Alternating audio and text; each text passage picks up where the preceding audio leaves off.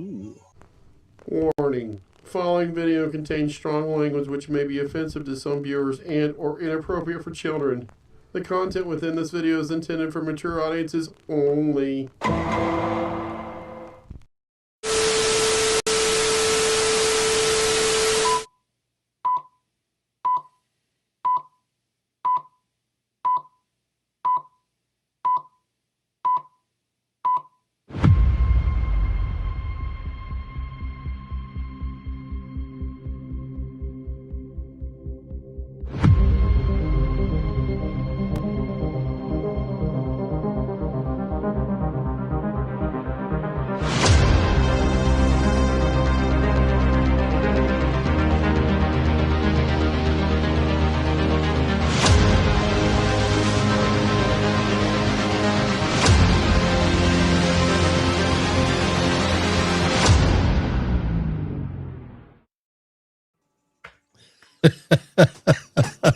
Well, hello everyone. We're talking about timing. I gotta go grocery shopping. Hang on.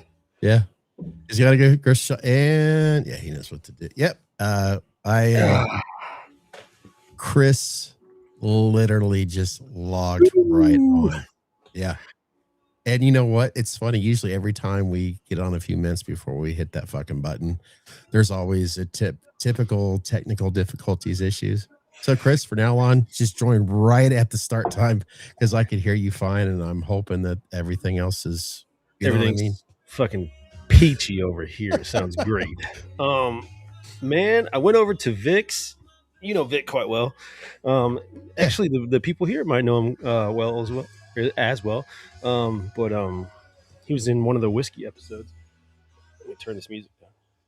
I'm kind of jamming a little bit, but he had some construction stuff going on and needed a hand, so I ran over to his house. We were doing some soffit work and playing around over there, and I literally got in the car, drove fast as I could, got McDonald's, ate that on the way, ran in the door, changed my shirt, and here we are.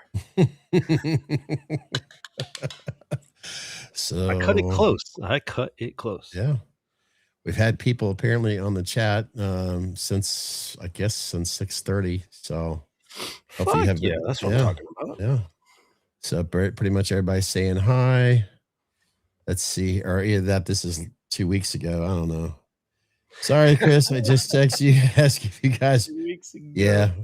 Man, they ain't letting us slack a bit, are they? No, they're not. You know what? You guys have seen the thumbnail, the topic. I figured, you know what? Just trying to keep it alive a little bit, trying to find somewhat entertaining to talk about the damn franchise or whatever. Because let's face it, I think the subject alone is pretty easy, pretty safe. Because it seemed like 2 weeks ago when just sharing it on Facebook alone about, the economy. I don't need to tell you guys, everything sucks right now because hell, it probably costs more to suck now, if you know what I mean. And apparently it struck a nerve with a few people on Facebook. But, then again, you can't really judge emotions on comments anyways. But it is what it is. But, I figured people are just pissed off because everything costs so much. So I just leave it at that, And so I figured I'd have something a little bit more safe haven. And I was actually watching something that I fell asleep to a few years ago that inspired me. And I'll share that in a little bit. But if you want to share in the chat room, the comment section, which people have already shared in Facebook, the top 5 Myers, your Myers, there's no wrong, your top 5. But before we get in, I don't know if you've done something different, but I'm looking at your camera. Mm-hmm. It looks really good right now. Like it looks really good. I showered. Well, but it does. I mean, I don't know if you changed anything, but I don't know why it's really clear right now. It's looking good. It could be a few things, but thank you. I appreciate it as much as anybody who does this sort of thing. That is, it's always, that's awesome to hear because it's not too often that when you are trying to set your shit up, it's like, damn it, it's still not good enough. I know, right? So I appreciate that. And to everyone out there, hopefully I look much clearer because I ordered a new video card and she's all good to go. I think that's what I'm dealing with. I've got, a decent capturing card hooked up to the camera to a more faster graphics card. So that might be why. Lighting is always good. So, but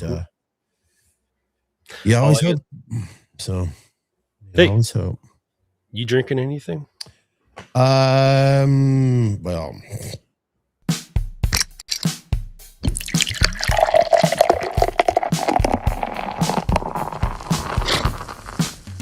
What the fuck you drinking? Almost had that volume down. Yeah. So, you regulars here, you pretty much know what's going on right now. Pretty much the top of the hour.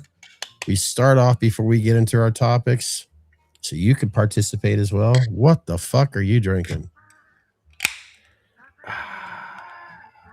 Me? Yeah. We'll start with Chris. Since look at this nifty little can art. Ooh, that is neat. Oh, come here and say hi. Come say hi. We have the manager made a guest appearance just now. Come say hi. No, say hi. You gotta be right there. Easy. That is weak. Oh, look at that tattoo. Get out of here. I see a hand. Anyways, this is called Grassman. This is again from Tired Hands Brewing Company out of Pennsylvania. I have no idea what to expect. Let's get a pour in. Oh, sure. I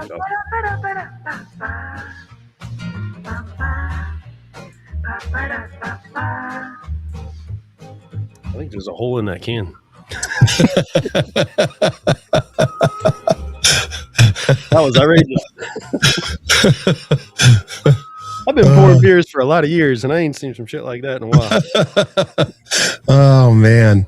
I'm hoping to get things set up a little bit more down the road with this so I could get the chats here a little bit more, everything all on one screen. But this is, I think everybody kind of likes, they have their name full up there on the screen and all that. So, Scott, I can't wait anymore. I got to at least open one of those back there. Oh, please do. I mean, dear Lord. I can't. There's 12 back there. I got to open this one. This is Four Roses, Kentucky. It's Kroger's OESO store pick, which I think is interesting. But they get their own fucking store picks down in Kentucky. I bought this way back when we went to the Zach Bryan concert. Okay. Ooh. Oh yeah. Oh yeah. I can tell. I can't see what the hell's going on. Well, that pour is much better than the beer. All right. My session is done. Wait, let me hit this grass, man, because I don't know. Oh. We got Diet Coke. Good for. I've been drinking a lot of Coke Zero, and I'm telling you what, the more I get used to it, it helps me take care of the regular Coke Blues. So. Oh. Oh, that's different. It's very weedy. What this? It's called Grass, man. This will be a perfect grass cutting beer.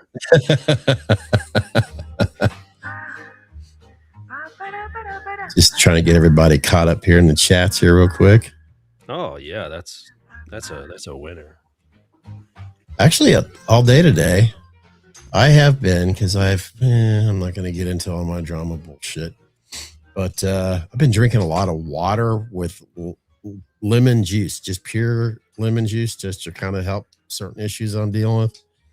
And we'll see.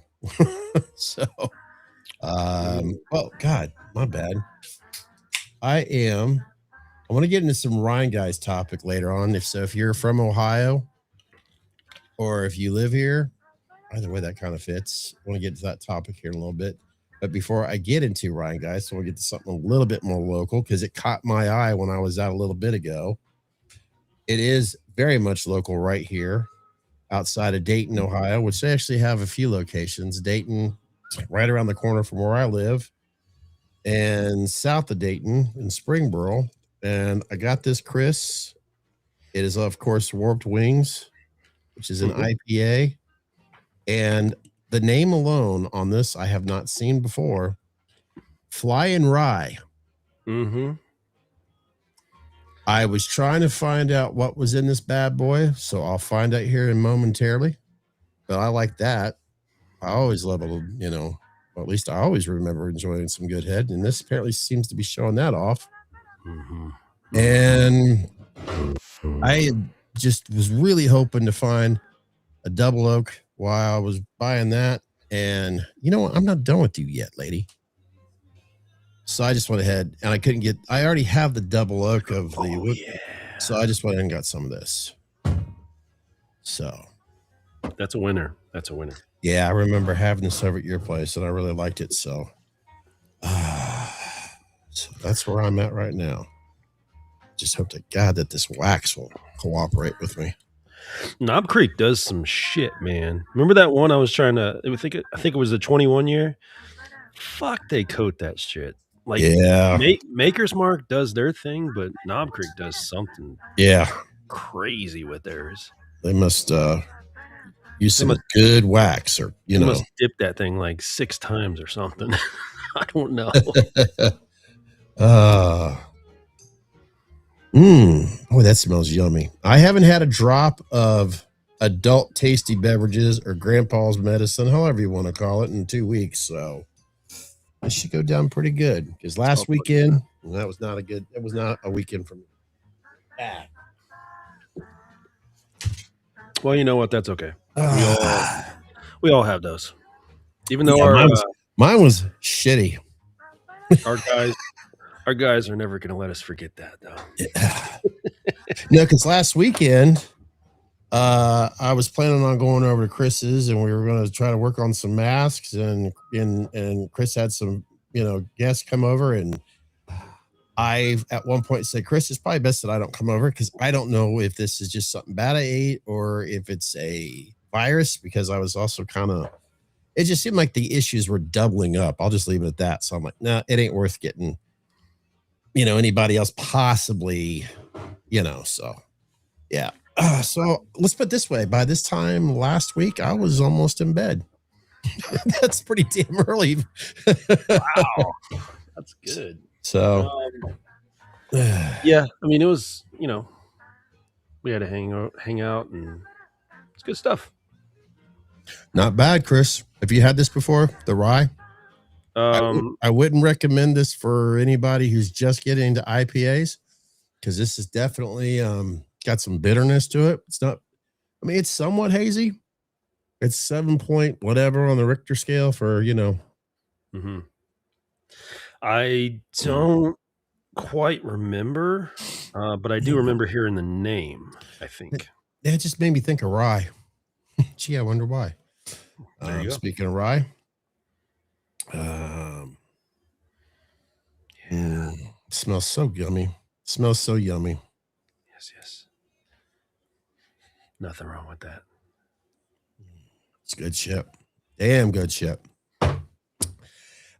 All right, I'm done. I hope you guys enjoyed today's live stream. I'm going to go spend some time with the boys right now. We'll be back in 2 weeks, folks. That's right. So I'm glad you joined us. I'm glad you shared your top, who's the best Michael Myers. Who told us they were drunk already? Who was that? That was Danielle in the house. Yeah, he's working on it, I'm sure. Yes, he's right there. Duh. I'm at 5 beers already. Yeah, we started a little bit earlier tonight than we normally do. So hopefully this hour in the East Zone hits you guys okay. Grandpa's medicine's always sounding good.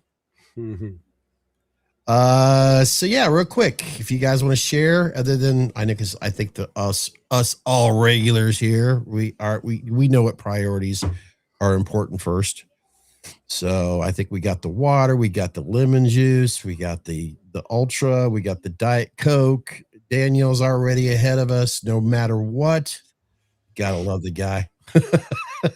And I've seen Tyler Adams in the house. Dick Warlock, he mentions, of course, I think Dick's going to be a pretty big popular one here. Lone Coyote. It was you, huh? Yeah. Mike, I'm assuming. So yeah, that's pretty much what we'll talk about whatever the hell you want, as long as we don't talk about the view, then I'm really happy. Tyler, we try to come up with topics just to, I don't know, create an interest, to gauge interest, get people interested and active into a community thing, because that's really what we love, is this community. And there were some messages on that last one that I was just like, man, these guys are really taking this to heart right now. And that's not what that was meant to be. The last time we posted with the mask prices, some people, it was kind of a topic that almost, at least in that like group, that Facebook group, I feel like people were getting really heated about that. And that was not what it was meant to be at all. Yeah. Well, but it's cool that, that many people like got their message across. I mean, that was kind of what we hoped for anyways. It's just, I hope nobody thinks we're that serious. I don't think we take things that serious, like we're just two guys just sitting here shooting the shit, getting drunk. It's not that serious. I'll do share one thing that maybe a lot of you guys are already aware of. This is serious, but it does obviously follow in the Halloween franchise. You may or may not be aware of this, but let's see what we got going on right there. Let me get this off the screen. I'm sorry. Where the heck are you? I'll just do this. Hide. But just go to the damn link here, please. No. Just go to the link. Yeah. Bo Star, of course, passed away, I guess last week. May 2nd. Damn it. So yeah, it sucks that this part of life happens to us more than we'd like to admit at times, especially as we get older. But yeah, another great one from the Halloween franchise. 81 great years, I'm hoping. So yeah, it's some sad news. So I guess that's probably part of the serious thing to get out of the way here right now, I guess is the best way to put it. Yeah, I was just sitting here trying to see if there's anything that's popped up, the latest, and this seems to be the latest thing. So sucks. So, well, thoughts with with his family. Yeah, definitely there. I would definitely say Bo, out of the franchise, was probably the most handsome actor out of it. He had that handsome look about himself, on that damn series and all that. I enjoyed his character. Yeah, of course, his daughter was pretty hot too. So, who's that? Yeah.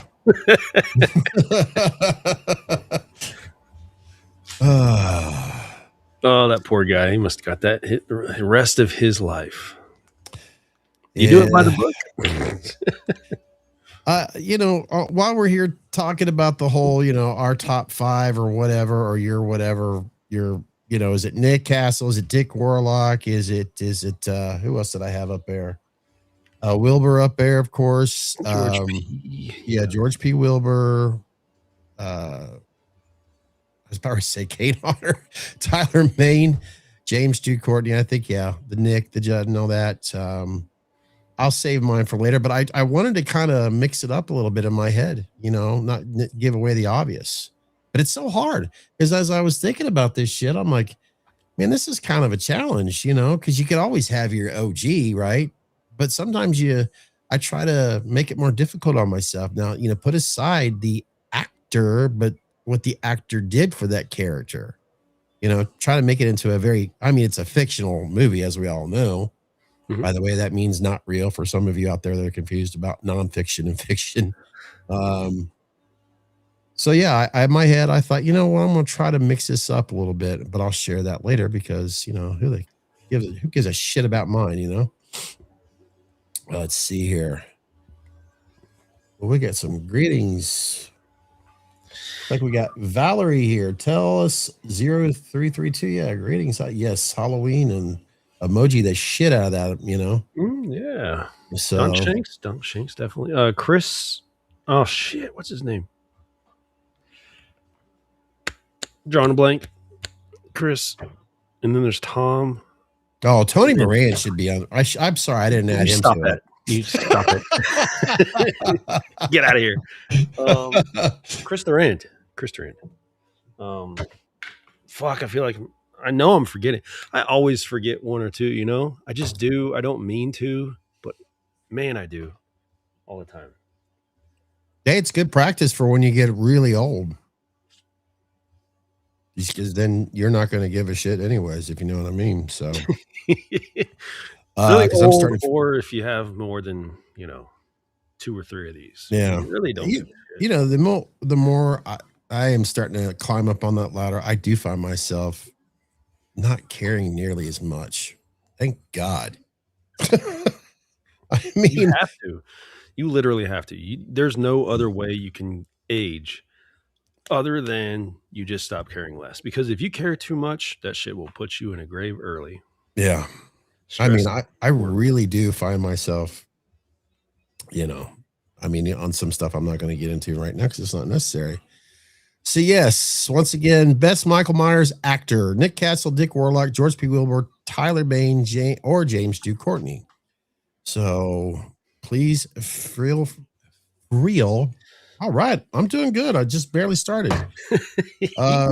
Share your thoughts. You don't just have to put a name, but if you want to add why that number one is your favorite, at least explain why. And there is no wrong to it because it's, in your perspective, your favorite actor who played Michael Myers and why.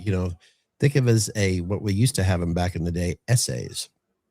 So, and while we're doing that, every once in a while, while I'm trying to dig in the dirt, I still hear this like reboot shit. I'm sick of it, Chris. I'm tired of the reboot shit. I haven't heard anything new. The only thing I keep seeing about, which they are really pumping it up, and I'm 2 thumbs up. I'm really excited. Is the Crystal Lake? Yes, which is what was it, October 15th that they're releasing that? Mm-hmm. That's what it sounds like. But anything could happen there. I guess I don't know. But I hope they follow through. I'm really excited about that. Yeah, I mean, let's face it. When it comes to that poor franchise, and I'm not saying that in a shitty way, I think everybody understands we get a major tease when it comes to, Friday the 13th. I get it. I understand. There's these. No, I don't want to actually go to I'm actually holding on to Peacock just to, watch. You're holding on to a what? Holding on to a Peacock. Excuse me, sir. I thought I would just emphasize it even more. No, damn it. It's funny as I say that I'm trying to type it into I just keep on looking up Peacock on Google. I'm trying like, no, there's a point to this, dumbass. I'm talking to myself. Oh, there you go. There was an official trailer that everybody had watched. Is that correct? Has everybody seen a trailer on this yet? No. I don't know if I want to watch it, but if you want to, I have it ready. If you know what, I'll wait. We'll wait and see if we say yay or nay in the chat room. Is it official?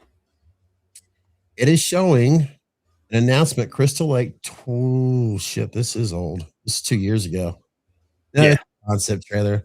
All I've seen are like promos of the actresses and actors and stuff like that. I did see it behind the head shot of the new Jason. I had a kid that looked pretty cool. I thought I had something. Damn it! I got too many.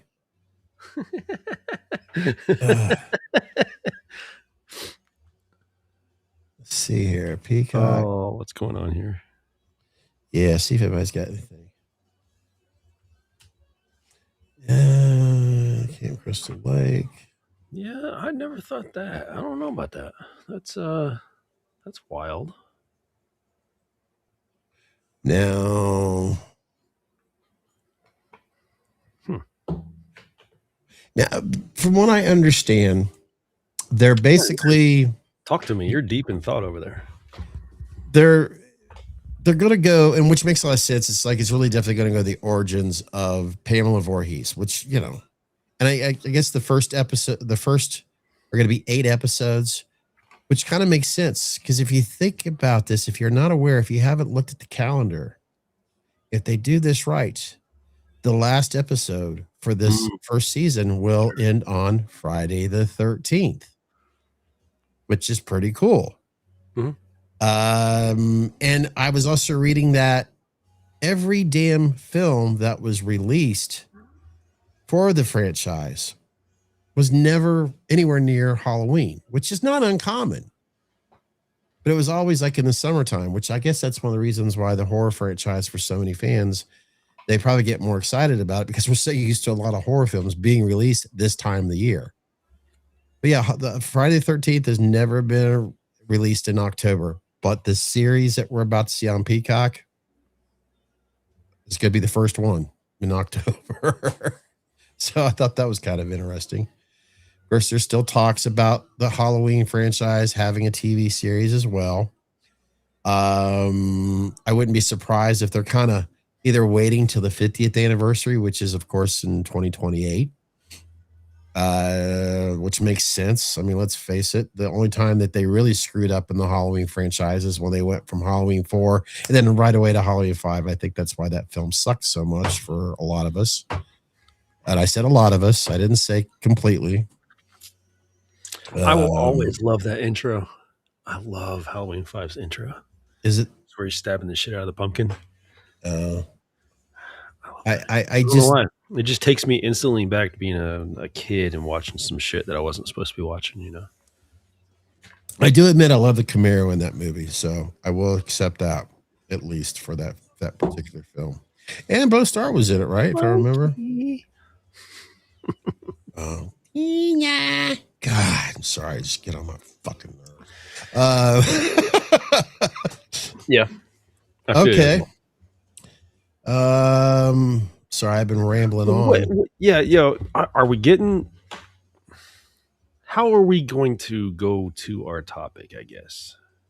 Best actors. I got an idea. This is what inspired me. And I want to give credit where credit is due. This is, of course, from Sean Clark and Christopher Nelson, where they had their 50th episode on, and you know what? Here, you guys, for anybody out there that's a fan, and this is serious, anybody who's a fan of the Halloween franchise, especially the 2 originals, I think if you haven't seen this, well, after this, I think you're going to. The new shape. Have you ever met Jim? I did, and I love him. He's a great guy. He's a class. He really can't remember a line. Did not deliver a single line in all 3 of those films. That's how bad he was. Yes, right. I didn't know Myers talked. No, he doesn't. We're just joking. Okay, wait a minute. I have a very sensitive. You got me. I have a very sensitive and provocative question to ask Dick. Oh. Are you ready? I can't wait. Back in 1978, I wore a mask. It was the original mask. There were 3 of them, but I had the original mask. After the movie, I had it up on my piano on a styrofoam thingamajig for a couple years, I think. And everyone, it was Halloween. So it was a hit, but it wasn't the gigantic, iconic thing that it is now. Right. But nevertheless, I get a call from Deborah Hill for the second one that Dick, you started. Yeah. And she says, Nick, we're having a problem getting the mask right again. Do you have it? Because we can't find the other ones. And I said, yeah, I have it. She said, can I borrow it? She said, can I borrow it? And I said, sure. And so there went the mask, and never to be brought back to my home. And I thought, maybe Dick has my mask. And then I thought, if Dick had my mask, I would trade him all these masks to get my mask. Why didn't Why didn't you ask?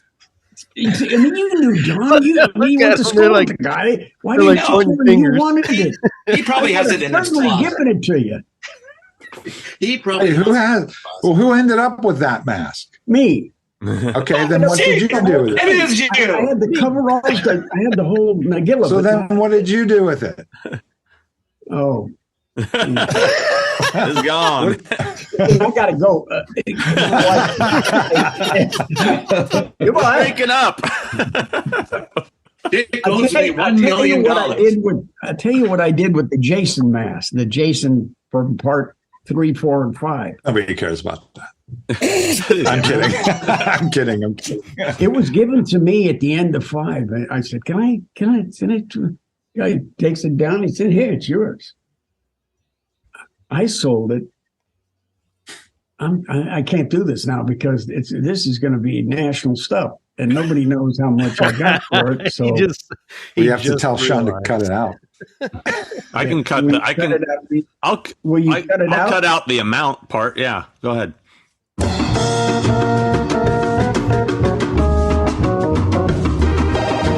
The one from 3, 4, and 5. 3, 4, and 5. Wow. I hate to break it. I hate to break it to you, Dick. You know what you could sell that mask for today? It went for a guy came up to me at one of the last shows I just did. He said, "I know what you sold that for." He said, and I just paid.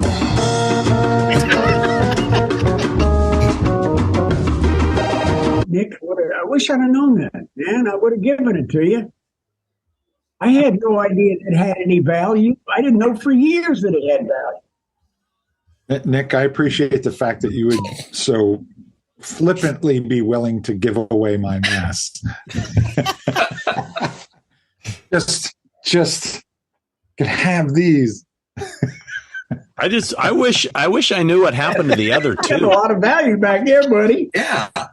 I want to know what happened to the other two because there was 3 masks. What happened to the other? What happened to the other 2? That's one what I want. burned. Yeah. Wasn't there one that burned? No, that was a different one. That was one that Don Post did for the movie. Yeah. What was the one that the fabled one that sat under Deborah Hill's bed? This is interesting. That's the one I got. That's what she said. Yeah. That's but that's the one Nick had. No. That makes no sense because Nick had the mask. Nick gave it to Deborah. Deborah used it on Halloween 2. You ended up with it on Halloween 2. What was the one that was under her bed getting cigarette smoke on it? That was it. I think that's the mask she got from Nick. And it was dirtier. They went all through that with talking about that how it changed over years because she was a heavy smoker. But that was a story I don't know. I think something's missing there in this timeline. I think something's missing. Yeah, it's interesting. There were definitely 3 because you could see the 3 on us when we did the rap party thing. Yeah. That's right. I did see 3 in that photograph. Yeah, it's a classic photo. Here, wait a minute. I'll show it to the fans who haven't seen this before.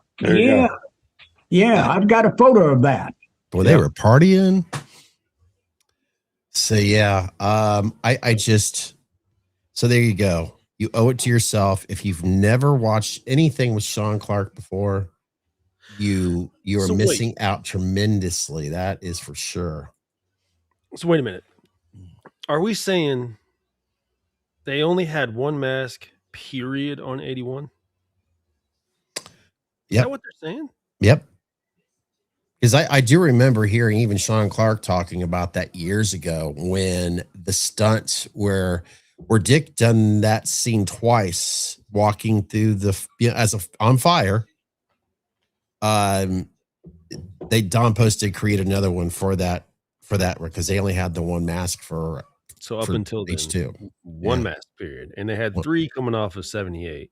Yep. Nick says his was on a piano, and that was handed to Deborah Hill, who was supposed to get it to Dick, but Dick's apparently came from underneath a bed with a whole bunch of folded up cigarette smoke, this, that, and the other.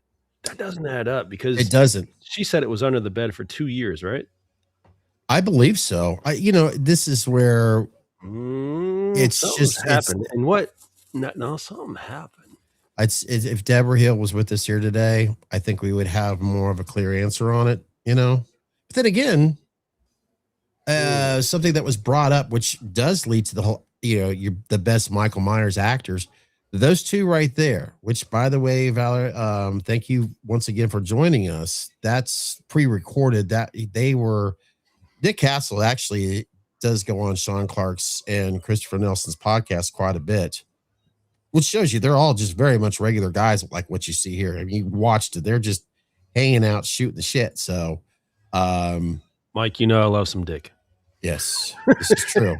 Chris, we have it. It's on the World Wide Web forever once again. So, I love that guy. I forget what the hell I was talking about. Bag full of Richards. Oh, those two right there, Nick Castle and Dick Warlock, are the only two out of the franchise, the originals, that basically, as we all know, because Nick was just hanging out, more or less just wanting to learn more about filmmaking, because that was his obviously love and passion. And then the history writes it. Well, you know, John Carpenter said, well, hell, you do this, you know, and blah, blah, blah. Of course, there's more to it. We all know the story about Dick. Goes in. They were just basically wanting him as a stunt coordinator. And when he's walking down the hallway, as he says, 3 doors down, he sees that mask. There you go. That's what I was about to say. Yes. He puts it on. Yep. He puts it on and he goes and he walks right into Rosenthal, who obviously the director for H2. Mm-hmm. And he's asking him, who are you? And Dick didn't say anything. He just stood there and just looked at him like the shape's supposed to. Yeah. And Dick had not watched the original one. So he just basically stood there and looked at him. So he basically says, and you can watch Dick Warlock says it himself. Is there any reason why I can't do this? Well, if you want to, if Deborah Hill's okay with it because she was the boss. Mm-hmm. Yeah, sure. So if you think about it, Nick Castle and Dick Warlock were the only two. They're like, well, I don't care. And those tend to be the favorite out of the franchise for most of us, I would say. High majority. Yeah. Just that story alone. Can we talk about how just weird that is that we ended up with what we ended up? I mean, that's so fucking weird. And he just walked by and picked it up off Deborah Hill's desk, right? He saw it on the desk and he was like, I want to be funny right now. It was one of those types of things, right? Absolutely. Just a fluke. And then to hear them talk about it now, how they were actively trying to find the mask again to bring it back. That's so fucking weird, dude. Yeah, Chris, I think back to when we were September of last year when we were at HorrorHound, and we were so fortunate to stand with Dick and Nick to our left and rights. Yeah. And you could not pay for that autograph. You cannot have your mask. It's just a memory. And I'm sorry, folks. I know you're watching us right now. You're like, damn, I wish I could. Just share in a moment. It's that's not to. Surreal. It's very surreal. Like, yeah. I always get excited when I see Nick just because it's fucking Nick there. And then I think you whispered to me, you were like, Dick's right there. And I was like, where? Literally turned my head. And we were in between both of them. That was amazing. It was okay. I used to have this set up before. I learned it actually from Warner Brothers or from friends. To make a room look larger, you actually shoot the background where it's in a corner. So I at one time actually had my desk like over here, and it made this room look much bigger because you were getting that depth of field, not so much the bokeh, but just something you learn when it comes to video stuff, blah, blah, blah. And I learned it from friends.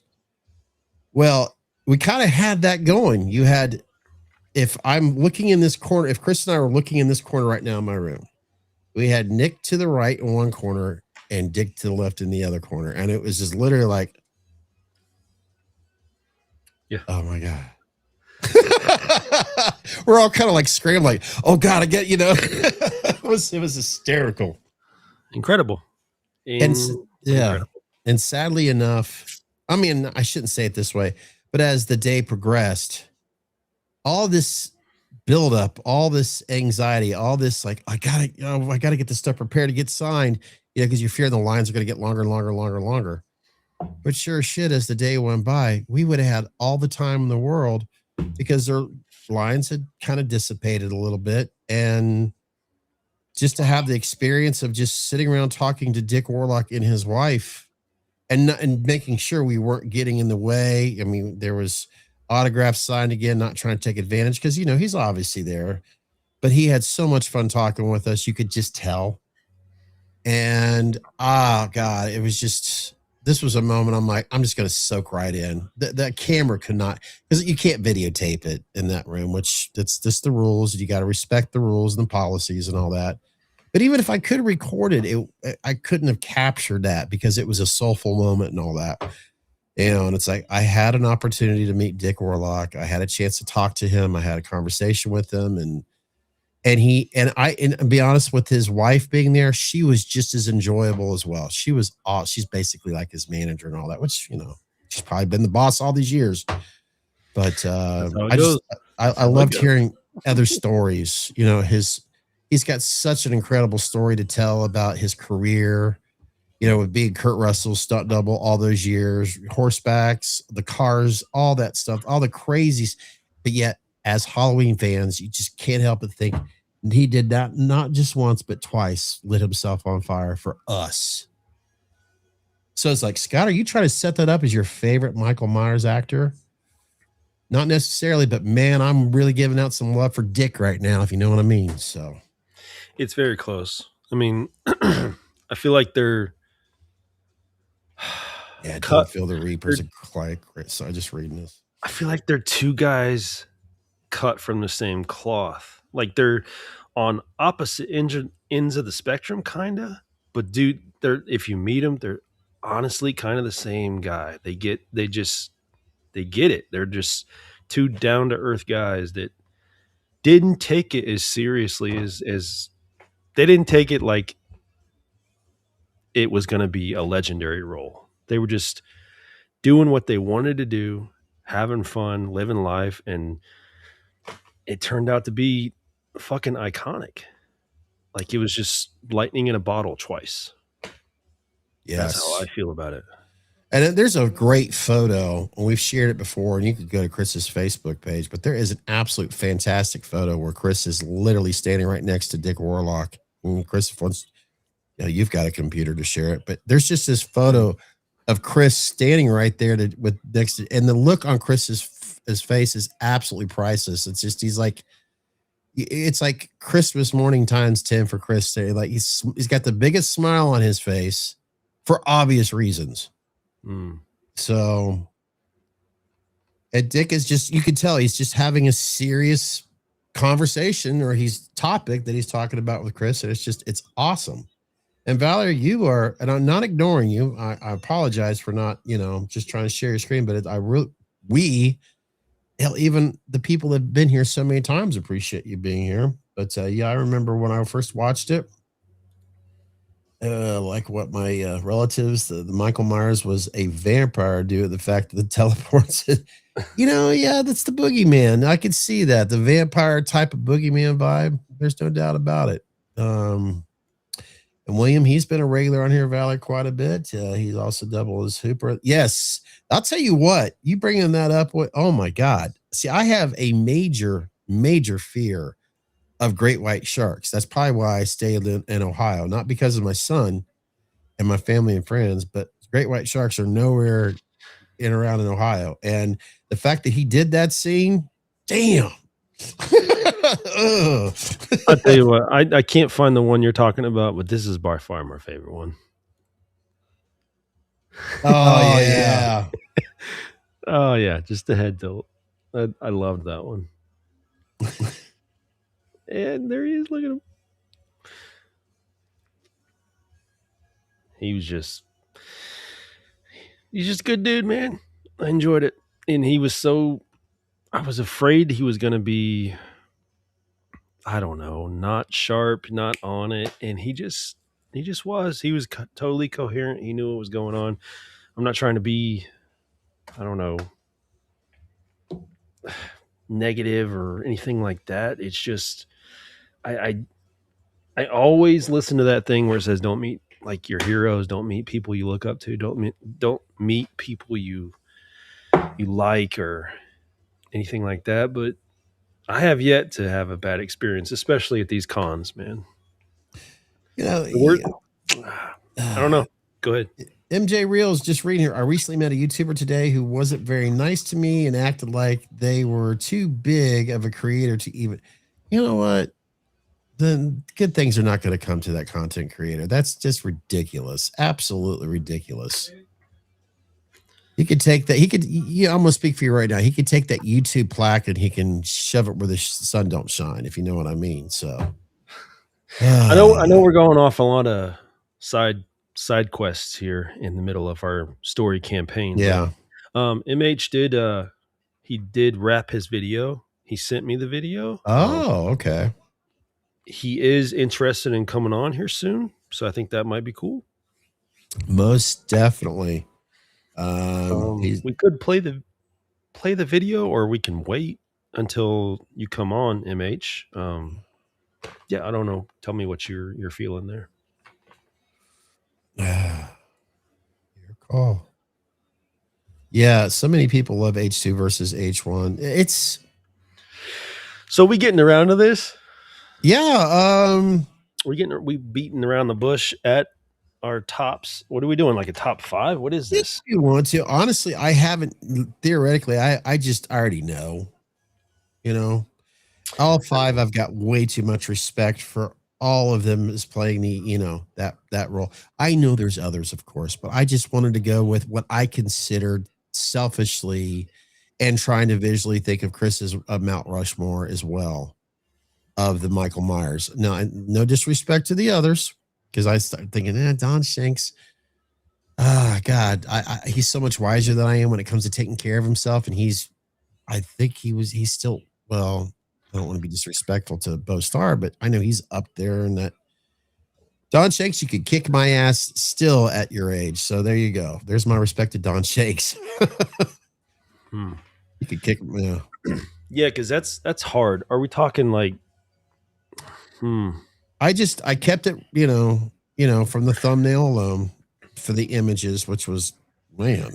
Are we going to keep it to what he did for the character of Michael Myers itself? Or are we talking like, since we've met several, does that play into it, who they are in real life? I think it's totally up to you. I mean, you're creating if in other words, I'd also want to get to, if you were to Hollywood's shit right now. That's my feelings on it. If you were to go into Hollywood and create a Halloween film, it would be your journey and how would you fix it? So this is kind of like your favorite actor, the best Michael Myers, and how can you go wrong? It may change tomorrow. And I still think if you change it tomorrow, it's still tough. And I'm kind of relating into something that Chris and I want to get back into, and that's music, to where we can do sounds and spirits, to where I know we've kind of heavily talked about top 5. So I think this kind of hybrids the top 5 right now. And I know you guys that are here right now can enjoy it as well.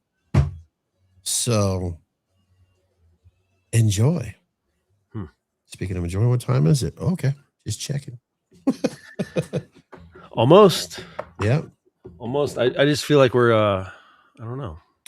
Tell you what. Are we dragging this out? Should we just bing, bang, boom? Should we just say it? I'm going to go ahead and shock the hell out of you. And I'll just do this. Tyler Maine would be, I'm going to say 2 for me. And I know that's like, whoa, that's way, how the fuck did we go from 5 in between? Where's your math skills at? Hey, I pay my bills on time. That's all I can tell you. She asked me that question a couple of years ago. Maybe not, but let me. I'll do a hint. Tyler Maine's going to be my number 2. Okay, real fast. Crippled Boogeyman.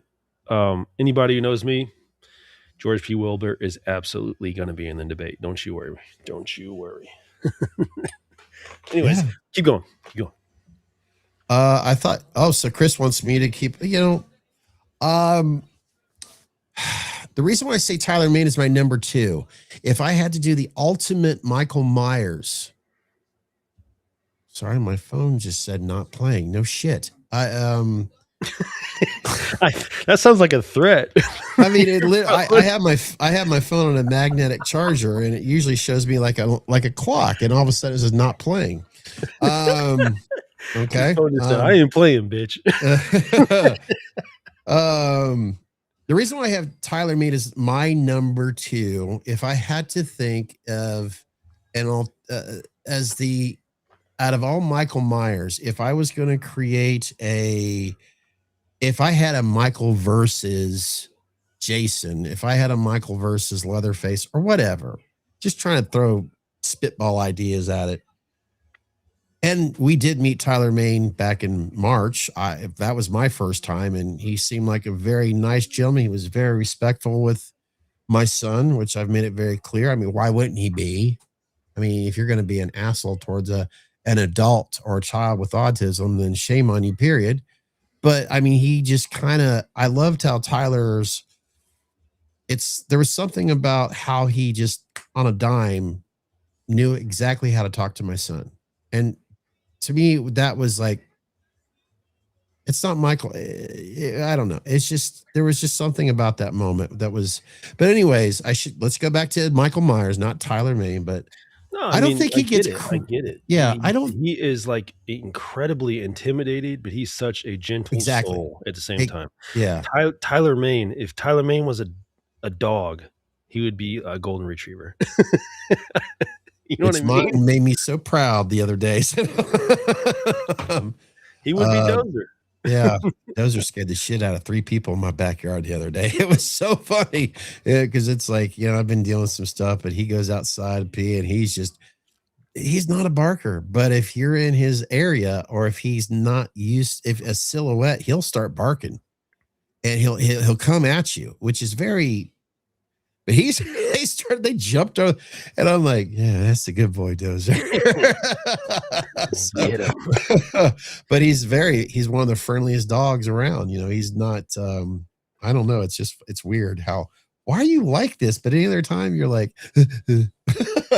but Tyler Mane, I would think of him as if it was like almost like a comic book version or the Marvel universe.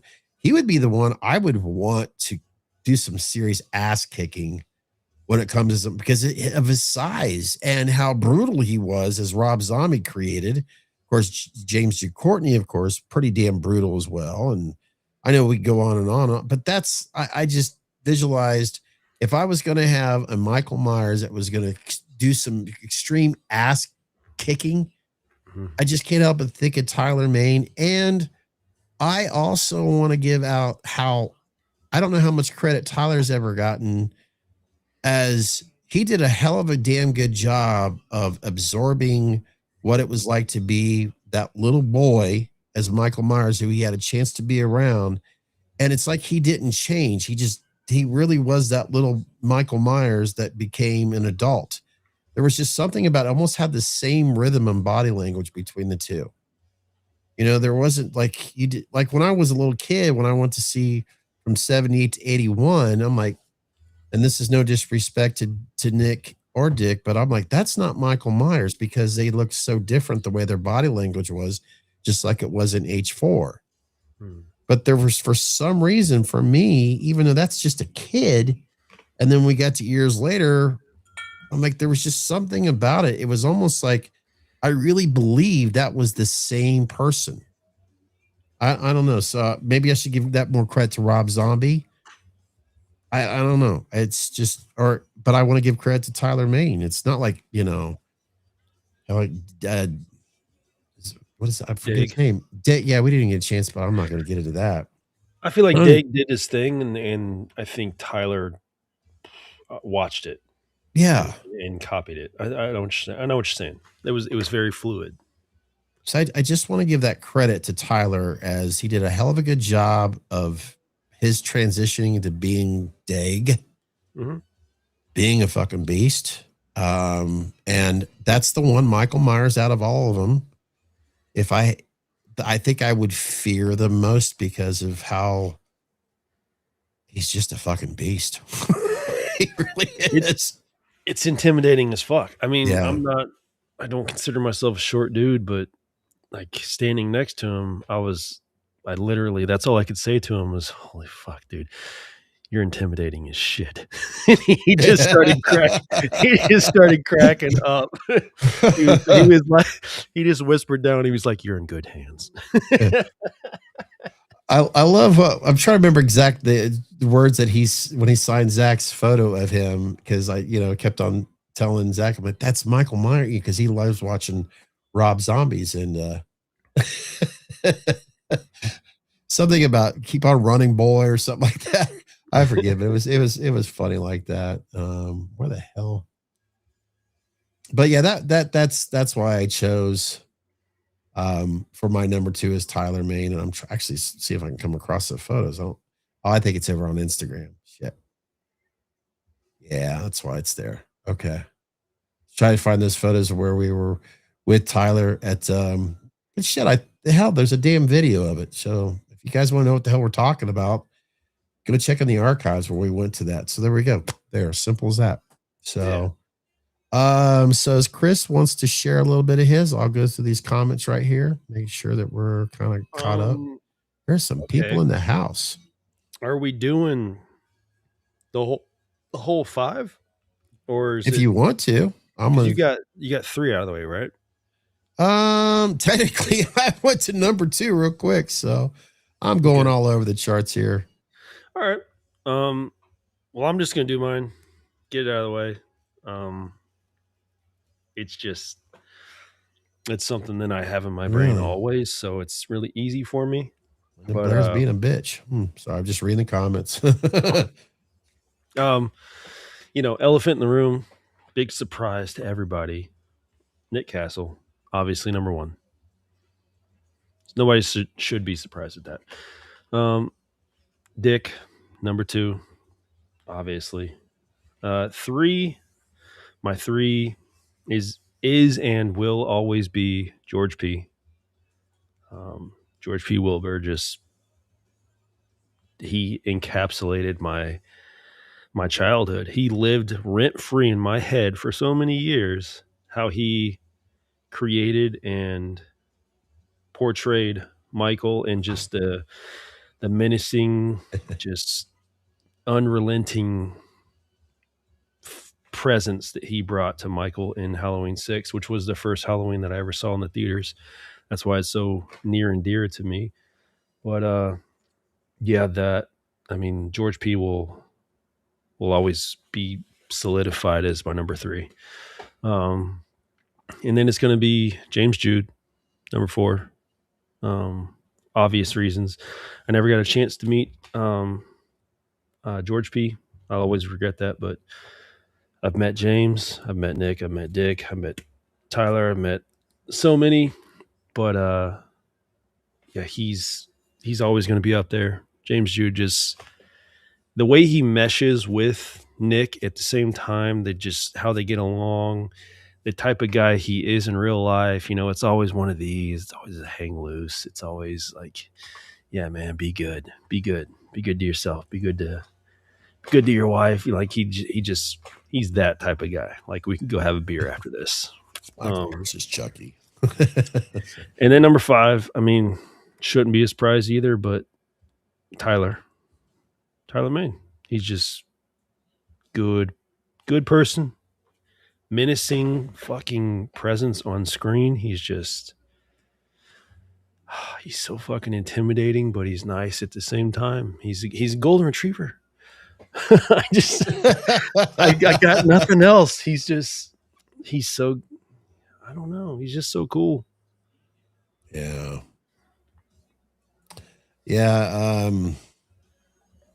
Oh God. I will put.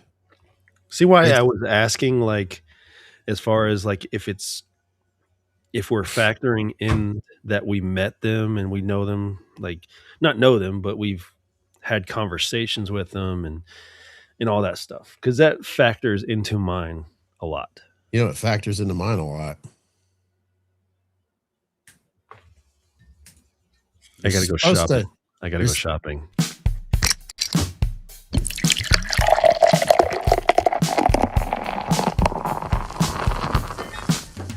What the fuck you drinking? That is a good question, folks. As we just, what would Michael Myers drink right now? You see, that's just it. No one ever asked Michael, what is he drinking underneath that mask? I mean, if you watch The Mandalorian, it's like, when does he eat and drink? But he at least pulls that helmet up a little bit to drink something. So, you know what? It's been a while, but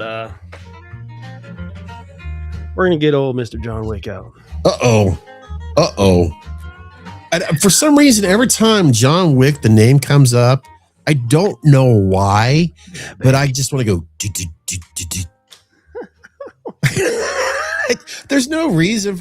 John Wick. There, John Wick versus the Terminator. Huh.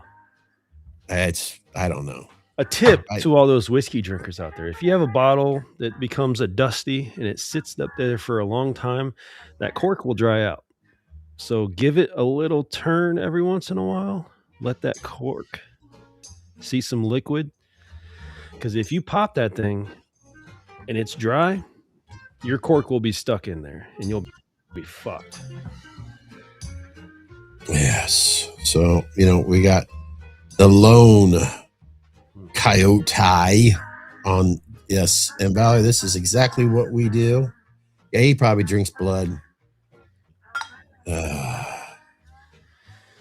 That will go down in history. He says, could you have some, do you want some painkillers, Mr. Wick?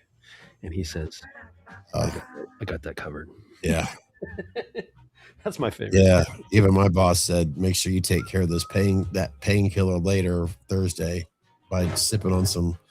I'm like, you bet your ass I'm going to. I have like one sip and I was like, good. But yeah, as you can see, everybody pretty much knows what happens at the top of the hour. It's just something that we slipped into. I'm just going to stick with the Knob Creek on this because I'm not running out there. I'm enjoying this right now. And I need to finish this because I want to get into some Rhinegeist here in a little bit. There's a reason for it. Rhinegeist is a local brewery. It's just some topic shit for us that we like to talk about. That is beautiful, man. Why did I let that sit so long? Man, Rhinegeist, unfortunately, I couldn't get that latest Chris. Damn, I thought I had it prepared, and I don't. You know what? I'll just go to Facebook again. Just go to their page. I wanted to see your face. What do you mean? Damn it. Sorry. Okay. On Facebook, when you were sharing some photos earlier, I forgot how to even. There we go. All right, let me scroll down a little bit. Okay. I barely, believe it or not, I bought this computer, a few weeks ago, and I've been in it twice, 2 weeks ago and today. Oh, cool. It is working. I've set up where my phone can now link up to this PC. So, but before I get into more Michael stuff, Chris was sharing something with me. Let's get this a little bit larger there. Rhinegeist is out of Cincinnati, Ohio, which is just south of us here. You've seen Chris and I. That's his actually. He introduced me to Rhinegeist. It's an IPA beer. It's been kind of the king of IPAs, not just in Cincinnati or Dayton, Ohio, but nationwide. And that's my number one. I love me some Rhinegeist. It's actually have been the number one, not just out of Chris, but nationwide of IPA beers. Wow. And I sometimes wonder, and I thought about this earlier, and especially if anybody was here tonight and trying to get Rhinegeist attention. Wink, wink. Hello. Yeah.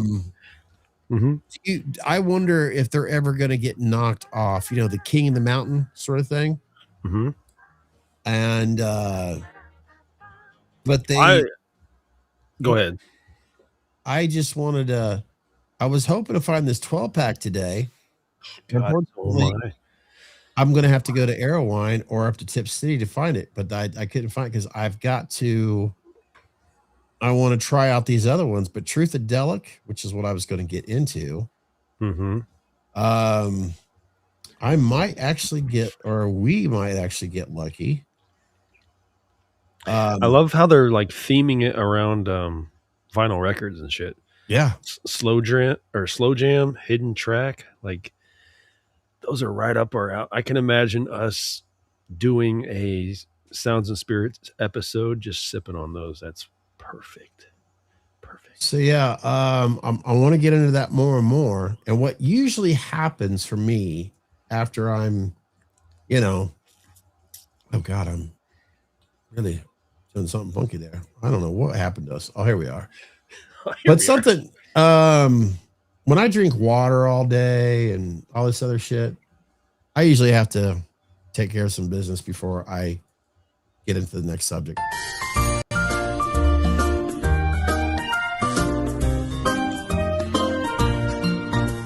Look at me, sitting on the potty, Tweedledee, sitting on the potty.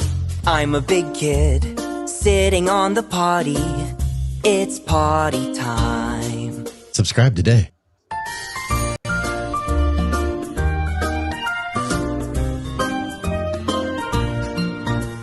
Look at me, sitting on the potty, Tweedledee, sitting on the potty. I'm a big kid, sitting on the potty. It's potty time. Subscribe today.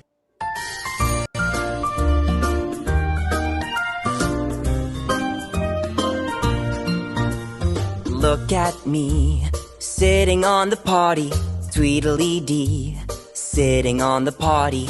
I'm a big kid, sitting on the potty. It's potty time. Subscribe.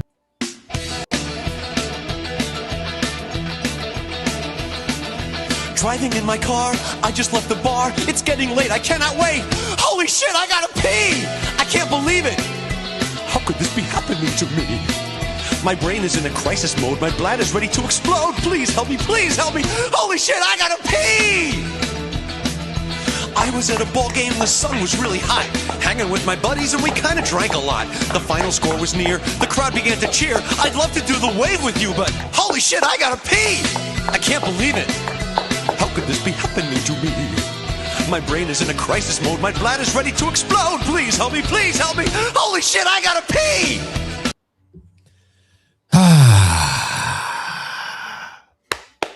Gives everybody an opportunity to take care of some business since we don't have any.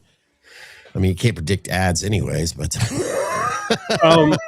so I forgot my bay doors were open. So I ran out there real fast to go pee because usually I can just pee out the bay door on the garage. Yeah, it's still broad daylight, so I had nowhere to pee. That's 8 o'clock. I had to run around the side of the building. Yeah, he's got all these trees kind of in the right and wrong places for certain issues. Let's just put it that way. I didn't know where to go. I know it seems like every time what Chris is talking about, I feel like whenever I go and it's daylight, there's the fucking neighbor. But getting to know the neighbor a little bit more, he's, I'm not getting too much information. Yeah, he's cool. Just throw up one hand and be like, "Hey, he gets neighbor." He gets it. He gets it. So, it's a thing here. It's basically our way of saying, here's one of our ads. Realistically, we all have to take a break every once in a while, but the Rhinegeist, Chris, this might end up being a regular, which makes me so happy. That's awesome. I mean, it's amazing. That has to be doing big numbers then. Yeah. Excellent. So it's a phenomenal beer. Chris and I have been privately, not like dwelling on it, but we want to get into more music here down the road, and we want to focus on some reviews of, you know, 'cause Chris has been spending, you know, like $10,000 on bourbon here lately, and oh shit. Hey. Basically, we want to focus on the other channel that we haven't even done anything in a while with, and so if you see some live streams review, my whole point of it is we're going to focus on a little bit of that stuff here while it's summertime, since there's not a whole lot going in the horror world right now. So just giving you guys a little teaser of what to expect down the road. So if you like music, let me give them a taste. Let me give them a little taste. Okay. Kind of a little Sounds and Spirits segue, guys. Let me catch you up real fast. Oh, okay. As he's doing that, see, I will give out more of my top 5. I'm not going to do it now because it's kind of, even though Chris pretty much knows, but I don't want to be rude. It's hard for me to figure out the other 4 in a certain order because I don't want to be disrespectful towards them, but I'll get into that. So anyways, Chris, you were wanting to share something here with something about Sounds and Spirits. I've seen this on several sites. I never ended up getting one because I was just, I don't know. I thought I'll pick it up when I pick it up. I'll pick it up when I see it out in the wild. Yada, yada, yada. Anyways, it finally hit me that, hey, I need to just go ahead and buy this. The Mondo Halloween 6 Curse of Michael Myers vinyl. God, that makes you think of an H2. Rob Zombies. Look at the runes. Look at the runes. The runes on the back. That is really cool. The runes, Michael. That is really. Wait, hold on a second. One more time. One more time. I'm waiting for a reaction from you. There we go. I'm sitting here looking at it. I'm like, oh, duh, blow the screen up. Wow, that is really fucking cool. I feel like Vanna White.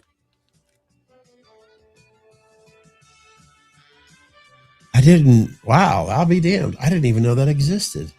That's really cool. Now, is that an import? No. Mondo is just like they make a lot of figures and stuff like that. But they commissioned this vinyl to be made. I love the Rorschach on it. Yeah, I think it robs. I mean, you guys feel the same way that robs up when obviously Scout, you know, Lori was seeing her therapist and all that shit. Yeah. Huh. Very cool. But I ordered a record too, but I'll wait until Sounds of Spirits because it's not here yet. Yeah, that's what I was debating on, and then I was like, "Fuck it." Yeah, it's kind of a hybrid ordeal. No, this one will definitely be for Sounds of Spirits because when I seen it was available on vinyl, I'm like, oh, gotta get it. Well, I like a little sleeve off, and it's if you like it, I like that. Sorry. Fair enough. Let's see what we got though. I thought I had. Oh, hell yeah! I was wrong. All right. Wow. That's one thing cool. I mean, a vinyl, which sounds the quality if you've got everything just right, which isn't that difficult. Of course, it's going to cost money. But I recommend you get yourself a decent receiver, the decent turntable, some decent speakers. And with today's vinyl, especially if you get the 30 or the 180 grams, holy shit. The quality is phenomenal. And if you love Prince, or if you're getting into Prince, and if they re-release anything with Prince stuff on 180 gram on a decent stereo system, you're going to be blown away because that shit will sound phenomenal.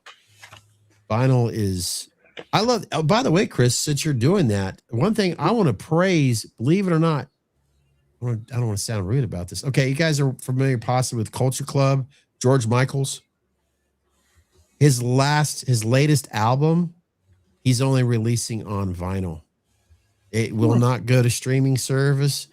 And I looked into it. Apparently, there's more artists that are doing that. I'm like, you know what? I love that. If I want to get your album, I have to go back to the old ways of just buying it. Well, vinyl, cassette, whatever CD. But he's only making it available on physical media. And I'm like, nice. Fuck yeah. I want to see more people do that. I really do. I get it. We got our phones, our streaming. We like listen to our car while you're working out and exercising. Fucking download it. But other than that, you'll enjoy it in your own home or whatever when you listen to it on physical media. Plus, it's so good to just sit back, listen to it on a good sound system, and enjoy the artwork and get lost in that world, because that's what music's all about. I think that's what the problem is. People live in the world too much today, and they forget to just take a break from the bullshit. And music is one of those things that helps you get away from the sanity. Well, we're getting in some sounds and spirits right now. That's for sure. Damn, that's exactly right. That's what I was hoping for, because they said bring back sounds and spirits. So that I hope that would do the thing. Damn, that's fucking sick. I love it. Enchiladas, man. Damn it, now I'm craving enchiladas. Ugh. Looking forward to this. I think this is going to be my Sunday. I'm gonna fucking jam out to some It's Raining Red. Oh crap, I just realized I forgot something else. Chris and I were supposed to get together with Todd and Jake to do a cinema shows and shots today. My bad, guys. That is my fault. I completely forgot. It just now remembered. I'm very late on that. That's my fault. So I apologize to those guys later. That is completely my fault. I've been definitely an old person trying to focus on things that are being responsible, and I'm forgetting all the other stuff. That's my fault, guys. I don't know. We usually wrap those pretty quick. Maybe we can do that like tomorrow or something. I don't know. Yeah, I'll contact. My bad. Like I said, that's my fault. But anyways, speaking of my fault, I'm going to do, and this is so hard because I feel like I'm being disrespectful. Just do it. George P. Wilbur, I'm going to have at number 5. But I got to give the number 5 as a Mount Rushmore, because he was the second one close to Nick Castle, I would say, that brought back the boogeyman from H6 to me, and H4 theoretically. But it was almost like if you took Nick Castle as the boogeyman, the shape, and let's say forget everything else in between that and H6, it's like where he matured a little bit as a boogeyman and got a little bit more aggressive, because there's something about George P. Wilbur's presence on the screen as Michael Myers, with the combination of thinking of him as H4. He's to me, he's like the most silent Michael in a sense. I know that sounds weird. There's just something about him. His silence is more noticeable for some reason to me. And it wasn't even like a physical reaction. He would have something happen and it wouldn't even immediately change his stature. You know, he'd sit there for a minute and you'd be like, all right, motherfucker, you don't fucked up now. And he'd like sit there and think about it like, all right. And the walk that he does across, you know, like Nick Castle, to me, when I was a little kid, I remember watching the trailer where Nick Castle's walk, you know, the longest, you know, that walk scared the shit out of me, because I really felt like he was coming at me, you know, and I'm a little kid. My imagination, that's what I was getting. Hell yeah. So when Wilbur in H6 is walking, I thought, you know what, this is kind of, granted, I'm a teenager. I'm well above a teenager when that one came out, but I kind of like, when I was watching, like this, at that moment, the first time I'm seeing H6, when George P. Wilbur is walking, to me, I felt like this is the closest that I'm getting towards the original walk. Mm-hmm. So I know that's why it's hard for me to put that at number 5, but I also tell myself this is a Mount Rushmore. So that's where I don't feel bad, you know? And then I'm going to have to put James Jude Courtney, which is so fucking hard to put as 4, because if it wasn't for him, I don't think myself selfishly would have enjoyed the trilogy as much. I mean, because there's a lot more involved with other than what we had seen. Because there was so many. I mean, okay, Christopher Nelson. I mean, bravo. I mean, that man had to go through a lot of shit to deal with because he knew that, okay, I'm the next person on the list to create a Michael Myers mask from scratch, more or less. So there's a lot of pressure on me. Yeah. And he was able to create something not once, not twice, but 3 times. And I got to give props to Christopher Nelson on that, as well as James Jude Courtney, who portrayed the Shape, who was a badass, who I loved seeing in action in kills, because it was like, yes. Yeah, you think of Quentin Tarantino's Kill Bill 1 and 2, the silliness of the action scenes, that which I love because it kind of made me think of Evil Dead too, or Evil Dead as a whole. The silliness to it. It's fun. You're supposed to escape from the bullshit. You're going to the movies. You're going to have fun. Fuck the real world. This is fun. Make it silly. So the H kills, the over the top stuff, like where he's out there fighting the whole town per se. Especially when Chris, I did not notice it the first time, but when Chris pointed it out with the fucking hot iron, I mean, when James just kind of comes back from nowhere and just fucking just gets everybody, I'm thinking, fuck yeah. I mean, that's what we want. We don't want, Halloween ends where you make a man in dog food. No, you want Michael to rise. You want the Shape, the boogeyman, to rise. And James did a hell of a job through 1, 2, and 3, especially like in 2018, where he falls down the steps and he does the classic Nick Castle rise. Undertaker copied that too, by the way. I don't know Undertaker, but James did a beautiful job with that. And not to mention, he had to do all the stunts for it too. And the cinematography did an amazing job. They all did a great job to help create David Gordon Green. Everybody that helped create Michael Myers look like Michael Myers should have looked. I mean, they made it fun. They made Michael serious, which that's one thing I've always loved about Michael Myers over a lot of our villains, because Michael should be serious. He shouldn't be taken to be silly. No offense to Jason fans. Look, I'm looking forward to it. I'm dying to see some Friday the 13th, some Camp Crystal Lake. But there were times they made Jason a little silly. Michael, I didn't see that with him. See, that's always been my problem with Freddy too. Freddy's always felt kind of campy to me. Yeah, I like watching. But, Robert Englund, gotta love him. Sorry. Oh, he's a fucking icon. He's fucking great. He's phenomenal. He is the Nick Castle of that world. Yeah, but it's just, I don't know. The original Nightmare on Elm Street is just, you can't. Sorry, I just love that fucking. It's a great one. But I get what your point. They made it kind of silly. They made it like 80s pop rock. Yes. It's got that feel to it. And feel is such an important factor in movies that I feel like they don't ever get right.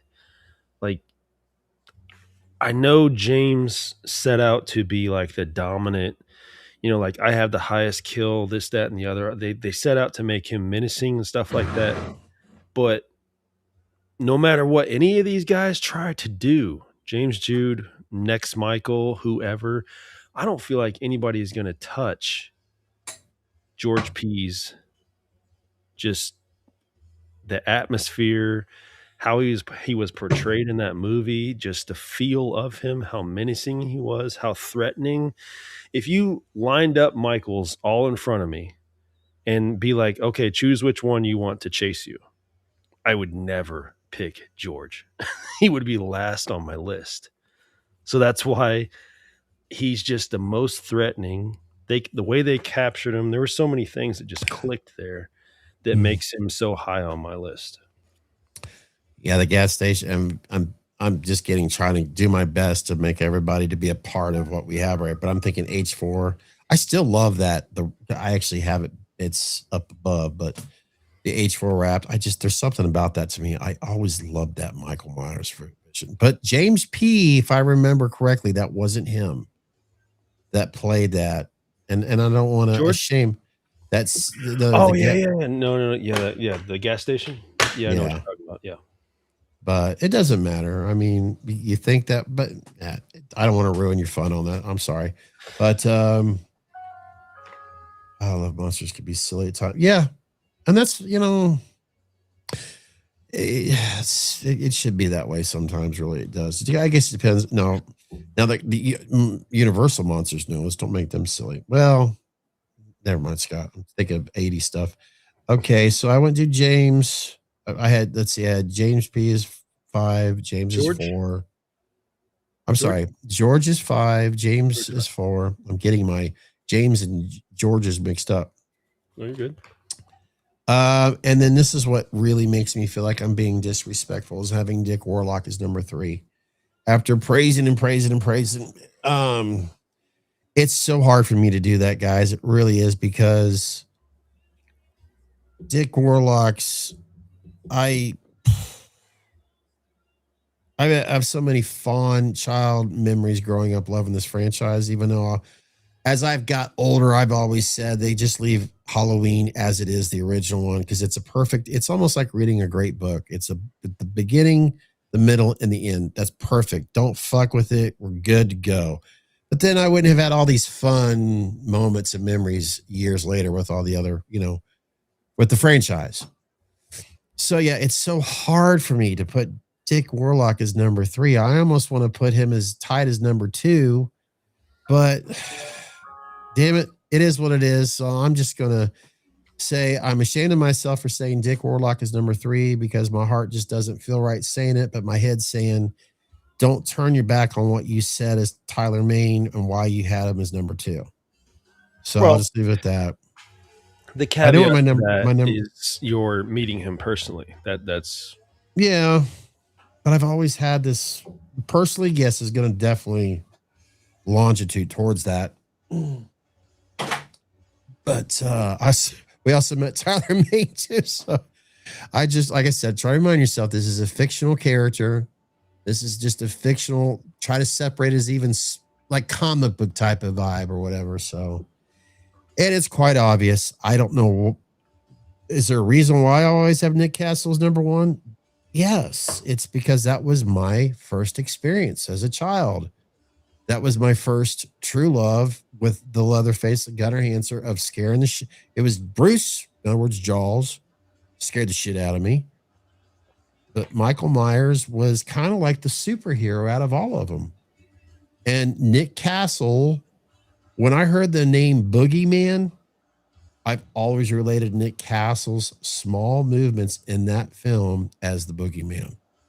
His flawlessness, the way he moves. He's like a serpentine snake in that film. He will come up and just fucking grab your ass, like, choke you with one hand, raise you up, But yeah, he was like that creepy. It was like, it was the only way I could visualize what a boogeyman looks like. And then, of course, John Wick has to come along. He's a badass version of the boogeyman. The Baba Yaga. But yeah, it's been since I was a child. And Nick Castle's, just his simple non-direction from John Carpenter. Do this, do that. And of course, there's so much other people are involved with that character. Tommy Lee Wallace, et cetera, but when we think of that classic scene that I think so many people relate to, yes, it's the hallway scene where you see that shadow. The kids are, Tommy and Lindsay are screaming. Here comes Nick Castle. I think that's the money shot for so many Meyer fans. Like, oh my God, that's him. Just that scene, him that didn't. And as a little kid, I remember just in that seat down the road that's no longer a theater here, the Flicker Palace, where I seen that for the first time. I remember I'm sitting this direction, going this way, freaking out, but I had to look at him again. But at that time, the first time seeing on the big screen, it seemed like that walk took forever. And then that rise after he, as the film is portrayed, after he's fallen down and Jamie Lee Curtis, Laura's sitting on that door frame and he does that rise up. Oh my God. I had nightmares about that. And see Nick Castle and not Boca, that serpentine roll. And then just that fucking scared the shit out of me as a child. I had nightmares and nightmares and nightmares. And to me, he's always been the boogeyman, period. It's been Michael Jordan is an icon as we all know it. You probably have had, or you know someone who has that Michael Jordan icon on your shirt, your shoes, or whatever, Air Jordans. Nick Castle is the icon of Michael Myers in my book, as far as I'm concerned. And that's my favorite actor is Michael Myers. It's been pretty obvious, but that's the reason why. I mean, people can come into the franchise and feel, whatever movie introduced them to the franchise, and they'll of course be like, oh, well, that's my number one. That's my number one. But eventually you'll start getting deeper and deeper and deeper into the community. You'll start getting deeper into rewatching the number one, the 78, the classic, and you'll grow an appreciation, and it's almost ubiquitous. It's you're gonna come to that conclusion that, it's always gonna be Nick. Yeah. It's just how it is. Speaking of which, I already told Chris, I'm not going to share it with you. No offense. You will see eventually. But I already have plans if we are fortunate enough. Because HorrorHound, September, around here in Cincinnati / Sharonville, which is from September 11th to September 13th. There's no one up on there yet, which I understand why. There's no, guests. There's Mask Fest, thank God, which look forward to that. I'm also looking forward to something that I hope Chris and I can bring with you. We're hoping to actually have an interview with someone, but we have to reach out, see if they're interested in doing it. So keep your fingers crossed, guys. So if Chris and I can manage to get an actual celebrity to interview, that's one of the major goals between now and September, as soon as that list starts popping up. So, oh yeah. Speaking of HorrorHound, Chris, is there anyone on who would you want, and that's including everyone here, who would you want to show up? Who's your fantasy, your all-star, let's say your Mount Rushmore of celebrity guests from it? It could be any franchise or Halloween. I just want to be fair. Any franchise. Who do you want to be there in September? I think that's fair. Anybody. It's because it would be so not cool to have others. Because, you were so thrilled to when you met, oh my God, Johnny, from Karate Kid. So it would be, yeah. Selfishly as fuck, Nev Campbell. Yeah. Number one.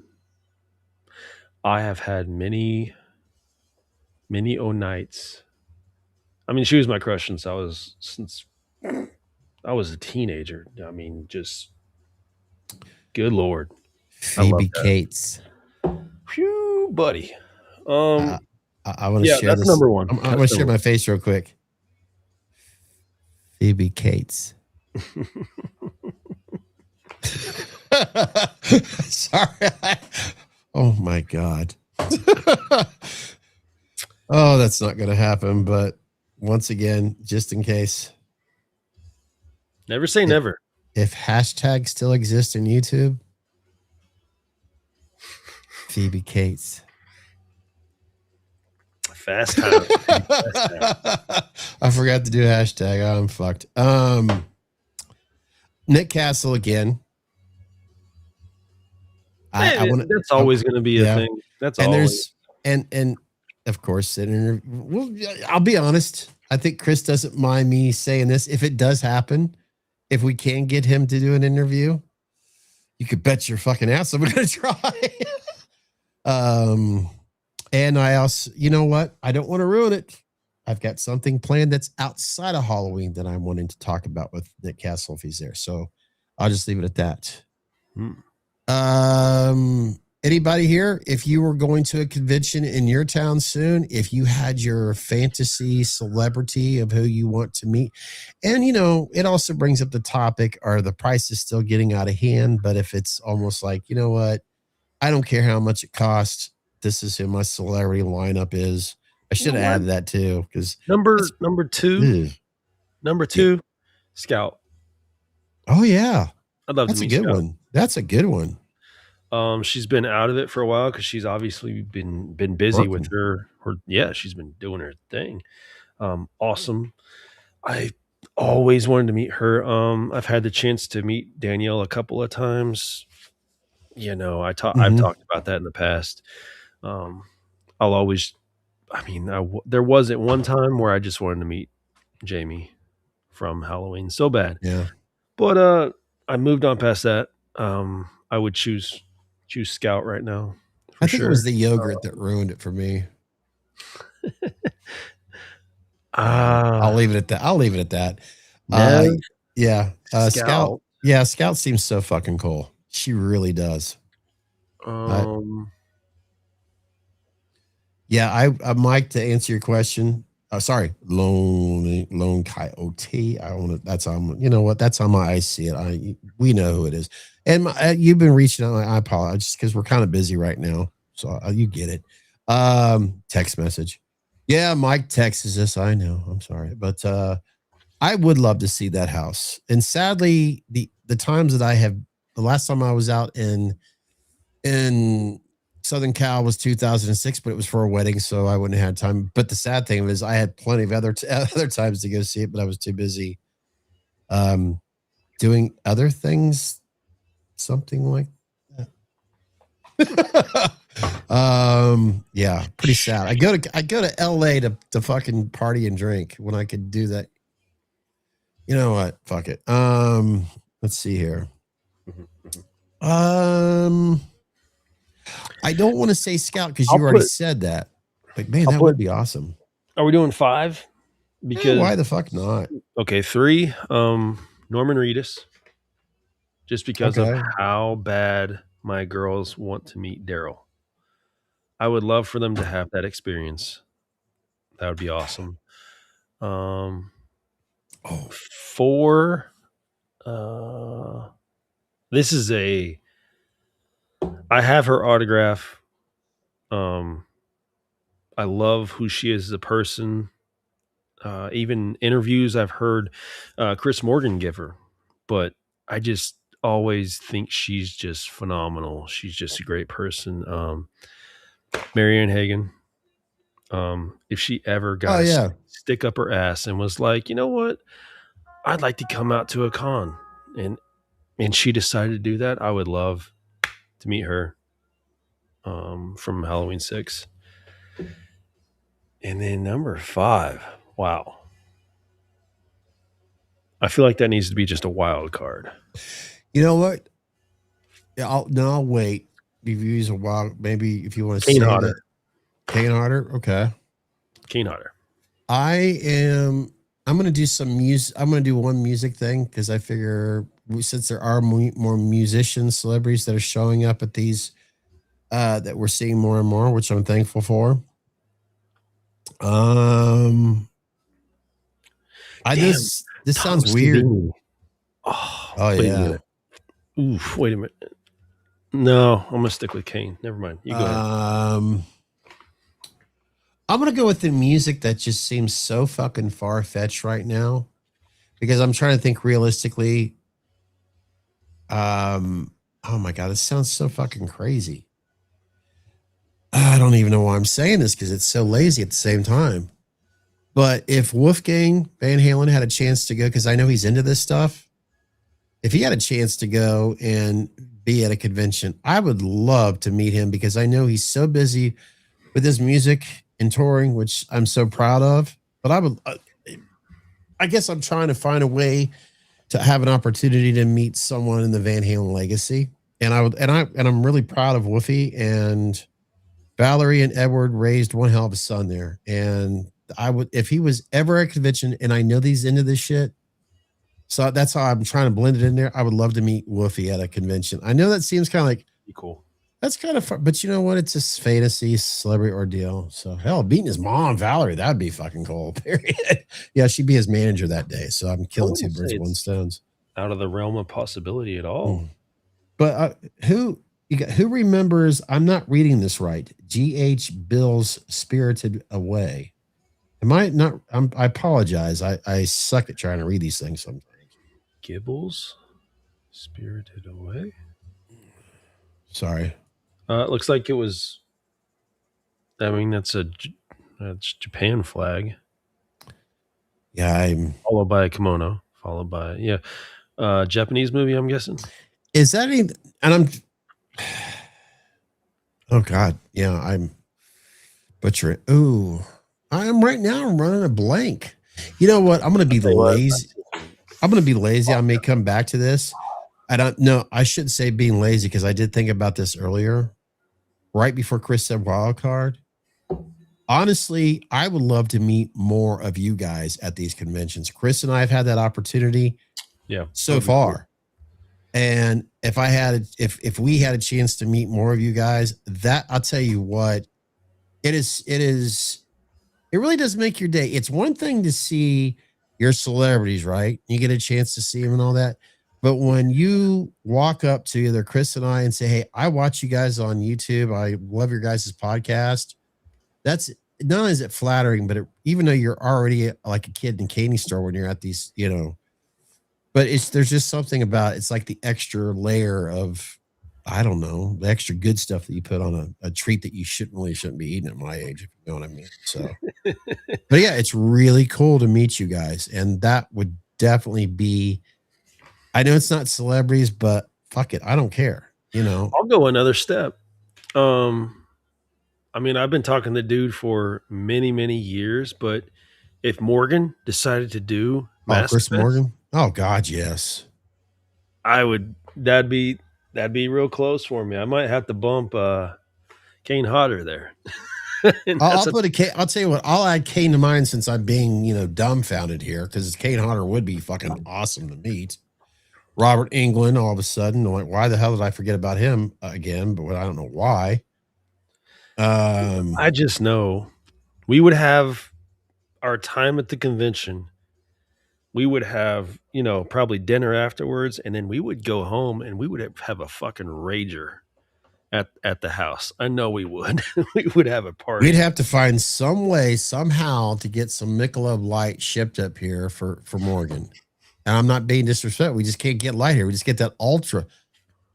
We just get, I'm trying to be cool. We just get Michelob Ultra here. There. Man, I'm growing up in a weird way. I know we get Amber Bach. We still get Amber Bach. It's not our cup of tea, folks. It's not our, because I know when you probably see Chris and I do some of these IPAs, you're like, oh God, how can you guys? To each its own. I get it. I get it. Come on, guys. That Ultra is just, it's pissing me off because I've been wanting to get a Heineken Light. Bitches. Good luck. Good. Uh-huh. You'd have better luck getting what's that, Heineken 0.0? Have you seen the 0.0s? Yeah, it's just not for me. I don't know. I've tried, but I actually did try a non-alcoholic one. All I got to say for Mike, I'm too fucking old for that shit. You're moving into the heartland of drinking, brother. You better get ready for some IPAs and some bourbons. No more. I mean, I don't think Mike drinks the Ultra, does he? I don't know. I don't think Mike is a beer person. If you are, I just, because he was trying to help me out on, the gout issues and all that. And we've got it's obvious here in Ohio, we don't have much to live for. So we got a lot of alcohol. So don't worry. And Valerie, I do apologize. I'm not very good with these. Valerie, are you living, somewhere else other than the US, or are you just a huge fan? I mean, I'm an idiot. Okay. So I'm just asking questions because these names do not sound typical to my simpleton mind of, yeah, I know Tom Smith. If that makes any sense. So do apologize if I'm not, because you'll probably, if you were like here right now, yeah, it's this guy, but oh, okay, I know what you're talking about, but nah. Hey, I got a cool piece of news. Okay. Completely distract you from what anime movie. Right, okay. I'm not an anime person, but I respect the shit out of it. So I used to love some anime. Holy shit. Man, it's been a minute though. Oh, buddy. Wait. Hey, hang on. Hey, them's fighting words, bud. All I ask is if you guys get into that, we could either do something like this, where we're sitting in our own respective places, or we put the car keys away in one spot, if you know what I mean. That's all I ask, because let's not be foolish. We don't want to sponsor responsibility, if you know what I mean. Chris has got a couch and an upstairs that, we'll figure it out. The classroom is open, bud. Let's see. I'm glad you guys are humble. A lot of YouTubers aren't. Well, I'm sorry that I don't even know if I'd call us that, man. We're just two fucking guys just wanting to have some fun. Because we don't have a lot of people giving us. We don't have a lot of trolls discovering us right now. And when we have more than enough trolls discovering us, then we'll be YouTubers. But I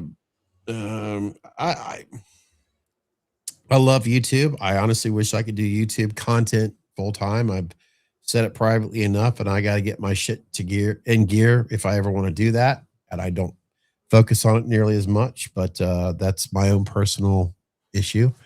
But if there are YouTubers that are giving you this shit, then they should check themselves right now and remember where they came from.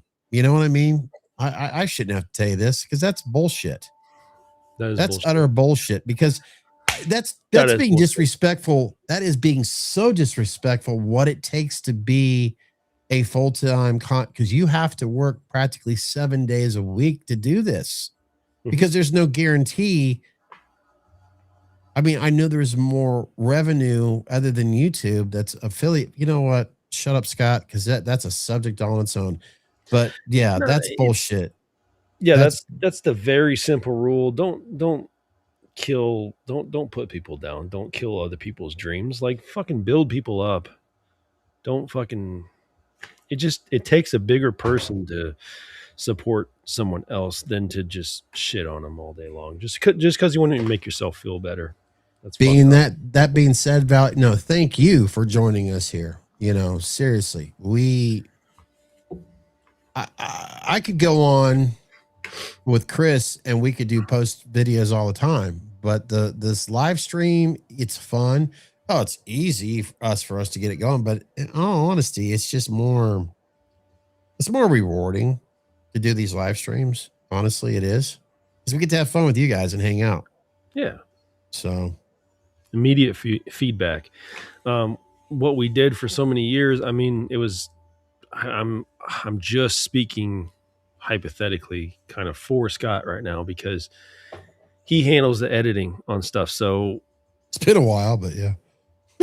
that's what I mean. Like, it was a lot on him. These are so much easier. We can do these so much more frequently, because it would be like we would wrap a video and then he would have, you know, his time with editing the video. We still do that when it demands it. When we have an artist on here that we respect, that we want to give full attention to, Scott will obviously do that. But these are just so much easier to do because we can just put them out there. Definitely. It's less off his table, because I just don't have that bone in my body, folks. I try, but I can't. Just like I can't editing. Just like I cannot do what Chris does on the opposite side of that wall. I mean, if you go to his Instagram, possibly Facebook, but when he starts showing stuff with his car, it's like, it's all blurred to me. I don't understand it. I don't get it. I respect the moral hells out of it, because my real dad was a heavy line mechanic, and I respect mechanics to the high. To me, they're doctors.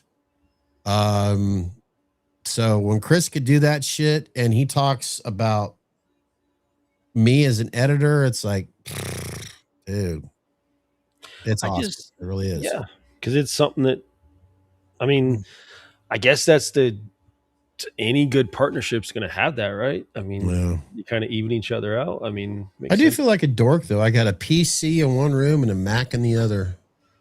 A ballin' ass dork. Let's see. It's so funny. I've learned to do more stuff with, in other words, I found out something that's going to save me so much aggravation. The acclamation of what I could do with my Mac to what I could do to help me. Trust me, you guys don't care to know. It's just, it helps me out a lot. So, I got an idea. Are you going into anything? I was just going to go off what Mike Lone has. Let's do okay. We'll get into that. But what, Chris, what you got going on here? We've heard several times that MH, he's hinted to me anyways. And, Mike said several times here, Lone Coyote, he said it several times, but MH, would you like to come on right now? I mean, we are not stuck up YouTubers. We'd like to give you a feature spot. I know you have your music video. I know you have a bunch of stuff that you're excited about right now. How about you come on and talk about it? We can even play your music video. You can talk about it. He has work tomorrow. I can stay up all night, but it's so funny and then you know what? I'm so far. Justin Williams. What time is it? Ooh. It's 8:51 here. Tyler Main. I'm sorry, Justin. We're just not getting to yours. If you're still here, thank you for joining us. Yeah, you said sure. Okay. Well, Chris, could you handle that possibly while I think so. I'm going to do something here real quick while he does that, if you guys don't mind.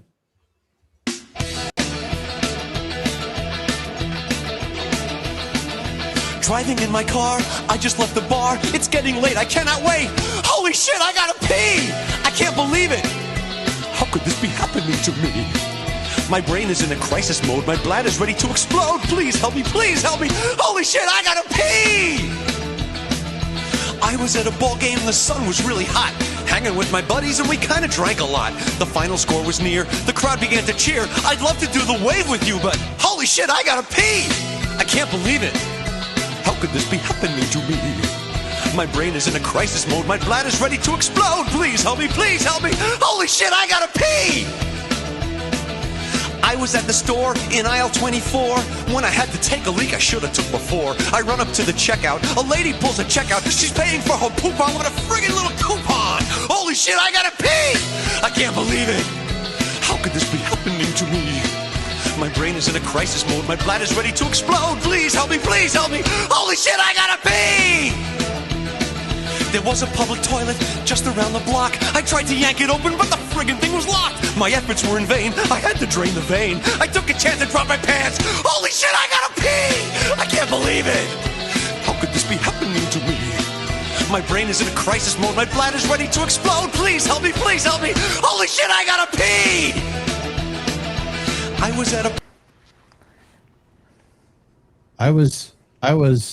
was having a gentleman join us real quick as I got done taking care of business. Hey, what's nice up? Wait, hang on, guys.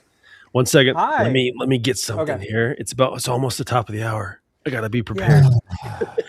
So, I got you on my big screen TV, and I got all this here. But yeah, very nice to talk to you guys. Hi, nice. Nice to meet you. I'm going to be we'll slow it down just because obviously Chris is taking care of business. But yeah, I know I've got a monitor here. I've got my monitor here. It's like, it's crazy sometimes, and it's so funny because it's so funny. I've got one of those, like, I tried using it as a and I can't stand it as I don't like, so I could use it as a monitor and it's awesome, but it's so small. Like right now, if I put it there and I can't, like when we're doing a live stream, I can't see what the chat is. So it's like, to hell with it. So I just, it's so fun. Well, I hope I sound good. I got my mic on and I have my DJI Pocket 3 here. So it sounds like you've been here before. Absolutely. Sounds good, man. Good. Well, yeah. real quick, everyone here, this gentleman that we have with us, he's been following Chris and I for a while now. And I know, the majority of you as well. So if you are now finally seeing a face to what we have, can you help me out here? Help Chris. Yes. Reels. Help us out. A little bit about yourself. Well, guys, I've been working in this business with film and television for about 16 years. Whoa. I started when I was like 12 years old, doing like just projects for friends and neighbors. Eventually, when I was in high school, I went to, not like film school, I went to a vocational school for film. Then after high school, I just started getting a bunch of odd jobs, did filming for professional sports teams, and then I kind of just upgraded to like doing my own films and doing passion projects, doing different commercials for people. So I've been just doing this for a very long time. Yeah. Man, that's awesome, dude. That's great. Cool, man. You are sticking with what you love, and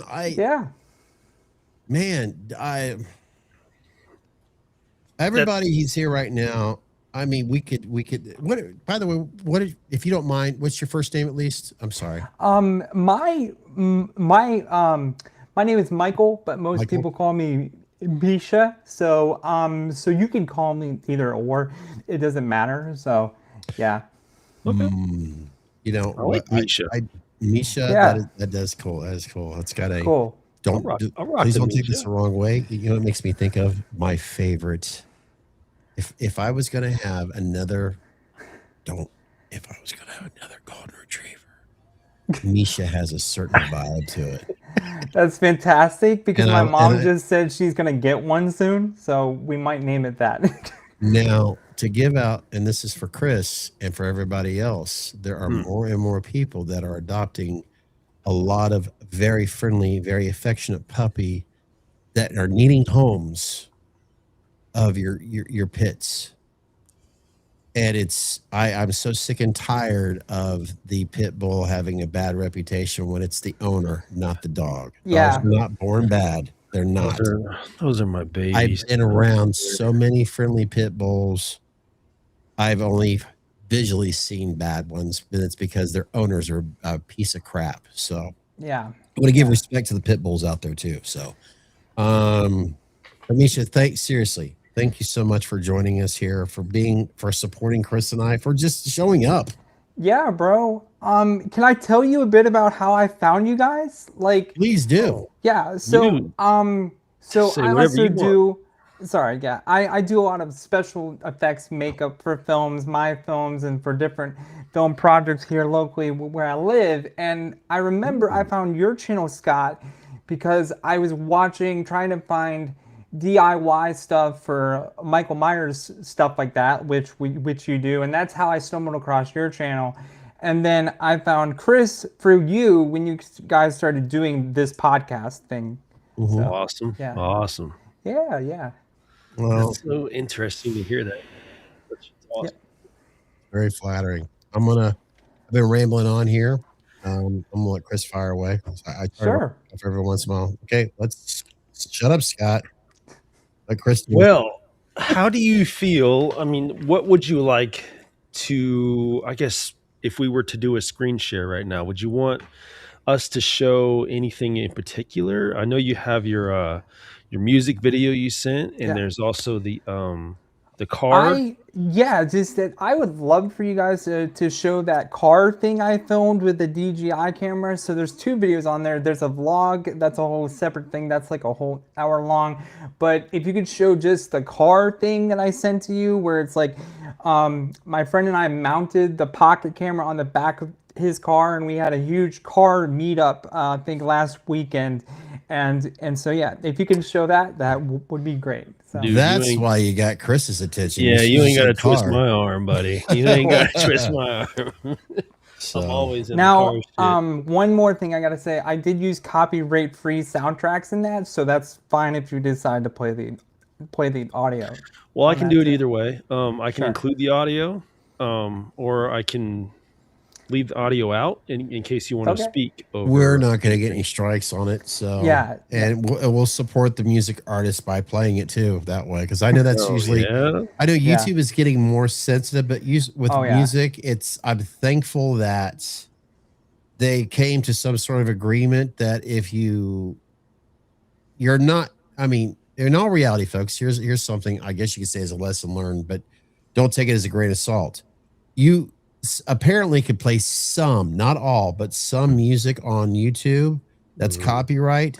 Yeah. Not all, but if you ever expect to make a dime from it or a penny, it's not going to happen because it's going to go to the artist that has that music on it. But like I said, don't take it as a grain of salt because it always changes here on YouTube. Yeah. Mike's going to be on our ass here. So what the fuck you drinking? I just stepped up to, are we already at a dear? It is not. You know. I don't need to tell you. Okay, we got to do this proper. Okay. Yeah, I don't need to. You know. Well, you know.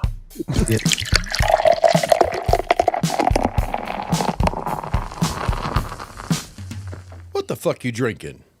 And fellas, I'm still working on the gas man, the grass man. Damn good beer, but I'm switching over to 18-year Knob Creek. Oh, now he's gonna rub it in since I'm only doing the hell, I forget. I'm just doing the bourbon and rye. You know I'm a one-upper, man. You know I'm a one-upper. And I think I'm the only one on here that's not drunk right now. It doesn't. No, that's okay. That's we okay. don't. No, that's fine. No, we don't like to. We're not bullies. What do you got? What you got? We don't. You could have water. You could have soda. You could have a carrot. I don't give a shit. What the fuck are you drinking? Hey, I just want to say, if I see somebody drinking a carrot, I'm gonna. Yeah, right. I was thinking carrot juice or something. You know. No bowling allowed in Meet Us in the Man Cave. That is what you got. Lemonade. You gotta have. Come on. You gotta have some sort of refreshment. Oh, me? Oh, yeah. Just that I just downed my Diet Coke. So okay. I remember Diet Coke. You're such a Nick Castle there. I mean, you're such a Nick Castle. You and your Diet Coke. Oh, thank you. Him and Sean Clark always have their when they do their pod, because Nick Castle's there so much that they always got their Diet Cokes in their hand. Yeah. So does my mom. So. So. Yeah. All right, you keeping with the? Oh, my bad. You know what? The bourbon rye. I'll tell you what. There, you could talk more about the Knob Creek that you have there. I think I'm going to switch something out. Talk more about it. Oops, off the headset. Not quite 21 years, but 18 years. I don't know. It's fucking good. I don't know. Misha, help me out, man. Okay. I don't know a lot about alcohol, but I try my best. I was going to ask you, like, are you drinking like anything normally, or is it pretty much stay away from alcohol? I'm gonna just move over here so the camera can see me. No, I'm not drinking like a ton of alcohol lately. I don't know why. I don't know if that's because I've just had a lot of health concerns lately, just like Scott has. But I just haven't I haven't really been in the mood to drink. So yeah, I don't know. Nothing wrong with that. Nothing wrong with that. Nothing wrong with that. Yeah. I am. Whatever you choose to do. Cheers, brother. Yeah. Cheers. I am, because I'm addicted to this.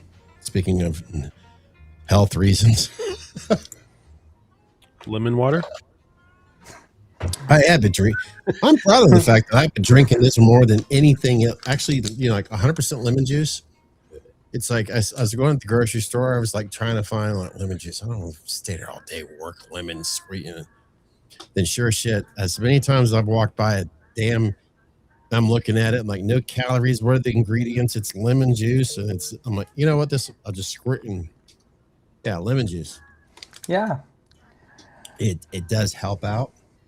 But the other thing that helps out an old fart like me, and I am just addicted to this other substance, And Chris is probably already knowing it right now. Crystal meth. Crystal meth. Okay. Sorry, Woodforest. That was a bad. We just went there. Sorry. That's fine. I always take it there. That's why I love you guys. I do everything very legal over here. So was this the last? Hell, I can't keep it. You know what? To hell with it. I am addicted to this double oaked. I just absolutely love this bourbon. There's something about it. I almost bought another bottle today, and I'm like, you know what? You haven't bought another bottle of Jameson in a while. No. But chances are I will buy another bottle of this before I buy another bottle of Jameson, and that's being disrespectful to my Irish heritage. But there is just something about this Woodford.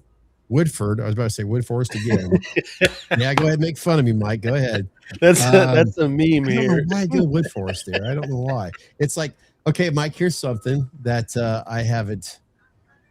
Back in when Chris and I, and when we would do mainly just post,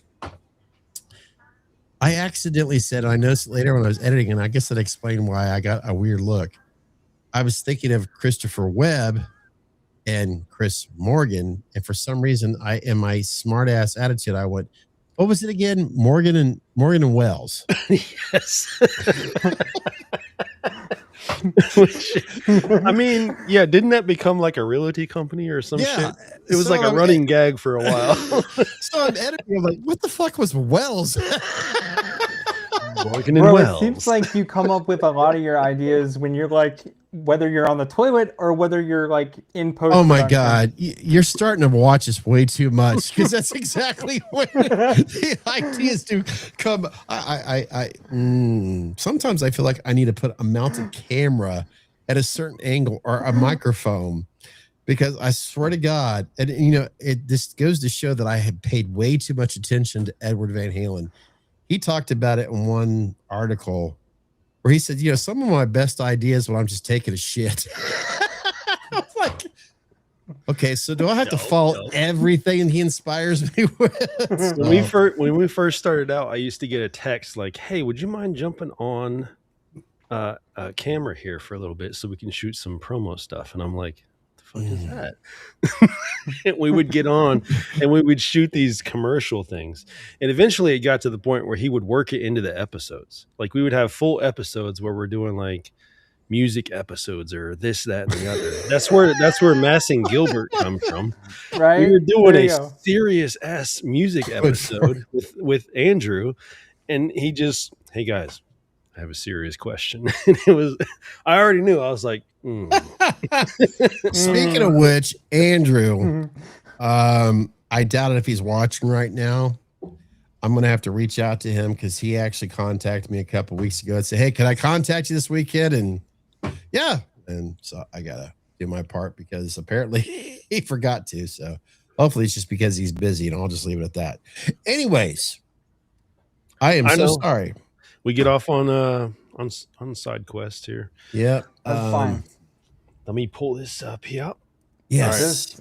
I'm just very grateful to be here, guys. And kind of like what I was saying in the chat, you guys just made my day. And you guys know the whole story of kind of what I dealt with earlier today from that one guy. Guys, I just want to say here that I do appreciate you guys so much. Thank you for being so kind and just so humble to all of us here.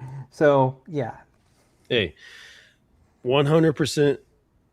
I know you had talked about a speech thing. Yes. I got nothing, dude. You are fine. Well, I'm trying my best. So I got nothing. I don't know what you're talking about. You are doing fine. Yeah. We are just having a normal conversation. Cool. I don't hear anything. Well, that just means I've become a lot more comfortable being on camera. So if there's a person right now that I'm not going to say a name, because let's just say we all know somebody that he's been uncomfortable at first because of, let's just say, similar situations, and man, has he grown. Oh yeah. His confidence has grown. In fact, he does more TikTok now than anything else. And he's doing it all by himself. I know one time he got this vibe that it's because of what Chris and I didn't know. Chris and I, if anything, we were like Meyer greeters. I should say Walmart greeters. There we go. Yeah. We were Walmart greeters. Hey, how are you? Yeah. So, and then he figured out the rest. So and I'm just being respectful by not saying names. Maybe you can figure it out, and let's just leave it at that. Yeah. And because he's not with us tonight, because he's probably busy doing some TikTok or whatever. So you're doing just fine, because I didn't even think about, because I remember this topic is brought. You're doing just fine. You're doing just fine. Cool. Thank you. So let's just don't jinx you and show us some of your work. All right. So the audio is going to obviously go to the video. So maybe we could just yell if we have something to say, or either that or we can just listen. I'll probably mute myself because I notice it usually echoes. Let's just let. I need to be muted every once in a while. Okay. Let's just let Misha's work speak for itself.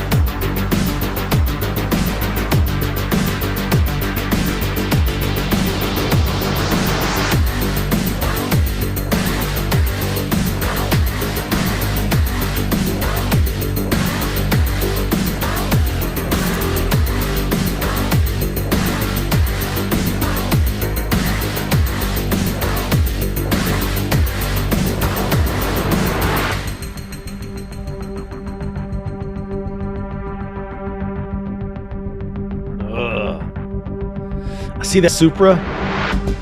Yeah.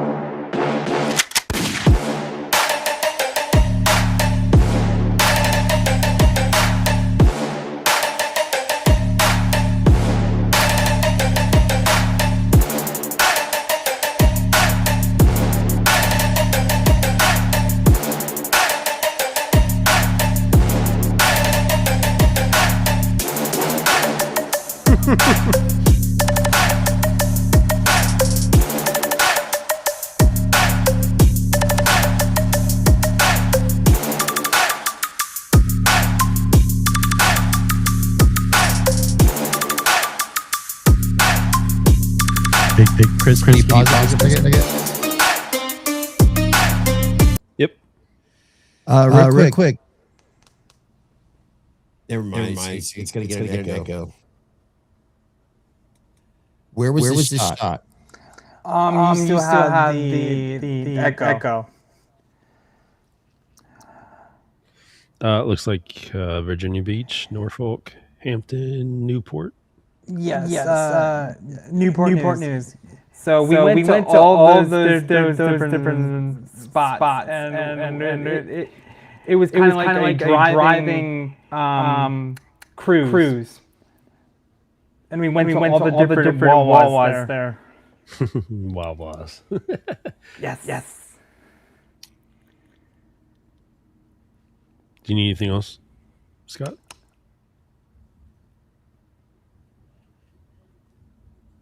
Hello? I don't know if we can hear Scott. Oh, he's muted, probably. Yeah. The reason why there's an echo, it's because of the video. All the audio is coming through one channel when you're doing that. That's why I'm muting myself. Okay. I'll explain when we're done. You can take off the video now. Okay. Up to you. Yeah. We don't need to play the whole thing.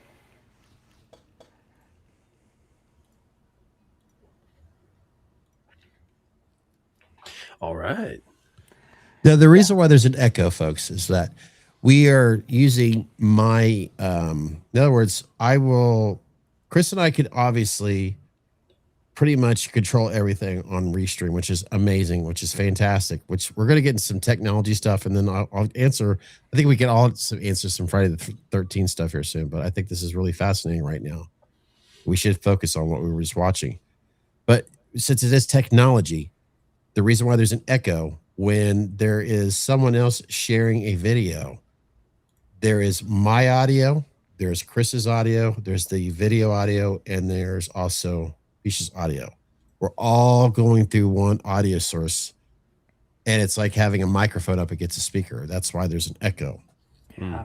And you notice now the video's gone, regardless if you turn the audio off. That's why the audio's gone. So that's pretty cool technology. Second part technology with what we are going into here, because I want to ask first, and then Chris, fire away, please, because cars are really Chris's thing, which hopefully someday Meet the Man Cave will experience that again. Yeah. A camera with people that love YouTube or that want to get involved with doing more YouTube. I've been seeing more and more with DJI cameras. They seem to be the latest.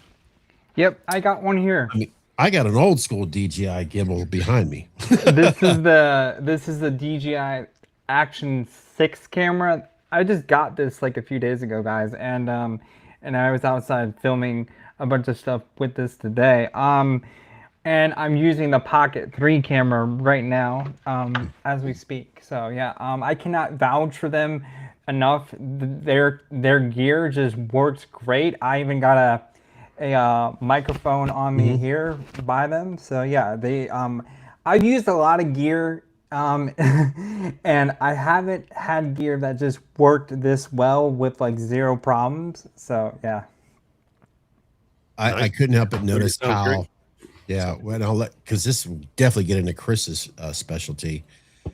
When we're watching your video with that camera hooked up to, what vehicle were you using as the, let's say that is the camera operator with your DJI?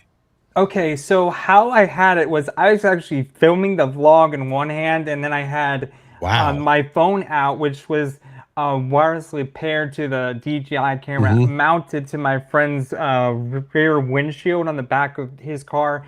I can't remember what car that was. I think it was the white one I sent you, Chris, a few days ago. I can't remember the name of it. I think it was a Focus.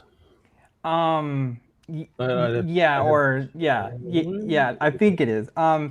But yeah, so I had it wirelessly paired to your phone, and then you can control the camera that way. So I had one hand when I was trying to vlog, kind of from the front view, and then I had my left hand, and I was kind of controlling the camera on the back. So okay.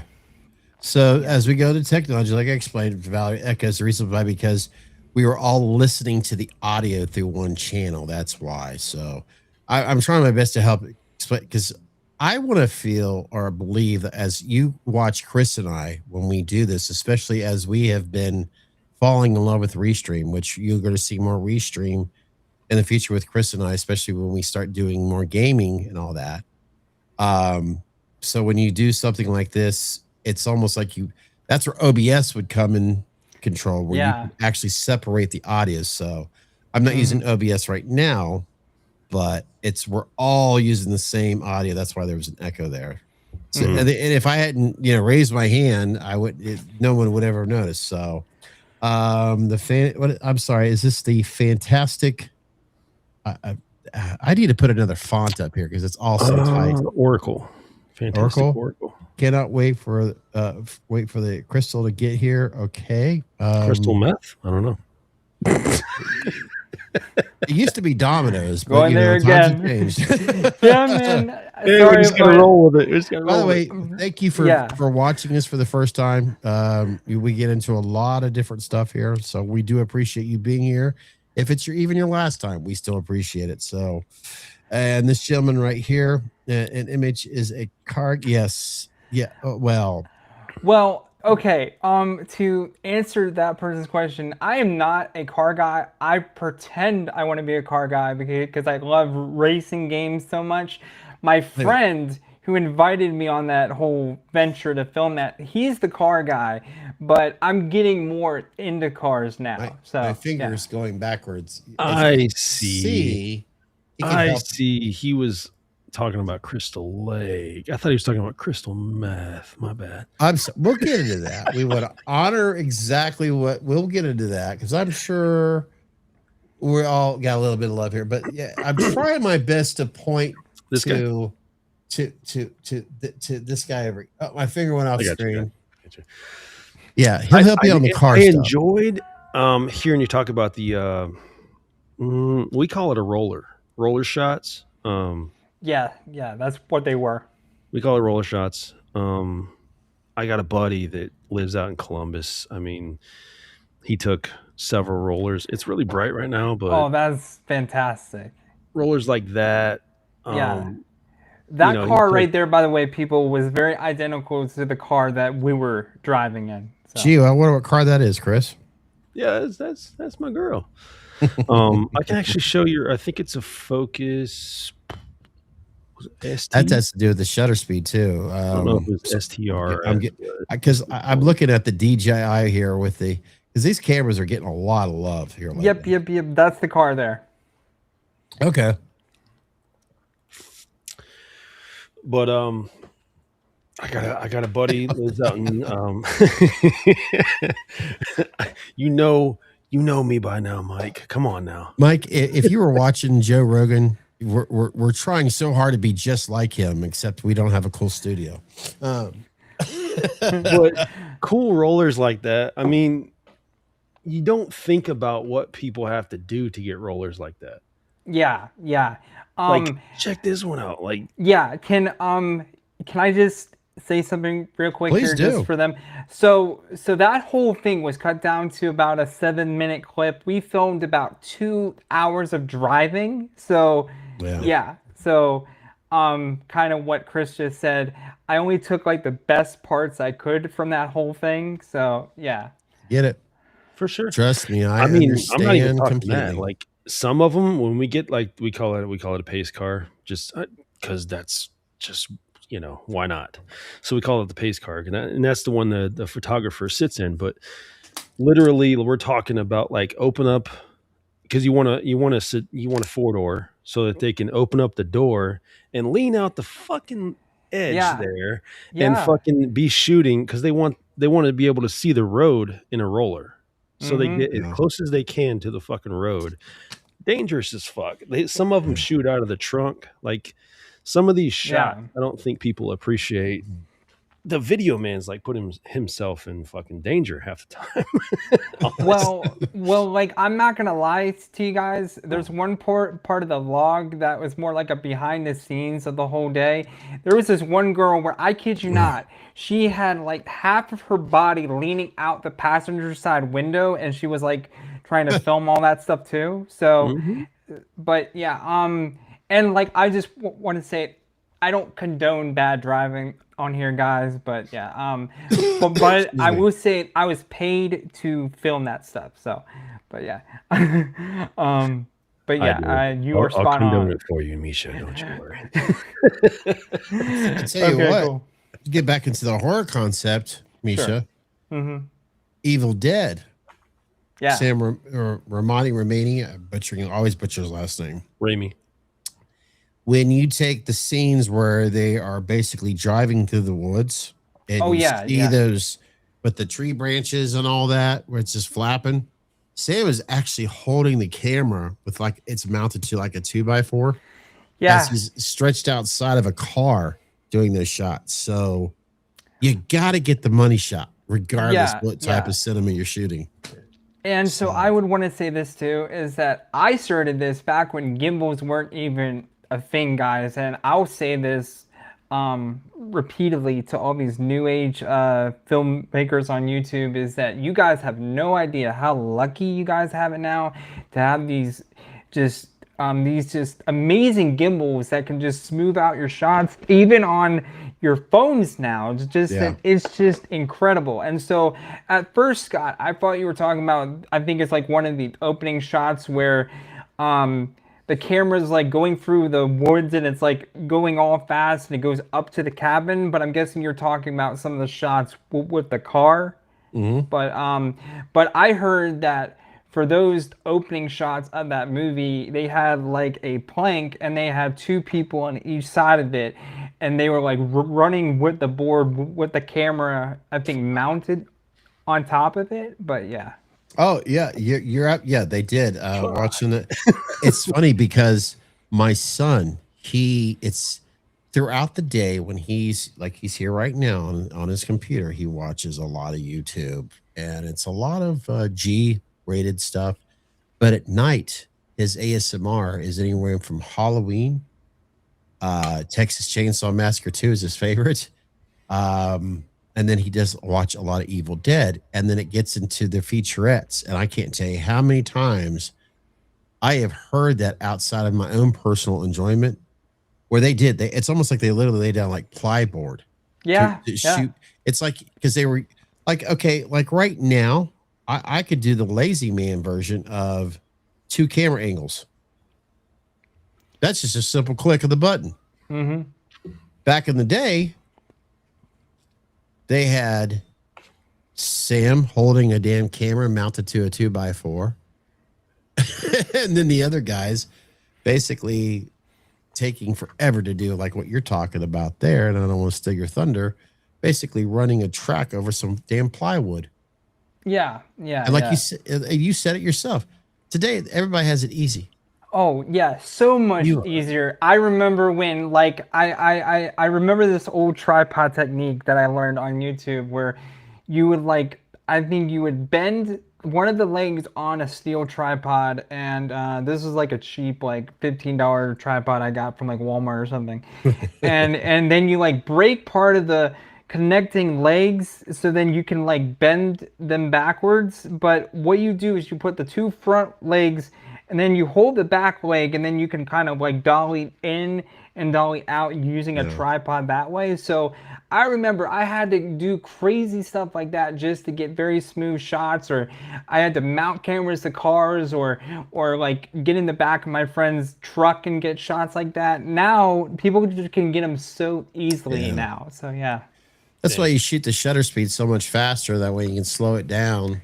True. And then you can take of course, if you have a body in stabilizer in your camera and then the lens as well, then you're in great shape. I learned taking elbow, when I would do weddings and stuff. Yeah. This is before tripods, taking my elbow when I had a thinner gut, put it right there with the camera. That way the camera stayed more steady. Mm-hmm. All this shit that you learn and stuff. Everybody, we just lost all of our viewers right now when they heard about my gut. So I'm sorry. They want to hear about camera. You know what? I have a feeling if we got on the cars, we could get Japanese cars. Chris would be like, all right, we lost everybody. Just like what is your feelings? What are your thoughts about horror stuff right now? You're on here. I got something. I got it. Okay. He's got something. Camp Crystal Lake here soon. Do you have any future plans? Where do you see yourself being in 5 years? Where would you like to progress your career? Do you see yourself chasing, I don't know, maybe a horror, fan-made horror film? Anything like that? Yeah, that's kind of the direction you guys have been helping me lean in. Like, I've given thought to like fan-made stuff for a while. I actually thought about what I was gonna say when I came on here thinking about this. Okay. Is that for fan-made stuff, I do love it. I just always felt like it was never my own thing. I always like to produce my own stories, my own content. And like there's no harm in that, and kind of like what I said, I do respect people who do make fan-made projects, but I love Michael Myers so much, and I love the shape so much that you guys haven't kind of helped inspire me want to make like a fan-made Halloween movie, because I know you had one filmmaker guy on your show before talking about his fan film, and I can't remember that guy's name. But James Graham. I think so.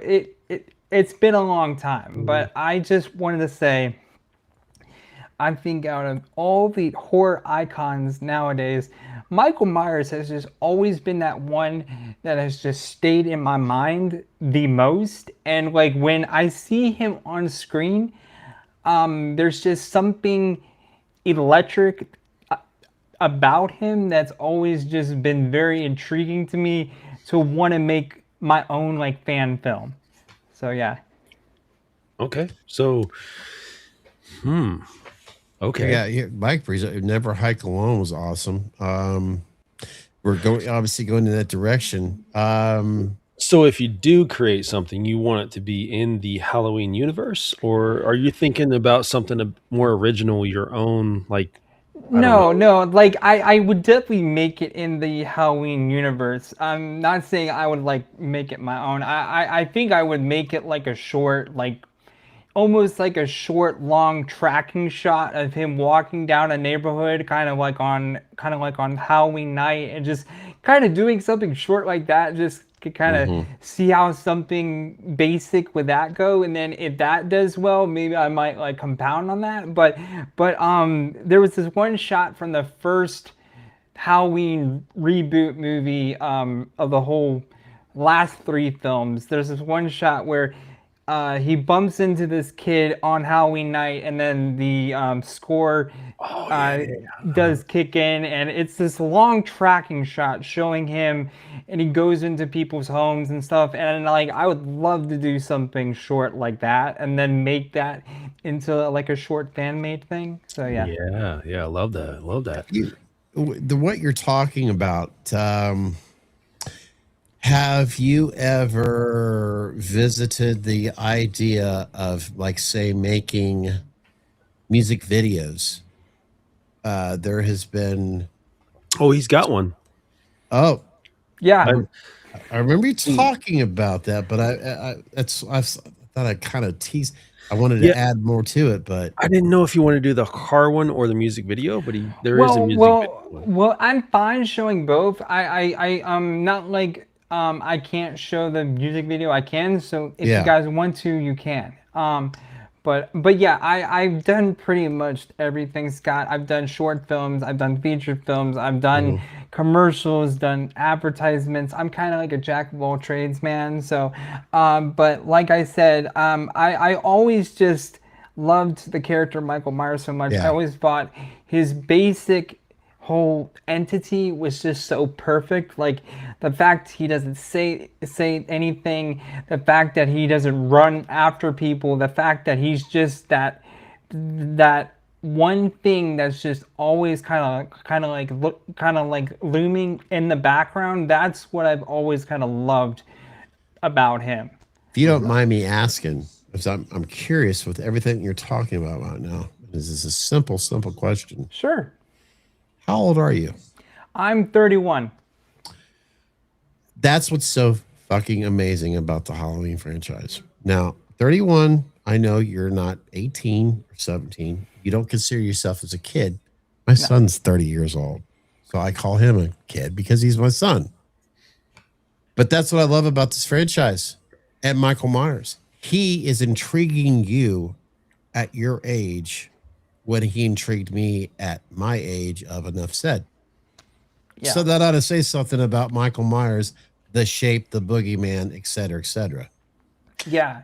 Just saying. It's eternal. We all could drop a mic, if you know what I mean, when it comes to that franchise. It's eternal. I'm sorry. Yeah, I was just gonna say I'm a '90s kid, so you know, I grew up watching Halloween, kind of like in the early to late '90s, and you know, I remember watching that on old VHS tapes, and then going to DVD, and now that's on different streaming platforms, and I've seen it kind of all evolve. And then, but the one thing I never got to do is watch a Halloween movie in the movie theaters until the last 3 films came out. And so let me tell you, that was a huge moment for me, because that was the first time I got to see Michael Myers like on the big screen. Oh, I understand. Well, I'll tell you what. Well, I think we've got, you know what? I know I want to see it. Chris wants to see it again. We got Mike here. He's always here with us. He wants to see it. How about, before we get into it, if you guys don't mind, because you remember you're dealing with an old fucker here, how about we just go ahead and take care first off, let's plug them. Let's plug away. Guys, just go ahead and jump on. There you go. There. So I'll put there. You hit that subscribe button. Okay, let's say the old fart does something. You guys can listen to some music, check that stuff out, and we'll get back to. In other words, wait for me, guys. Oh, he's peeing again. Man, I should probably take advantage of that. Shit. Anyways, guys, if you haven't already, head on over there. MH, we just call him MH here, but MH Reels, send him a subscriber. Let him know he's appreciated. I think this is the video. Yep. We can link it into here. That's it. I will pause it and wait till Scott comes back. Sure. But if you could, real fast, talk me through, how did you meet this gentleman? What's Keith? Sure. Let's just call him Keith. Keith and I have known each other since high school. He and I actually went to film school together. So that's how we know each other. Okay. And we've made music videos before, and so we were talking about making this for Keith all the way since last November, guys. So this has been a work in progress, and then we just eventually got around to doing it. And you know, Keith writes his own songs, and it's all self-produced. So so you're free to play the song here. You're not gonna get like a copyright strike on that too. But I haven't filmed a music video for probably over 10 years. And I was joking with Keith when I think right when we wrapped things up, and I told him, hey bro, I just want you to know it's been a gosh darn long time since I've filmed and put a music video together. I was pretty nervous, but you know what? I'm glad it turned out well, and when you show it, it's going to show that I've not lost my spark, and I'm glad I still got that talent to cut some pretty dope music videos together. So, and Chris, while you're sharing that video, real quick, by the way, this part of the video is sponsored by Rhinegeist. That's right, Rhinegeist beer, the 2026 feature of House Cat. Bring your house cat home to Rhinegeist, where the flavor will is that like match Cats the musical or Rhinegeist House Cat? You know what? Bitches be drinking. That was impressive. That was nice. I would like you to do that again. Rhinegeist. This video is sponsored by Rhinegeist, the beer that always makes you feel lovely and special. And when you're alone like I am, Rhinegeist, the house cat beer that makes your litter box feel fresh and clean. Where's the meow part? That's what I'm talking about right there. That's all I wanted. I wanted that shit again. Thank you. Now I can see where your ideas come from. They pretty much spawn out of nowhere, Scott. I spent a lot of time alone. So I'm gonna mute myself. Could you? I think we got widescreen. I had to get rid of it to make sure I had the audio again. So I think we should have audio now. Can you hit the two arrows here in the corner? What'd you say? Okay, the two arrows. There you go. I'm gonna mute myself. I just don't like it because it turns it into yeah. Hey, you can change it back to what you had before. So it's just a bit wider. That's what I was thinking. Like this. Yeah.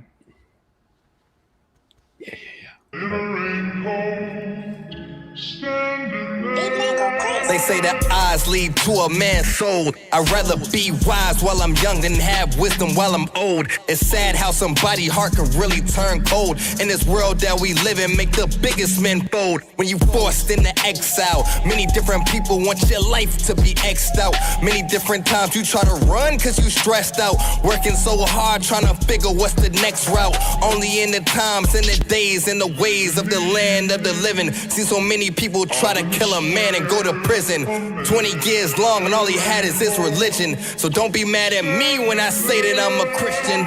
This that new gospel came from the street. What I witnessed in my dream, the Lord called me an apostle. Living as a vessel, word from a spirit. Trust I know you couldn't hear it, so my voice is like Picasso. Paint that picture, young man, paint that picture. Paint that picture so the world can see it clearer. Oh Lord, this life's so hard. Trying to live in the image of a God. Forced to his knees, then humiliated harshly in front of all his family, like that man ain't godly. How could one body take the pain of a whip and have blood on his body till the point it start to drip? If it's physical, it's spiritual. Every day somebody wanna crucify my life, like the times we live are biblical. You put me with the lions, now I've come out as a giant with fur on my back in a brand new alliance. Let me check the temperature. Been raining all week because the words that I speak bring a different type of heat. And if you need to cool off, take some time to cool it, cause I'd rather you be stupid than you out here living foolish. Yea, do I walk through the shadow of death? I'm watching my breath the same way I'm watching my step, because I breathe in this life. Death around the corner, seen so many different nights when I knew that this was torture. Sly as a fox when it came to this ox. Shock city living where they rob you wearing Crocs. Living off experience, I learned from the locks. When the only place safe to hold your money is your socks. This that new gospel came from the street. What I witnessed in my dream, the Lord called me an apostle. Christ in the picture I just witnessed from afar. Trust I know you couldn't hear it, so my voice is like Picasso. Paint that picture, young man, paint that picture. Paint that picture so the world can see it clearer. Oh Lord, this life's so hard. Trying to live in the image of a God. Out in the square, a man in a raincoat.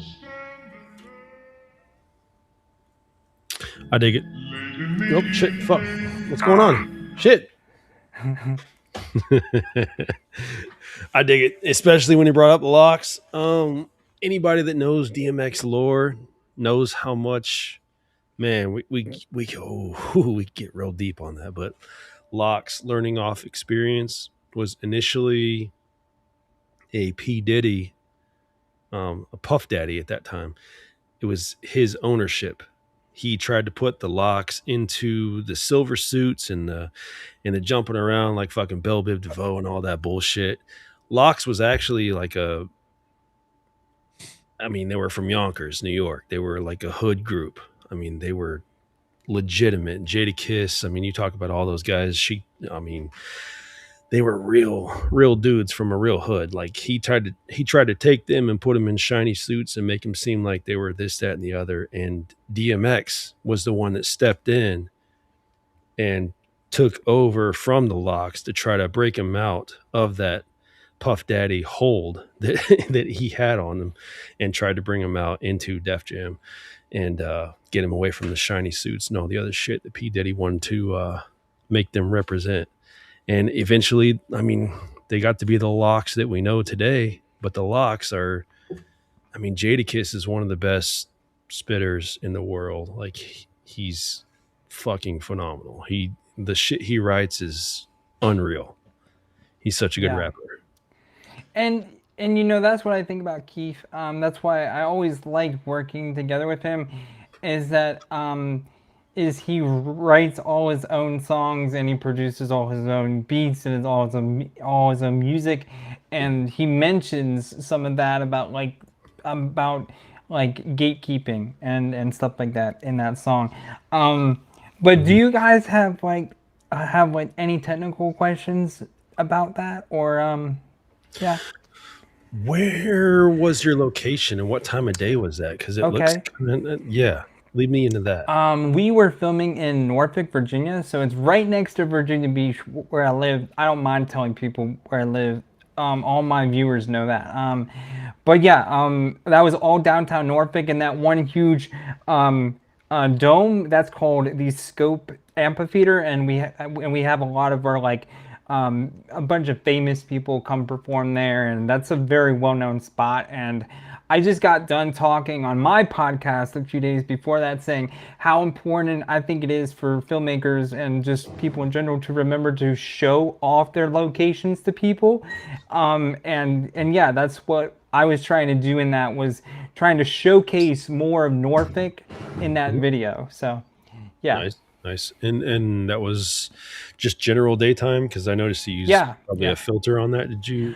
Yeah, so we filmed it in color, and then I just put that monotone black and white look over top of it, because that's what Keith wanted to do. But but it was a good fit for me, because I love old silent films, guys. That's kind of how I started this whole thing. Was my dad would show me old silent movies like Charlie Chaplin and the Three Stooges and stuff. That's how I fell in love with film very, very early on, and I always loved black and white film, black and white photography. So when Keith said to me that he wanted this to be in black and white, it was just a very good fit. So. Okay, so that was like your inspiration right there. Even like before he had his suggestion, you were like. No, like I just said, I didn't even think he was gonna want it in black and white. For me, I was kind of shocked, because a lot of clients I work for don't want their stuff in black and white. But kind of like what I said, when he brought that up, it just felt like a very natural fit for me and him. So yeah. Nice. So you guys kind of just roll with the punches and and melded together. I like that. Yeah. And as far as like planning it, you know, I don't know if this is just something that comes natural to me, but I really don't plan a lot of my things I do, even with the car shots. I was just kind of invited out there to do that, and I got in my friend's car that day, and I was taking on this huge road trip adventure. And you know, I was thinking about this last night, is that I really don't plan stuff out. I kind of just go with the flow naturally and try to find shots like kind of like in the natural moment. So when all we kind of planned was we were going to film shots in downtown Norfolk. So I kind of took the wheel and was like, hey man, let's film here. Let's film here. And I was trying to find good locations that would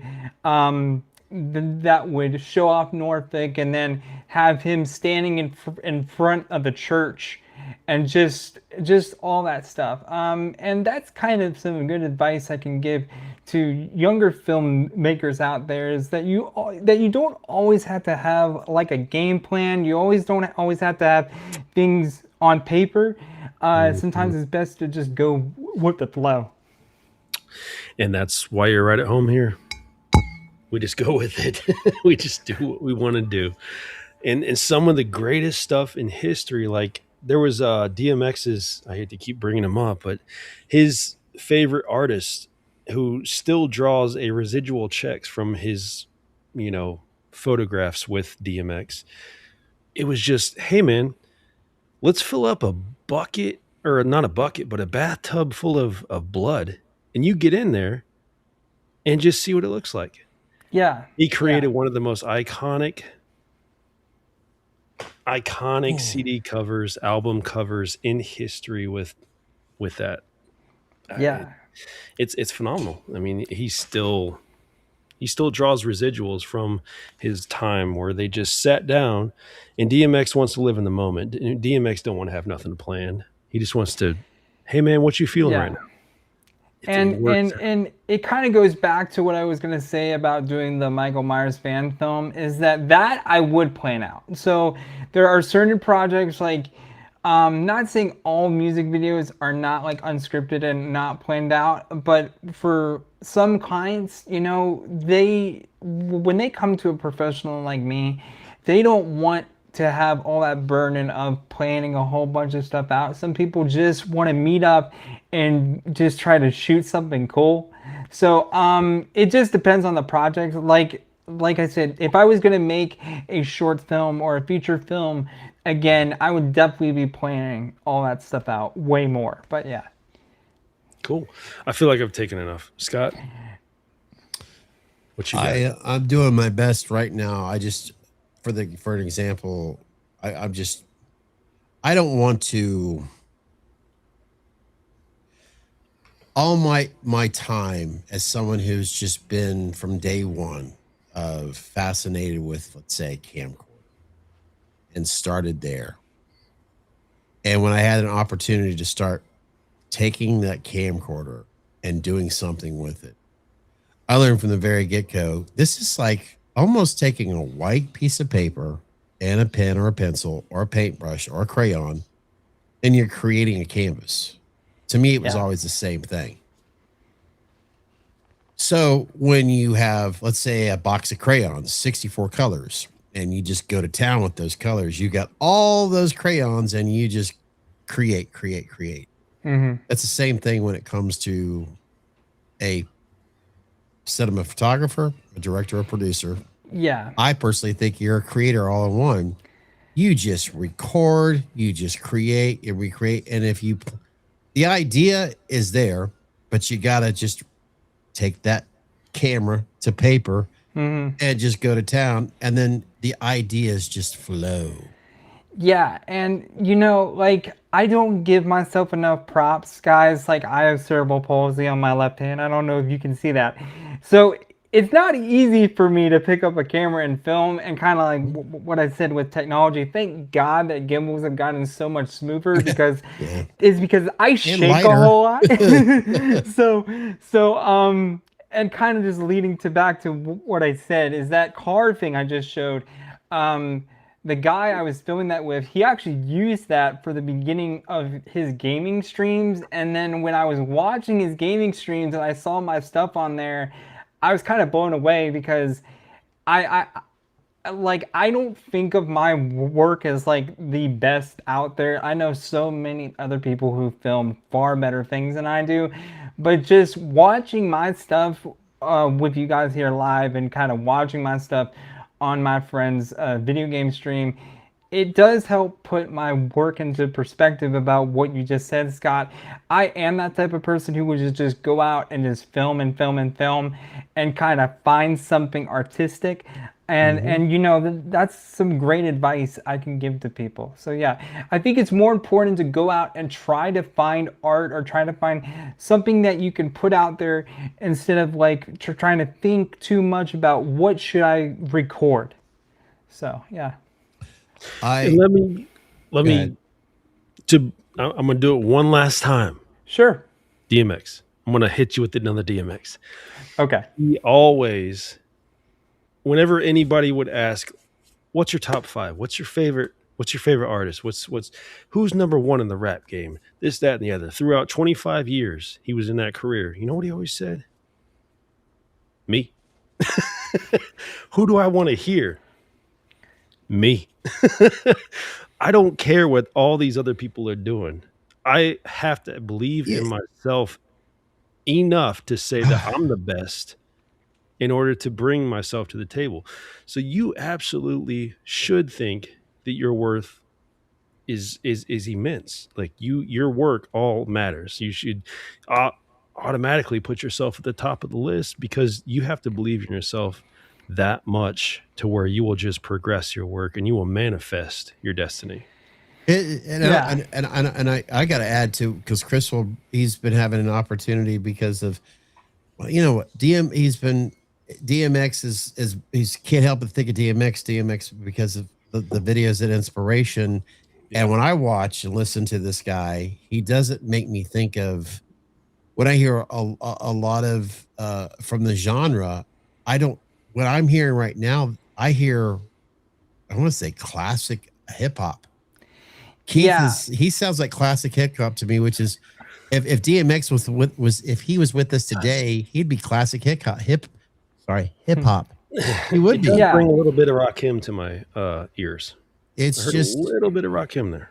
It's just in other words, he's not using tools to get his music. He's not using, you know what I mean? He's not using, I shouldn't say tools. That's terrible. He's not using, we all know what they're using today. They're using. You're talking about like auto-tune and stuff. He's not using auto-tune. And anyways, I have to add, when you mentioned DMX, I want to listen to myself. I can't tell you how many times I've heard people have asked Edward Van Halen, who are you listening to? What music inspires you today? He'll go, well, today I don't listen to any. The last CD I bought was Peter Gabriel. But he would talk about, well, the guys that I was inspired by was like Eric Clapton, and this was shit back in the 60s and the 70s. And we're talking, this interview was like in the 80s.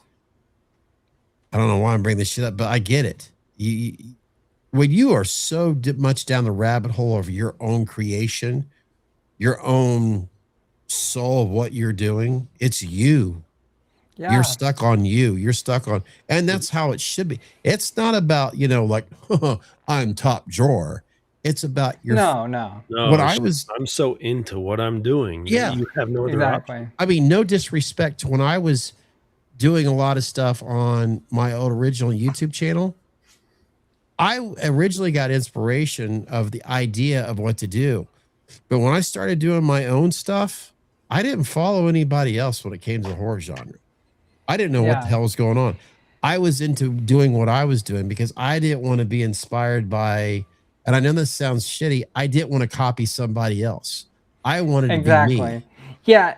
And so I'm so glad you brought that up, Scott. And that's why I always never wanted to make like a fan film of like a big horror movie IP, is because I felt like it felt disingenuous for me to take someone else's idea or make and do it like that. That's why I never was attracted to it until kind of you guys started talking about it more. And I just said not only that, but but my style, like I do a lot of stuff in like moody, very contrasty, either very bright colors, like what you just saw with the car video, or very toned down, monotone, black and white. And that's why I was always skeptical about doing a Michael Myers fan film, because my style is very like Tim Burton. And so I could never see my style blending well with like a Michael Myers fan film. So, right, but what's one of the best Batman films we got? There you go. True. I was looking at coexist. Now to your video. Let's get to your video. I love the fact that and I'm just pretend I was born yesterday. I love the fact that you were focused on the artist and the artist alone and the city that you're capturing. Like you acknowledged, okay, let's get the city, but let's make the artist the key factor. And if we can use the city as an Easter egg, then you should know it. But you made him the main factor, and you went old school, because not only is the artist, as I noticed, who I traditionally listen to rock and roll. And when I hear this gentleman, I hear classic hip hop. And that black and white to me, it's like, you know what? I want you to focus on me. The city is where I live, but let's focus on my story, my song, my journey. Black and white to me, it never gets old. It never goes out of style. It's almost reminiscent of Nas. almost. Yeah. The filmmaking aspect of it, almost. Quentin Tarantino as well. And help me out, guys. I feel so damn bad. I feel so stupid right now because this man is a brilliant writer and director. If you could help me out by bringing up the gentleman's name from Breaking Bad. You're talking about the guy who like made the story. He was a huge fan of Quentin Tarantino. Yeah, I can't remember that guy. Shit, I'm I sorry. can't think of his name right now. I don't have it. He was such a love, a passion, and he did everything. He took all of his inspiration, loved what they did, but I got to do my own. You might see an occasional, I can't help but notice a little bit of, like with him, you could tell he was a Quentin Tarantino fan. Yeah. I don't want to take my fingers right now and type down his name because I'm hoping it'll come to me. I hate that because it's like here. I will do that for you while you guys talk. So because I love his work. I love it's gonna piss me off when you let's say, hey Siri, who was the director for No. I'm gonna type it in the old fashioned way. Oh my god. I was whispering it and there were some weird names that came up. There's no, we're not talking about George Roy Hill. That's definitely not it. Vance. Vance Gillian. Vance Gillian. Man did well, there's no doubt about it. All you'd say is Breaking Bad. That right there. Boom. But anyway, about you and what you created there and your focus and your journey. I love the fact that you're not afraid to. We've seen two different concepts. We've got, your video with the car scenes and all that on the interstate, having an opportunity with that, and then of course you have a music video and all that. And I love the fact that. Let's get back into the horror and all that. Yeah, you're fascinated with your love, your passion, the Halloween franchise. We talked earlier. I don't know if the chat room is still here or not, but they're still floating around. Yeah, I think the conversation. Yeah, if you could today, since it was kind of brought up earlier. Hollywood is shit. If you had the opportunity, if someone gave you a blank check, because money's not everything, because creativity is what's most important here, of course. But if someone gave you a blank check, and because we all know we need that equipment to still make this damn movie, you don't have to get into the gear geek. But do you have any ideas or? You already said, I know I have to come up because let's face it, if you're going to have people that are involved in creating this film. Yeah, I want to push this narrative. Do you have any idea? Have a Michael? And do you okay, so there are many facets to this question. I'm going to break it down in 3 different parts, very basic. I've been working with a lot of local people. I know locally. Keith. He even said to me after I shot this music video saying that he wanted to get into acting more. I already know a lot of local actors here. I even talked to one a few months ago.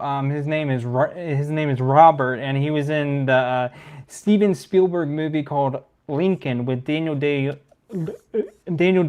Lewis not too long ago. So there's a lot of talent here in Virginia, and so I'm already connected to people who want to do projects, so I don't think that would be a problem for me.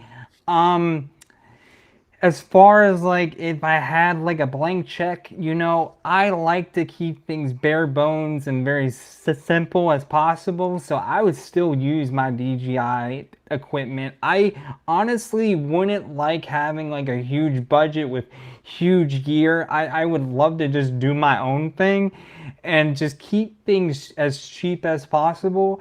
I picked up a lot of that from who's the guy who made the Spy Kids movie and like the he made I'm talking about Robert you know who I'm talking about. Rodriguez? Yes. Rodriguez? Yep. Okay. Yeah, and he started out in Hollywood making stuff very cheap, and he has a book called Rebel Without a Crew, and I gravitated a lot towards that when I was in high school and kind of starting out doing this, and I've learned to like maximize as much as I can for dirt cheap. So again, if I had a blank check, I already have people like kind of like in the wings. I would call for parts and do casting calls that way here. I would keep things as bare bones, basic as I could. And as far as the concepts, it kind of goes back to what I said before. I would do like a long, like one-shot take of just following Michael Myers and kind of seeing what I could do with a camera that way.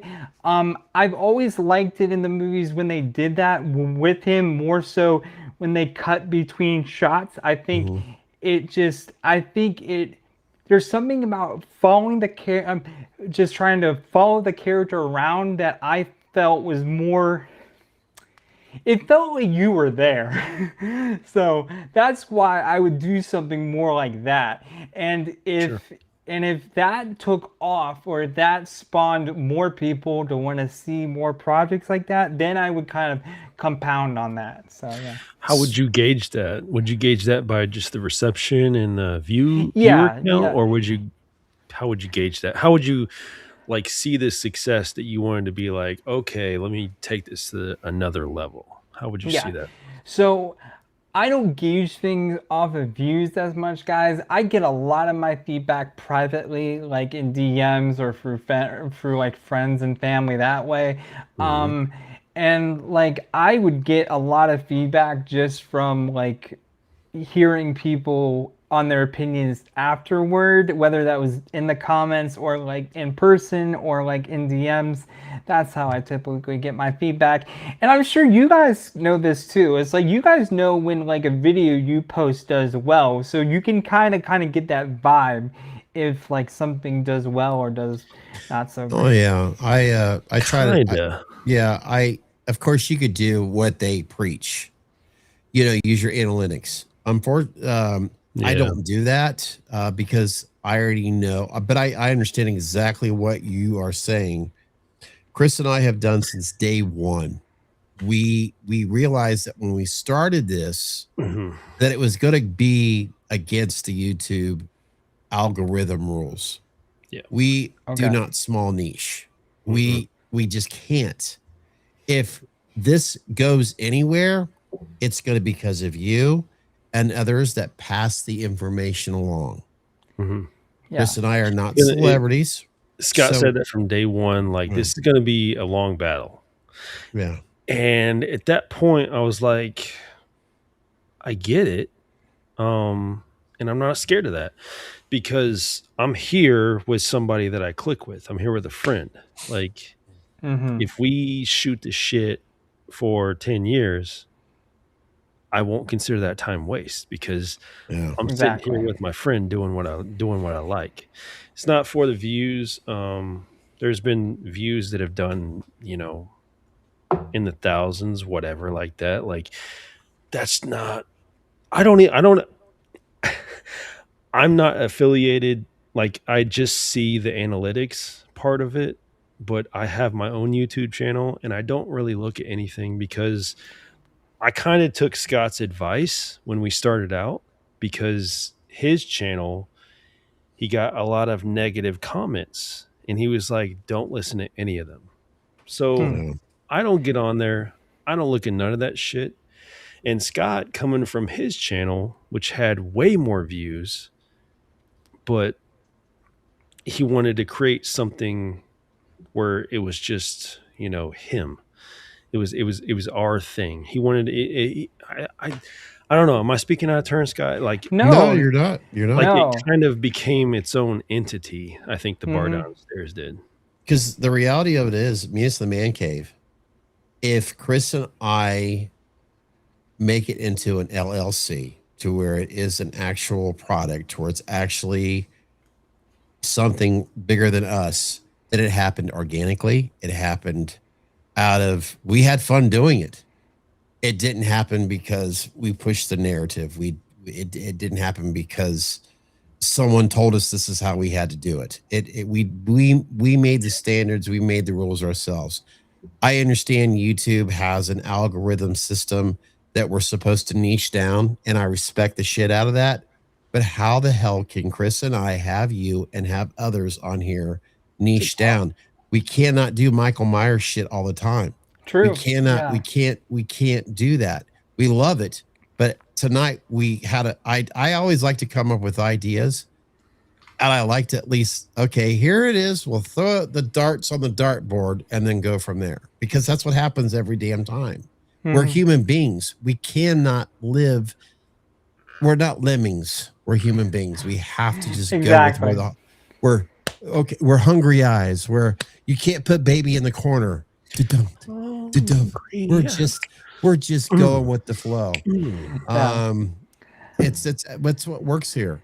So now I just want to say this real quick is that I remember when you guys merged together and then you started kind of combining both of what you do together. I just want to come on and say this.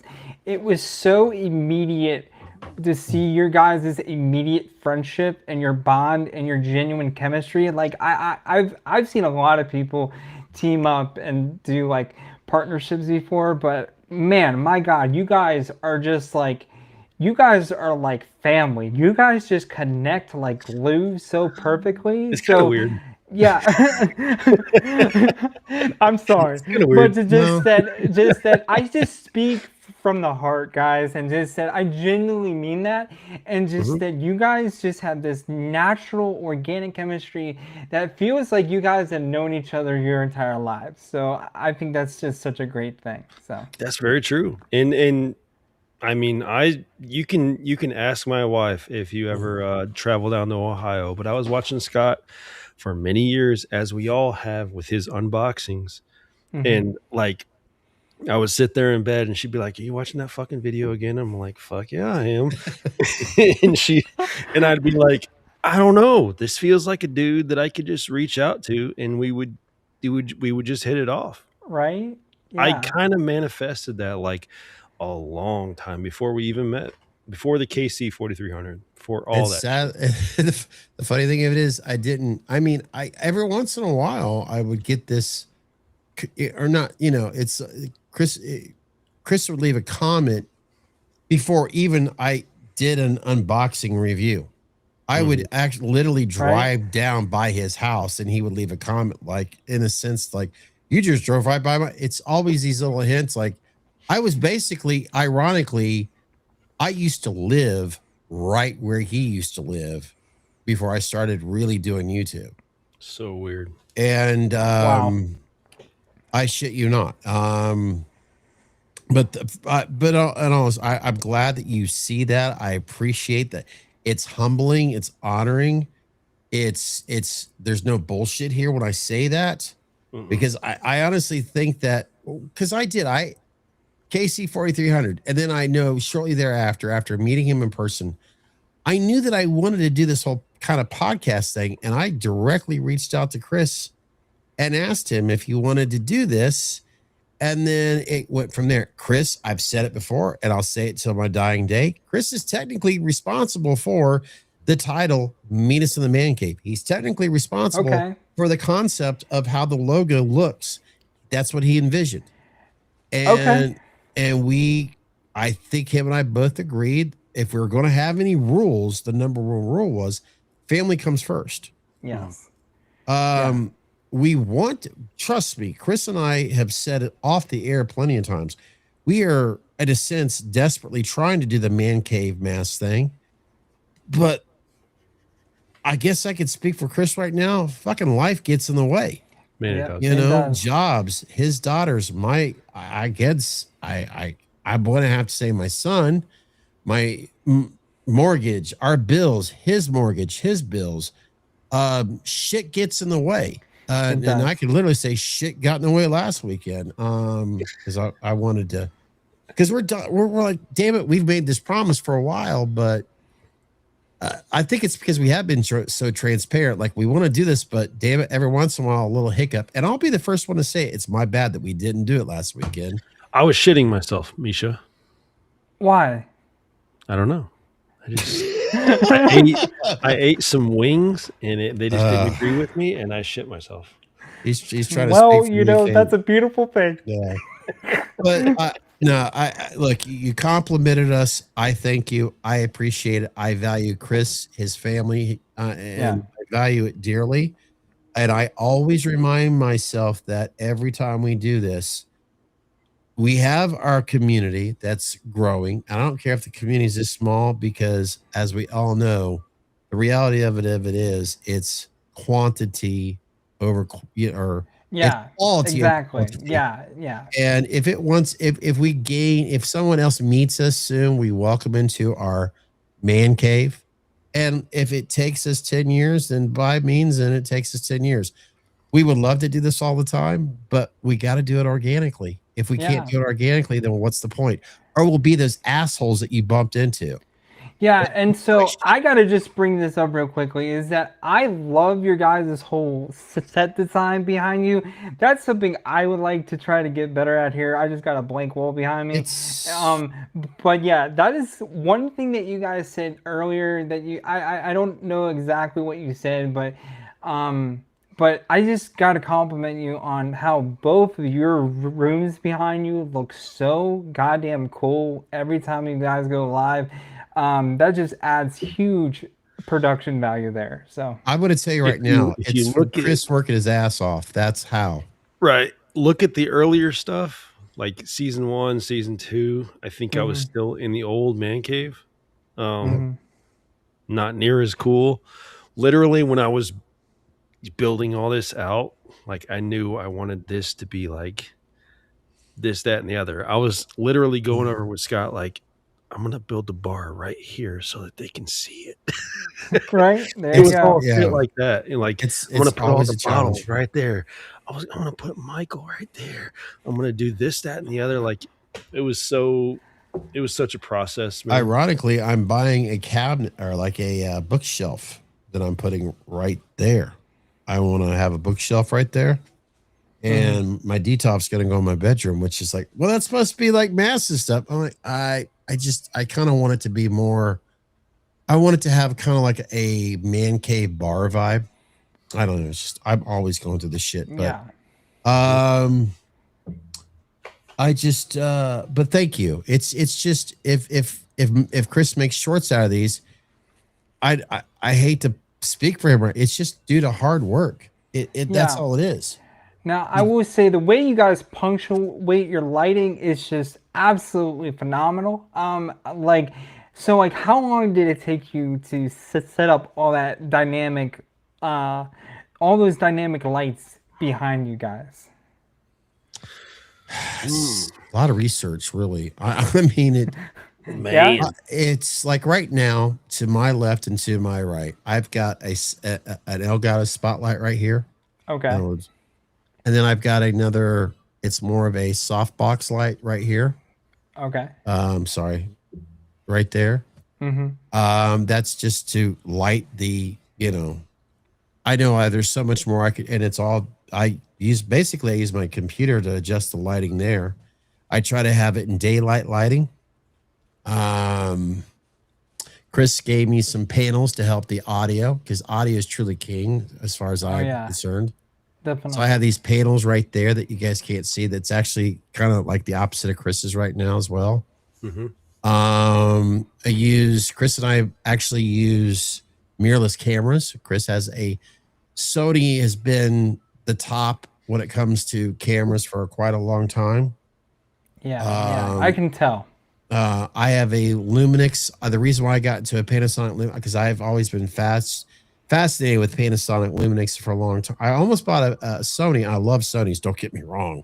Yeah. There's always like, sometimes I wish I would have done it, but this camera here has so many belts and whistles that I love, because it's more focused on the video than photography. And don't get me wrong, I love photography, but since we're doing video, I focus on more video. And I'm still not using all of its features. What? Sorry to cut you off. This is all What? this is all LED shit in the background. It's Yeah. bokeh out, so that's what kind of helps that too. What microphones are you guys using right now? I'm sorry. What microphones are you guys using right now? This is the Shure SM7DB. Okay. Their newer model that has a preamp built into it that actually amplifies the. Yeah. Because I'm kind of a soft speaker. I mean, I don't know if it comes across on the podcast or not, but Kind of, but no. Yeah, I'm kind of not too much. As well as I really love to be in the dark. Going back to what Scott was talking about, like that's the reason I chose the Sony cam that I chose, the A7, the Alpha 7, whatever it is, with the Sigma lens on it, is because they do incredible low lights. When I get in here, I have one basic Elgato key light, but the rest I'm counting on is everything behind me. Yeah. Because I just want to be in the dark. I feel like it's kind of like I don't know. It's like my safety blanket. I don't know. I'm just, I'm that dude. I'm soft spoken, but I'm like, I don't know how to describe it. Like, I think we're all just natural vampires here, guys. Yeah, I prefer the dark environment too. I agree. Yeah. I've always been that way. With the Shure, those are very popular. With Chris's, you don't, because he has like I got the damn Rodecaster, the dual that in other words, I could get if I were to use the Shure SM, I wouldn't have to get the DP because it has the built-in compressors right there for it. But this damn microphone that I have is so unpopular and underrated. It's a Vocaster. I think it sounds great. Yeah, man, it sounds good to me. It's the first, one that I bought for all this shit. And I actually watched a couple reviews on YouTube, and they just really dogged it. I'm like, are you shitting me? Why? Like, it sounds like a true professional microphone. Sounds like they were paid. Yeah, I mean, the Shure you can't beat. They're phenomenal. That's just true. like the Rhodes and all that. But every once in a while I'm thinking, why do I want to replace this guy? I love it. So I stick with it. I really do. So that's audio to me in the beginning when Chris and I started to do I think Chris, he invested more in the audio too as well first. Yeah, I think I bought the Rodecaster mic. Yeah. It was like $99, and I had it on this funky ass eBay fucking arm. Yeah. That was going like this all the time. I was like this. Yeah, I've got the low profile Elgato arm that I use for this right here. I just like it. It works for me. Yeah. And so, see, that's the one thing I need to get. Like, I need to get a proper, like, podcasting desk mount. I only have this. It's a struggle to get the right one for you. Oh, yeah. That's what I've been hearing. I only have this, like, dinky, like, talking microphone. I just used this earlier today. Yeah. But I could take this mic off and put it inside here and then use the microphone. I'll tell you what, it sounds fantastic. It really does. Yeah, man. That's what that's why I stick by DJI, because like their stuff just is so plug and play. Yeah, like it just works great. I've got a DJI gimbal that I use for my cameras and stuff, like when we go to so like say in September I'll be using it to hook up this fucking camera here, but I always, if you find something that works for you, you stick to that that ecosystem, and it's always going to work well for you. I respect and will always like DJI. I know it makes great shit. I've been doing the Rode stuff. It's been working for Chris and I because I even got like the Rode's great. They all great. They all do phenomenal shit. I mean, like I said, I'm a big Mac person. I love Apple Mac stuff, but I also love PC stuff. I am not anti either. I'm really not. Yeah, I'm the same way too.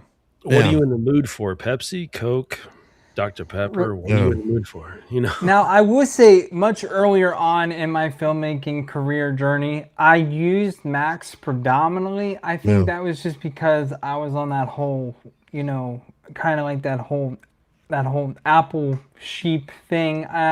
Nowadays, see, I'm on PC right now. I don't really care about what I use as long as I can get the same project done. Like exactly. Yeah, so like there's a video I just shot today that I tried to put together on the PC, and I'm gonna try to upload it in, I think, 8K today, which I shot on this camera, and it's gonna be like my first big 8K test. And we talked about how you use Final Cut, Scott, and so I'll talk to you about that some different day. But I couldn't get it to upload in 8K on PC, so I'm gonna try it on my MacBook Air here soon. So yeah, I've been using Final Cut for like gosh, Final Cut. There's the new name for it. Some people may feel that way when, you know, there's always these new upgrades, but now I've been using Final Cut for, dear Lord, like 16 years. And that's been, I mean, I'm so thankful that if there's anything that I do here on the PC, I've got it to where I could basically download it on an SD with the right, you know, settings. And then I go into, I was like, I was going to have my Mac and my PC all in here. I'm like, fuck it. I've got plenty of room in my bedroom. Yeah. I just put my desk and another monitor. So I got my Mac in my bedroom, and I've got this here. And the reason why I wanted to do PC here is because it's perfect for streaming. It really is. It's perfect because that way, if I want to do the OBS, and I'm also planning ahead for like when Chris and I are going to start focusing. Chris is already, thank God, I'm focused, bro. He's like with the gaming and all that. He's like one step ahead. So the funny thing is, I bought the Texas Chainsaw Massacre game. I haven't even had a chance to play the fucking thing yet. So in other words, I want to make sure that I am set up well. What we do here at Meese in the Man Cave, and the PC is perfect for streaming and gaming. My Mac, I'm using it strictly for editing, for videos, for any photos. I use that for, I basically use these tools for the best of both worlds. And I think if you have an opportunity to love these tools for what they are, you're gonna be better off, period. Yeah. Because they both offer great, well, for us geeks here when it comes to this stuff. So that being said, and Mike, we are doing overtime on What the Fuck You Drinking. We're kind of still hovering over what we had an hour ago. So still drinking 18. Yeah. It's going down good. So I'm going to keep with that. I'm still on there. That being pitched, what would you think? Let's do a few test runs with Texas Chainsaw. Yeah, we're going to have to. I hope so in the near future, because all the bugs worked out. You know what I mean? We got to, because when Misha, you play games? Oh yeah, bro. Like part of my channel is a big gaming channel too. Okay. So yeah. Because that's something that hoping to do. What are you on, Xbox or Steam or what? I have them all. I have Nintendo Switch 2, Xbox, PlayStation, PC. Man, you better be sending me some fucking gamer you tags. are, I don't know what you're obviously yeah. You're looking forward to September 8th, I'm sure. Oh yeah. So. Oh yeah, big time. Which I will say, I genuinely hope that you guys post content of the game when it drops. That's one of the reasons why I'm going to be raping the algorithm. You watch me. That's one of the main reasons why I spent $2,000 here recently, is for that fucking thing. Man, you guys are going to get tired of me. Like, oh my God, he's Michael again. These live streams have been great, but the reality of it, if it is, Chris and I might be doing more live streams on. I mean, we got to figure all this out. Obviously, it's Twitch, YouTube, but it's going to be a lot of us. You guys making fun or joining us as I don't know how it's going to work. It's going to be a lot of fun. We'll just share all of them. This Venus the Man Cave might be the Halloween game channel eventually. Who the hell knows? Oh yeah. We just don't know as long as we're all having fun. Yeah, exactly.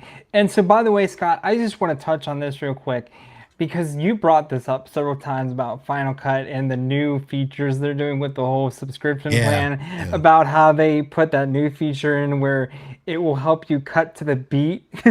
I just would like to come on here and say I did not use a bit of that to cut that music video. That was all natural. Good for you. Good for you. If you love music,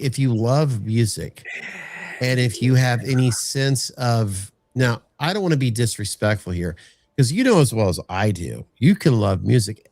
You guys ever see the movie with Steve Martin, The Jerk? Oh yeah. Oh my God. Oh Lordy, pick a bear cotton. Oh, he did it so beautiful because he could not get the. I mean, that's hard to do when you're trying to pretend not to have rhythm. But if you love music and you understand rhythm, and a lot of people that when they start editing videos, okay, you know this as well as I do. One of the easiest type of videos to do is if you love music and if you love doing videos, start making your own personal music videos because you'll have so much fun. You will challenge the shit out of yourself when you're just doing it for yourself. Bro. You don't need this Final Cut AI shit to help you. No, fuck that. You don't want it because it's almost like having AI telling you how to enjoy music. Right. No. Yeah.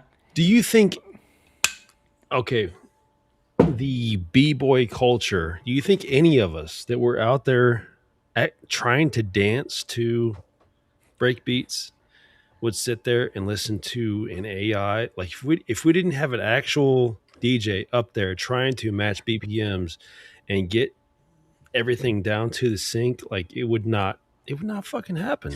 I mean, there would not be one without the other. You can't have respect for that. And no disrespect to that, Chris. That's going to happen on any music genre.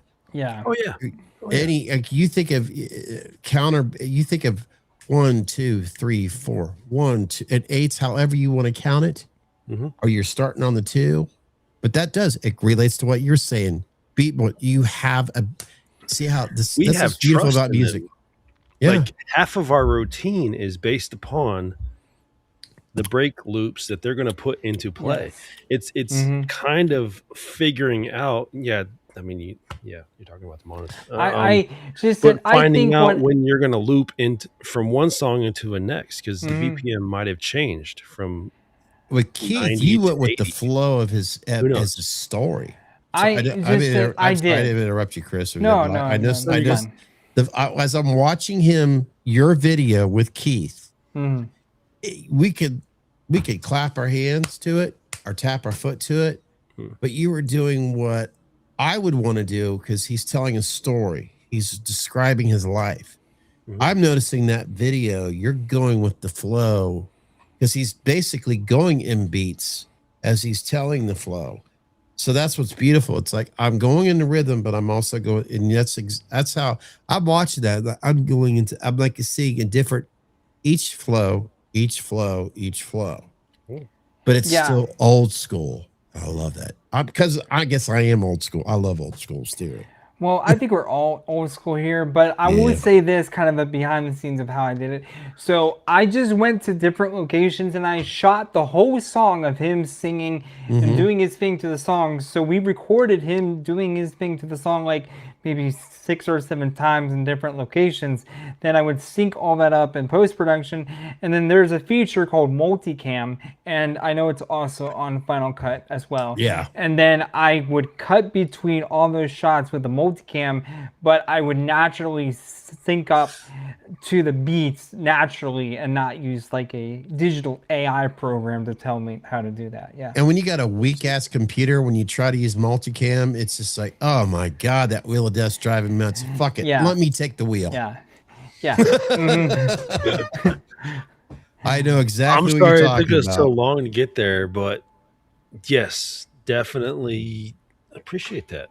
Appreciate you not defaulting to a program or something else to help you out, going old school, doing it the way it's supposed to be done with human intervention, that's admirable, and I respect that. And Trent Reznor uses that with Pro Tools. He actually takes that damn tool and uses it manually. You gotta love that. That's what Keith uses to put his songs together, is that he uses Pro Tools. So just that I find a lot of people, like a lot of self-made artists, use Pro Tools. So no, it's been Pro Tools. I know it's been around a lot longer than what most people realize. Oh yeah, and we back in the day, it was really because they didn't understand it, so they used it as not as a crutch, but they didn't use it as what people are using AI today. Well, I'll just have you do it all for me. They actually used it as what it's supposed to be as a tool. And fast forward 2026, I'm not going to say everybody, but we all know that there's certain people that they allow to do all the work. And it's like, you're allowing it to do it all for you. Yeah. You're supposed to be an artist. You're supposed to be creative. You're missing out. You should do what your mama told you. You gotta be creative. Said so. Yeah, be creative again. Because sometimes I feel like some of us have gotten lazy. I know I am. I'm lazy about shit. Bro, I sometimes think some artists have not been artists anymore because they've gotten lazy. Now, I would say the only thing I used AI for is doing the YouTube thumbnails because it saves a ridiculous amount of time. Yeah. I mean, and you can avoid copyright strikes. We got flagged in the group chat, which that group is toxic anyways. Do whatever the fuck you want in that group. But they were like, you know what's toxic? AI thumbnails. And it's like, bro, come on, really? Oh, right? My Lord. They're not paying attention to we're genuinely trying to create something here. We're trying to talk. Right. We're trying to engage with the community. So what we use to fucking AI, you're not stealing from anybody. I use it. I tell it. I more or less learned. I don't say, hey, can you do this? I will say, hey, can you make like Chris's birthday party and have Michael Myers there? And I basically take a photo of Chris. Can you have Chris throwing up on me? That's exactly what I do. And it actually paints an image. And I'm not stealing anything. And it's like, sometimes let's include Mike there too. Yeah. Sometimes it wins, sometimes it doesn't. So you're actually, in a sense, you're still being creative. Yeah. You're just asking a computer to kind of design that paintbrush for you. Now, and you're not stealing anything. No. Now, Chris, I was wondering if you could do me a favor. Can you pull up the thumbnail for that music video real quick? Is because that was actually designed by ChatGPT. I just took a frame from the music video and I told ChatGPT the name of the song made by me and to make it in a black and white album cover, and then it just did that naturally. So I think that's a good example of how to use AI so it doesn't look like it was made with AI. Yeah. I actually wanted to make it. How do I pull that? What do I need to pull just go to my channel and then even if you could just show the thumbnail of the music video to show people, that would be great. You could download the thumbnail too. It won't be very. Yeah, I'm just that it's fine if it's small. I just wanted people to kind of see. Well, I do have a photo of it on my Instagram. I was gonna say, want to go check it that way. If you go on the here on share screen, it's the middle icon here, Misha. You could actually use it off your computer. Is it right here? Yeah, so it's the one right there. Yeah, so basically that thumbnail was made with pretty much all these that you see on screen are all made with ChatGPT. And I think that's a good example to show people that you can use it so it still looks natural, but it doesn't look too artificial like I know that the unboxing ones do. But if you look at the one with Keith or with the cars, or you look with the one with my dancing friend that says the whole interview with Alex Cameron. Those are very good examples. And then even some of the interview ones I have on the top row there are good examples too. So and I'm not only saying this for me, but I get a lot of hate from people about using ChatGPT for all my thumbnails too. And like, I get it. Bro, I totally get where people are coming from, but I think there's a right way to use it so it doesn't look so artificial. You know as well as I do. Yeah. What hate are you? Just I want to back you. I want to be a supporter of you. What I'm gonna use the restroom real quick, guys. Honestly. Just the same stuff you guys got, like saying that, you know, like you can't call yourself a true artist. Like if you're gonna use AI thumbnails, why don't you just make it yourself? You know, this is just AI slop, and I'm not gonna watch your content. Like just like all that stuff, and yeah. Misha, please don't listen to that shit. No. Please don't even look at those fucking comments. No. They're not even worth your time. Those are literally trolls coming in just to tear you down. Please don't look at that shit. No. A thumbnail design is nothing. It's literally there to gain attention. Like, exactly. You are creating actual content behind that. Please don't let them let them tear you down. And you know, that's the point I want to make, and I'm so glad I can talk about this on your guys' platform for people on here to hear, is because these comments are coming from people who don't make content themselves, and people who don't know how much time it took to make proper to make proper thumbnails look good.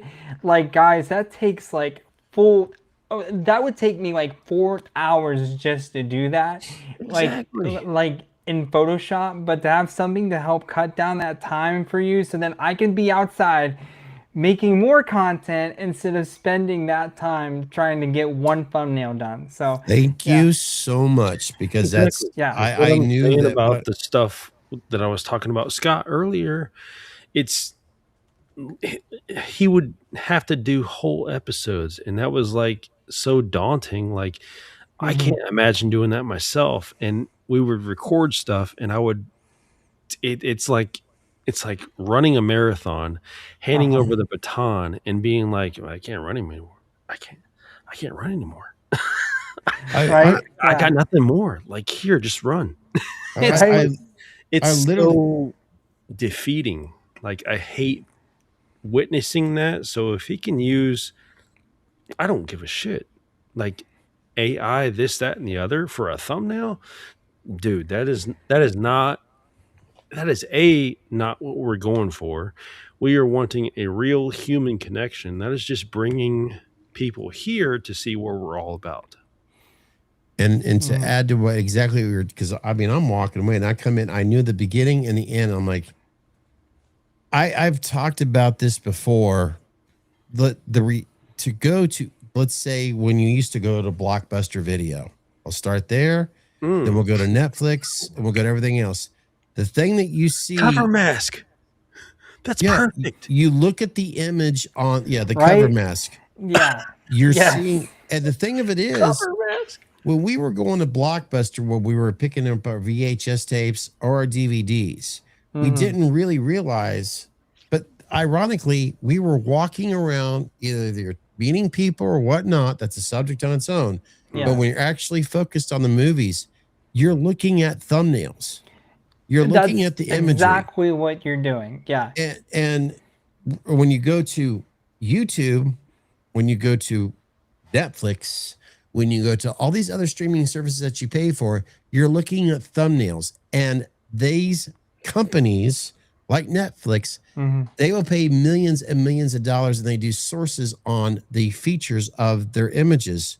And AI right now, which I am not going to say I want AI to solve my sex life, but however, I love the fact that I can use AI as a tool to help me create a thumbnail when I'm using my voice or typing in, because if you wanted to make it to look the way that you want to, it still has to come from you. And I even will take snapshot images of myself, or in this case, like if it's Chris involved, I can crop, I can take this image and add it to the thumbnail, and I explain to AI how I want it to look. Exactly. And then when you've got these trolls, they're trolls point, what I'd say 5.1. When they're judging you, they're jealous because they're the next jealousy version. They're just jealous of what you're doing because they don't understand what content creators have to go to, because YouTube is telling us in 2026, 2025, 2024, 2023, focus on your thumbnail first. I'm like, right, exactly. I'm like, I have to focus on the thumbnail before the video. So they got you thinking that way. And I literally, for the thumbnail for this live stream, it took me a while because I'm trying to take Nick Castle and I'm trying to have them say, I don't want you to take this image that I give you, actually a screenshot of that mask, by the way. Okay. I wanted to make it look like a painting. And I'm doing a screenshot of my a Cemetery Gate Warlock mask. I'm doing a screenshot, and Morgan, please don't be mad at me, of a WMP H6. So he's going to be, please don't be mad. Please, it's out of respect and love. And I'm doing the same. I'm taking masks from artists that I respect as the H1, H2, and as Nick. And I'm now make it look like a painting. Yeah. So if anybody wants to give us shit, you used AI as a tool. Well, okay, I got lazy, but I was also being creative about it. Perfect analogy for you. Johnny Walker Red, Johnny Walker Black, Johnny Walker Blue. Which one sells the most?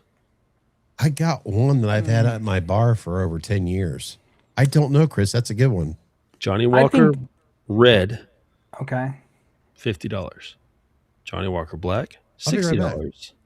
I'm curious. Johnny Walker Blue, $250. See, I would say a Johnny Walker Red would sell the best because it's the cheapest. There you go, my friend. People don't want complexity. People don't want content. They want here, fast, now information right out of the gate. They don't want a truly better, superior product. This one's got a lot of dust on it. Okay, how much was the red? $5? It was 50, 50. Black was 60. Blue, which we all know is the top of the top. Well, you want the best Johnny Walker, you buy the blue, and it's $250. I suck. Guess which one sells the most? The red. Yeah. Bingo. So that's why the bar downstairs was popular. It was the red. People want to get drunk fast for the cheapest. Hell yeah. They don't want the content that people have to actually invest into. We come on here every week. I feel like we want a genuine connection. Still smells fantastic. fantastic. It's just not gaining traction. That is what it is. I come on here because I'm with my friend. We are shooting the shit. This is what we want out of things. It may not be the most profitable, but that is what it is. Hopefully it catches on one day. I don't know. But I'm gonna have a good fucking time in the meantime. And well, you know what? It's just one of those questions. Like, do you want to sacrifice some of your artistic vision in order to be successful, or do you want to stick to your roots? Do you want to be a Christopher Nolan who takes years to be noticed in order to make his IMAX films every fucking 5 years? Well, I'm so glad you brought that up, Chris, because I know I didn't show much of my style between those two videos. Maybe I did.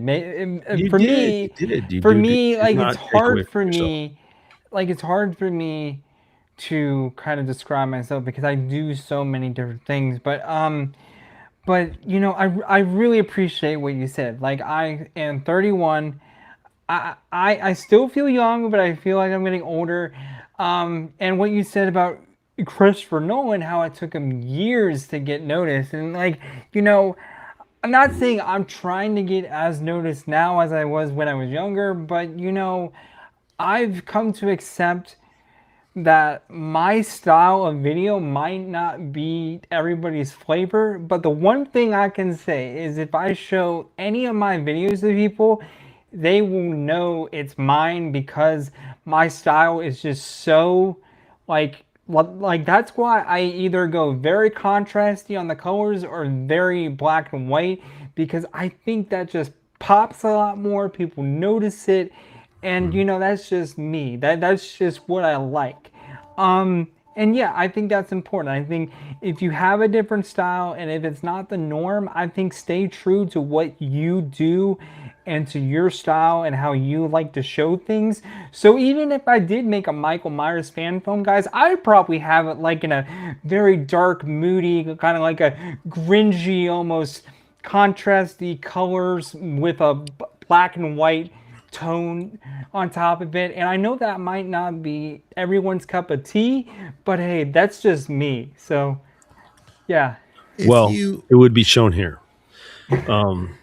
If B, but you need to stay true to your artistic vision. Yeah. I guess that's my message. Like all the same distillate. Like I whether you choose red, black, or blue, it's just one is aged more than the other, and they put a price tag on it. Mm-hmm. I don't know how else to really convey that, but it's all the same distillate. Now I know I got to ask. When you're making your Halloween Michael Myers shorts, however you want to describe it, your film. There we go. Because the film could be long or short. There has to be, and I know, and I'm making a scapegoat on here, but you know, let's face it, Michael Myers wears a mask. What would be your go-to mask for this film? You know, I really like the one from the original movie. That's just me. I think that's just the most classic. I was never a fan of how they always change the eye holes and how they change the face on all the ones after that. Even with the Rob Zombie ones, it took me a while to kind of like get around to like coming and kind of enjoying what Rob Zombie made and his whole spinoff, which I do now. I'm a big fan of what Rob Zombie did now, not as much like from the beginning, but and so I'm a big fan of how they rehold the mask for like the new movies they made lately. I'm a big fan of how well they did with those. I would just stay true to the very first film mask. So yeah, that's what I would try to do. Okay. I gotta follow that up. Do you have a mask, a mold, I guess, in mind for your ideal project? You know, and I just want to say this because this is no disrespect to you guys, because you guys are trained professionals at designing these masks to kind of like to just make them your own, and just that I would love to get one that was like more professionally made. For my budget, I would probably I say this in no disrespect. I just, it's more of like a budgetary thing. I would try to find a really good like store-bought mask that I would either kind of try to tweak myself or try to not show it as much, or maybe try to conceal it like in the shadows so it looked better on screen. And that's just from a budgetary standpoint.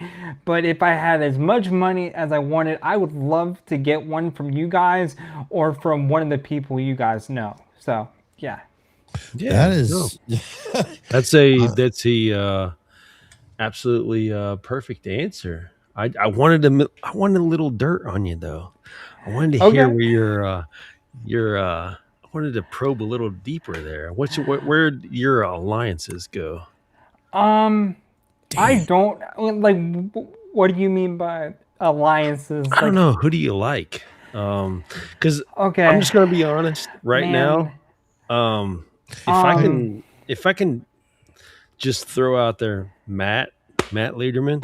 I haven't spoken about it yet, but I have went ahead and ordered the Starman. Okay. It's in from Germany.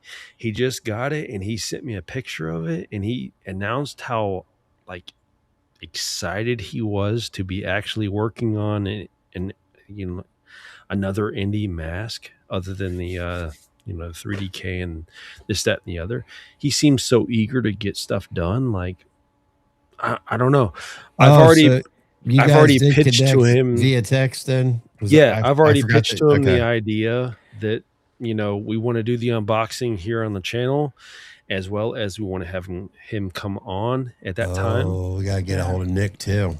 That reminds me. Yes, I want to do that whole thing. I don't know. I'm going off topic.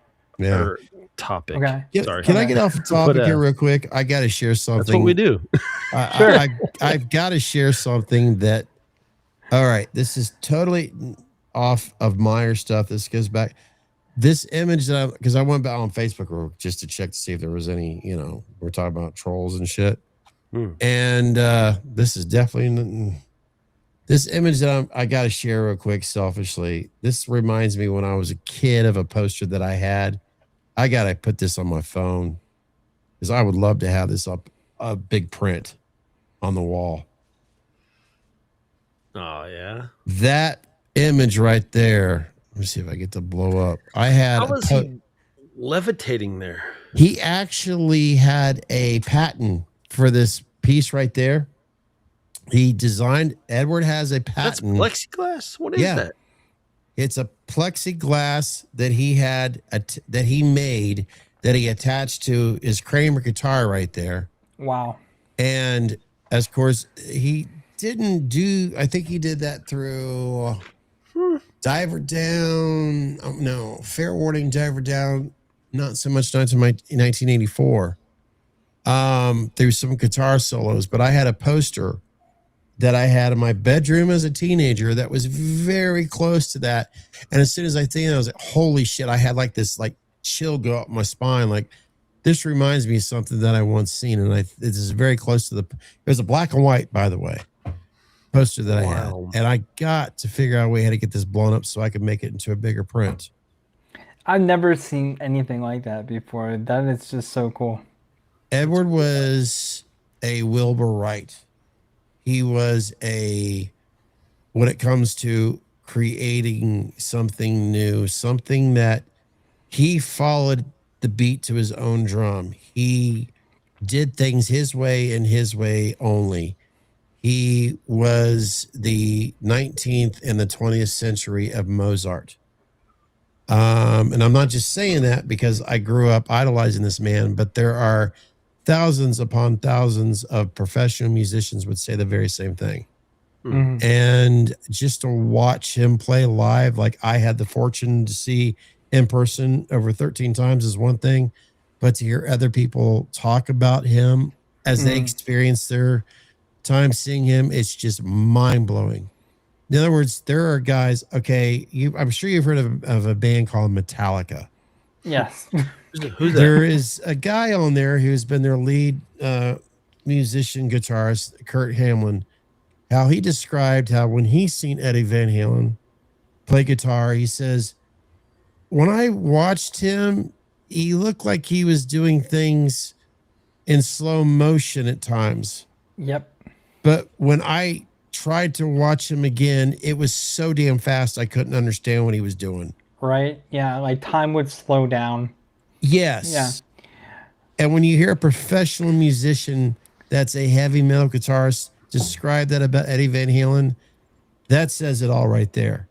He looks like he's playing it slow motion, but when I try to watch him again on video, it's too fast and I can't understand it. Hey, even Mike Tyson gave a speech to Ali where he said on the Arsenio show, every head must bow, every tongue must whisper. That's the king. Now, and I would say, just paying respect. Going back to your question, Chris, because I just kind of want to tap that a bit more, just to kind of get kind of what you were trying to mask? ask me about the mask. Yeah, what you just said. You were talking about brand alliances. Talk more about that. This is cool. Yeah. Oh, so I don't want to hitch myself to anybody, but there are certain people that I gel with, I mix with, that may not be the same for you. You may talk to them and you may not feel the same. You should decide for yourself who you gel with, who you. They were mix on with. Facebook Live, by the way. So. But if I could, like, shout out a few names, I mean, I just know they're down to earth, honest, good, hardworking people that care about their family. That, you know, all the attributes that I could add to them. I mean, whether you're talking about a Chris Morgan, whether you're talking about I mean, I hate throwing out names. I really do. Whether you're talking about Jimmy Falco, whether you're talking about I mean, we have just recently, I mean, we showed Matt, and I love Matt. I think Matt's phenomenal. Great dude, on the up and up. That's why I chose to go with him for my next mask. I think he's just, I want to support his cause. I don't know. I tend to hitch my people, myself to people that are on the way up, but they're not there yet. You know There's what I mean? someone else that Joel Powers. Joel Powers. I mean, good Lord, we can keep going, but there's so many people that we could plant our flag on. But there's, dang it, I'm trying to think of his that's name. That's kind of one aspect of our podcast that I always wanted to get across. I wanted to let people know the men that are behind these masks, so that they can see who they are investing their money into.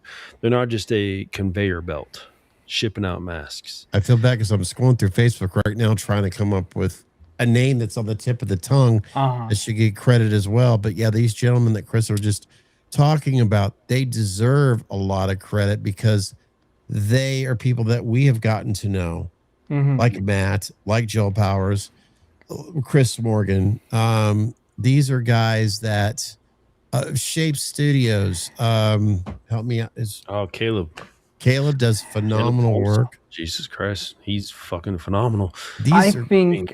I think I have who I would want to showcase their Michael Myers mask in my project, and so, this is just solely because I've gotten to know you guys just from me watching you, and it almost feels so different talking to you guys now live. And so, once again, thank you so much just for having me on today.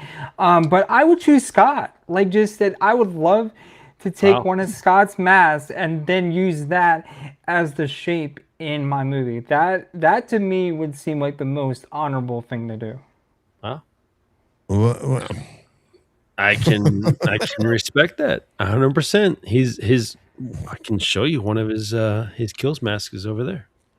I'm trying to find these other artists still.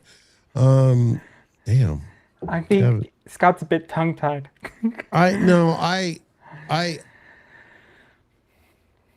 am okay. First of all, I'm very flattered.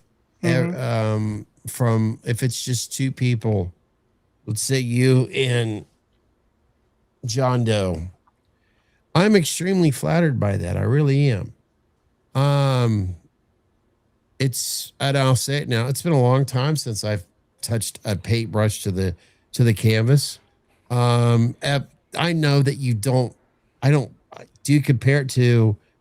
It's like just like riding a bicycle, but man, there's so many other artists out there that are so much better. You know what I mean? Yeah, and like I'm not saying that to like for like any kind of disrespect to all those other artists. I just feel like For me, like I've seen a lot of these different masks from these different people that you bring up, and like I think they're all wonderful, just fantastic, true works of art.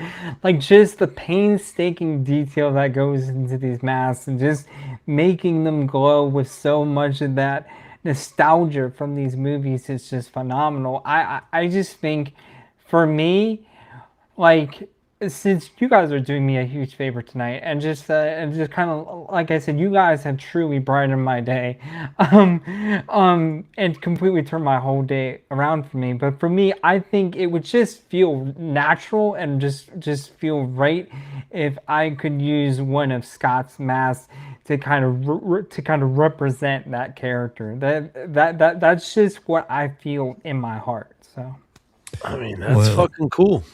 Yeah, that is. I'm very flattered and honored. You obviously want to go. By the way, people that just got back on board here, thank you, Scott, Valerie, and all that. We've been up here all night, and that's very appreciated. When the time is right, I know you want to go more traditional, which I'm traditional too when it comes to the, of course, H1 vibe and all that. I would assume that, from what you've talked about, it would be more like, say, like a TOTS Kirk, where it's converted into an H1, or if you got yourself, I just heard a weird beep there. Whatever, we could work on that down the road when that time is right and all that. But yeah, definitely. And just that I would just let you do your own thing, man. Like, just that I'm the type of person where I've been in situations where I've worked so much clientele work for people, and I hate when people get very detailed and very nitpicky. So, like, honestly, what I would just do is just let you design your own thing, and then that would be the mask. So, yeah. The funny thing of it is, I still have a Kirk, another Kirk that I have. It's on top of this D-top. It's kind of behind me there. And I'm actually pretty proud of it and all that, but it's so funny because every once in a while, like walk here with none of the lights on. I'm like, I look at it and I'm not thinking about me that touched it. I look at it sometimes. I'm like, I'm proud of myself because it does have an old school Michael Myers work done to it or whatever. And I try to remind myself, if I do this again, I want to try to do that because it's simple. It's not over the top, but there's still certain shading characteristics that I don't know that I appreciate. Not if, when. Yeah. When. In all honesty, I still have on my bucket list, and I'm going to share it with Chris because, he could obviously do it himself too. It's technically behind him. It's but it's not, it's down on the floor. I started basically, and I'm going to be transparent. It's just, I found out a way that you do the whole recasting of a manufactured mask that I'm going to, and I basically retooled it. And I'm hoping that we can, and it's not from an independent mask maker.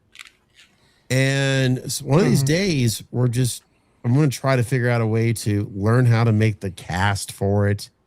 And I've already done enough research on it. And I'm hoping to make a mask that we can make some. They're probably not going to be very big, but at least I can say, I'm going to say at least I've done it. I don't want to be a mask maker, but I want to say, because I've always wanted to try to make my own Michael Myers mask. So all I did was basically just take a manufactured mask and then I did I still feel like it's not done, but sometimes there's certain characteristics of it that look like a Dawn Post unperfected mask. That's it right Chris, there. Yeah, what did Chris bring up here? This is what I'm talking about. This is what he's talking about. Yeah. Oh wow. So that's all made from clay? Yep. Wow. That's basically what artists have done for a very long time. They've taken that sculpted clay, they melt it into a crock pot to where they liquefy it, and you pour it over a mold. Sometimes they'll, like, say an actor, they'll make a cast, and they basically what they do is they recast that mold. And I let it harden up. And what I've done occasionally, I've used my Monsters Maker because it's a medium tone. And you can kind of, you know, that's all I've done. I've had to fix the ears on it. It still looks kind of, but I'm like, fuck it at this point. Just put a, you know, cast on it and then pour. If I could get the cast right, then you pour latex in it and it would make a gnarly. Right now, it looks so funky. It does. It would make a gnarly sculpt. Bro, that thing's like twice your head, Chris. Yeah, well, actually, the funny thing of it is, it's actually smaller than what you think. It really is. So I figured, you know what? If I could make a mold and pour some latex into it, you know, I could say we tried it. You know, oh well. So I want to get your guys' take on this because I'm of two ways about it. What do you think of like all the new mask redesigns with like the burned char or like with the cracks? And then I think the last one, they had like a bit of cobwebs in the hair. It's just, it's like, how do you guys feel about all of that? If it's done well, it's phenomenal. For an example, we were talking about Matt Lederman. He has done some HNs. And when you look at it, it is a beautiful piece of artwork. It really is something special. When you see it where it's not done properly, like it's just been spit shined out of a factory in another country, we'll just put it that way. Yeah. Where it's very cheap looking, then it looks very cheap. You get what you pay for, right? But when you get an artist that knows how to create it, it's phenomenal looking. So this is my next question. Out of the three, out of the new franchise, which one are your guys' favorites? Kills. Kills is definitely, it's almost like you're getting a Jekyll and Hyde with it. Okay. Same with the ends technically, but the Kills is more saturated. It's more concentrated. It's more in your face, angry and evil. Fresh. You've got one side that's still, it's fresh, but the other side's like, I have met the devil. Yeah.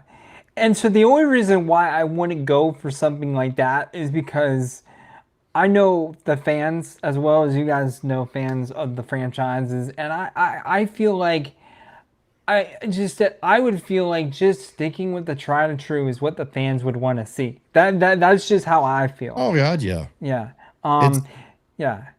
And so kind of like that one mask that you have behind you, Scott, it's like in the bottom right-hand corner. That's kind of like the mask that I would want to get. Yep. Really? Just like that one. Yeah. Well, I'll tell you what, if you want to save a lot of effort and time and not spend okay, I was pretend I've never touched a mask before in my life. Okay. Other than just putting one on. That guy right there, the artist actually is promoting. Well, Chris, I'll let you finish, please. He absolutely has his economy line right now going, but real quick you're gonna see the emergence of his other line, which that's under WMP, but his other line is of course Mass Brothers Incorporated. Yeah, very much like that. Yeah, MBI. And you're going to see a 78 and an 81 start to be offered real soon, which they want to do for the community. They're actually calling it the Community 78 and the Community 81. Ow. And it will be, to my knowledge, don't quote me on this, but to my knowledge, it's going to be $250 a mask. Okay, that's which for an that's not bad. Mask, that's not bad. Like I bought some pretty expensive film props, and bro, that's not like a bad price. So no, fucking phenomenal. So you mentioned the price. The thing of it is, like I said, I'm going to pretend like I've never touched a mask before. And I totally understand why artists that work on rehauls, when they charge what they charge, you actually have to do more work on those rehauls than you do this. Exactly. Yes. And trying to, son of a bitch. It's been a while. Oh, he's going to don the mask, guys. Stay. Uh-oh. But for an economy mask, another reason is why I don't like putting this on because you kind of fade away the signature. Yeah. Because, you do. It's a great mask. Very good mask. So that's kind of like what it looks like when you wear it. Oh, yeah. There you go, man. Michael, back in the hood, baby. Ow. That hurt. That's a great mask. The funny thing it is, the last time I put one of these on, I had a bald face, and man, that hurts. But that's what I would be going for. And this is another interesting question I want to ask you guys. What part of the mask do you think just makes the mask perfect? Like, for me, I think it's more so the hair. Do you want us to answer separately? You can, yeah. Okay. It's definitely not what was on the ground. What this is right now. Eye cuts. Yeah. Okay. Yeah. Eye cuts. I think that's a fair answer. Yeah. I think that the eye cuts do make the mask. Yeah. 100%. Yeah. There's certain landmarks that you got to pay attention to. The bubble on the lips right here, the dent in the V-brow, the pronunciation of the V-brow, as well as the chin, this, that, and the other. But the eye cuts make or break a mask to me.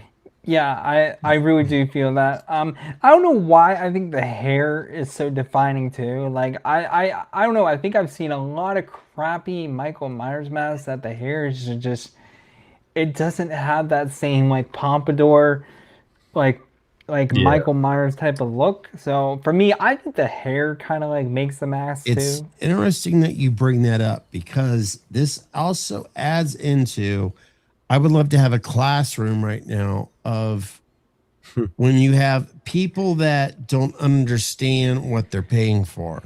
Because when you talk about the hair, when you want a top of the line Ferrari, Lamborghini, whatever your favorite dream car, this is what's going to get me laid.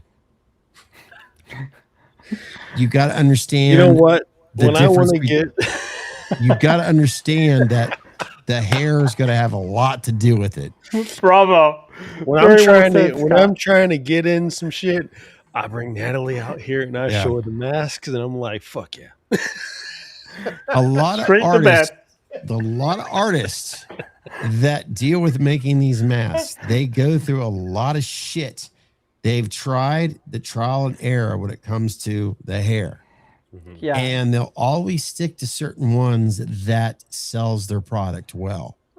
Because they've noticed the same thing like their other customers do.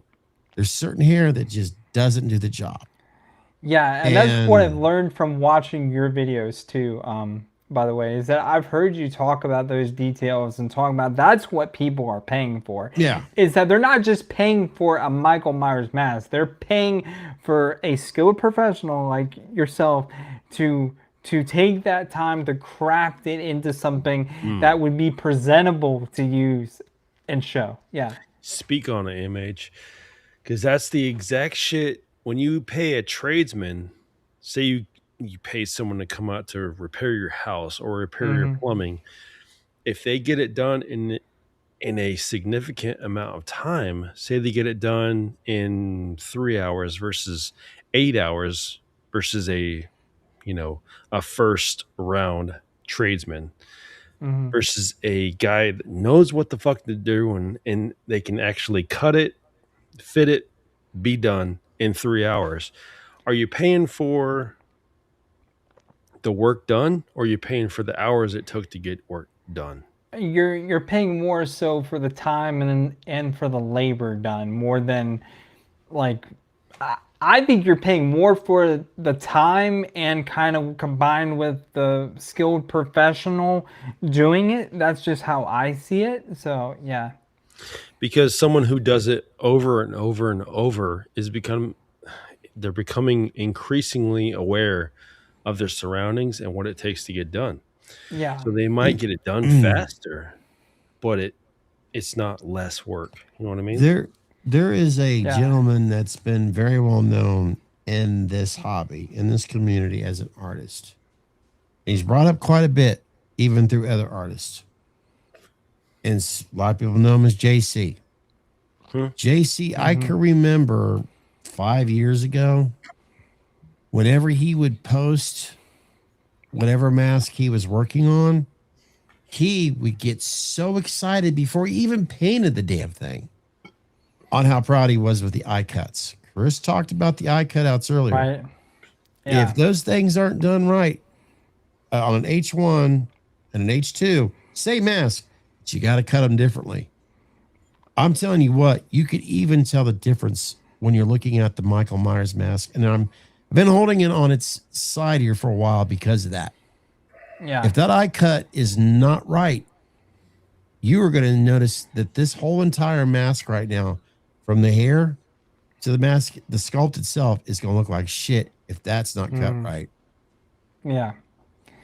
Yeah. And that's kind of like, that's kind of how I would even start off the scene, is showing Michael walk into frame from that side profile and have his half of his face kind of like shown that way, and then kind of follow him carrying on from there. And that's kind of how I plan my movies and plan how I shoot things, is I see how I see it in my head and then I try to translate that. But yeah, that's just me though. I just think that for me, knowing this personally, is that when people hire me to film and stuff for them, for me, they're not just paying me for my time. I think it goes back to what you said. You're paying that artist for their skilled trade of what they know how to do, because they know how to do it very well. Like, they've just been doing it their whole lives. They can get it done quick. I remember there were multiple times when we were doing those driving shots, guys, when I had my friend Matt in the driver's seat, and he would tell me, hey, get a shot of that car, get a shot of that car, get a shot of that car. And I would just say, I am getting a shot of that car. So like, he didn't even need to tell me what shot to get because I was already on top of it. So yeah.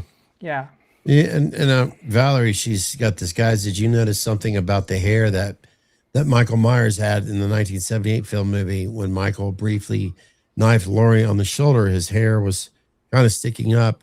Yeah, Valerie, you bring that up. If you look at so many archive photos of Michael Myers, whether it's Nick and it's generally Nick, and I'm not trying to put say excuse me, anybody else that would wear that mask.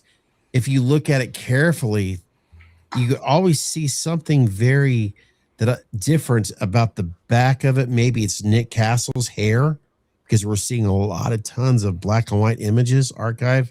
Nick, as we all know, when you look at those photos when he does a mask on, Nick had that full head of curly hair. Yeah.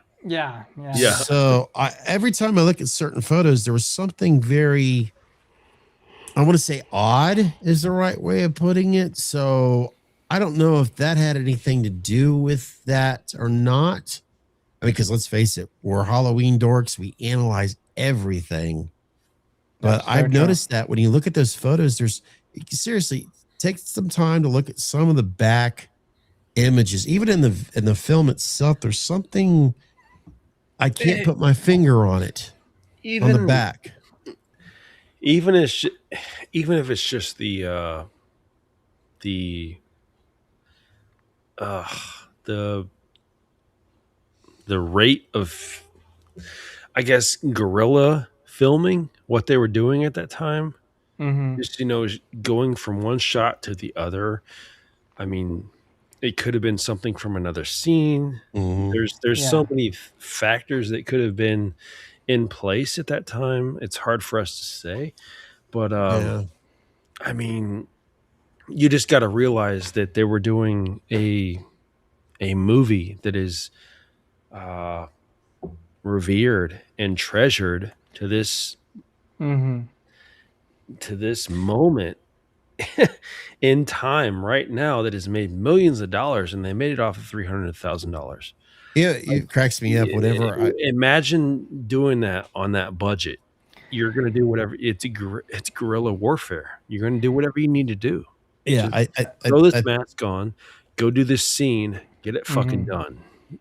It's kind of a blur. I think of unboxing videos, Chris, and I'm talking as a whole from people throughout the years.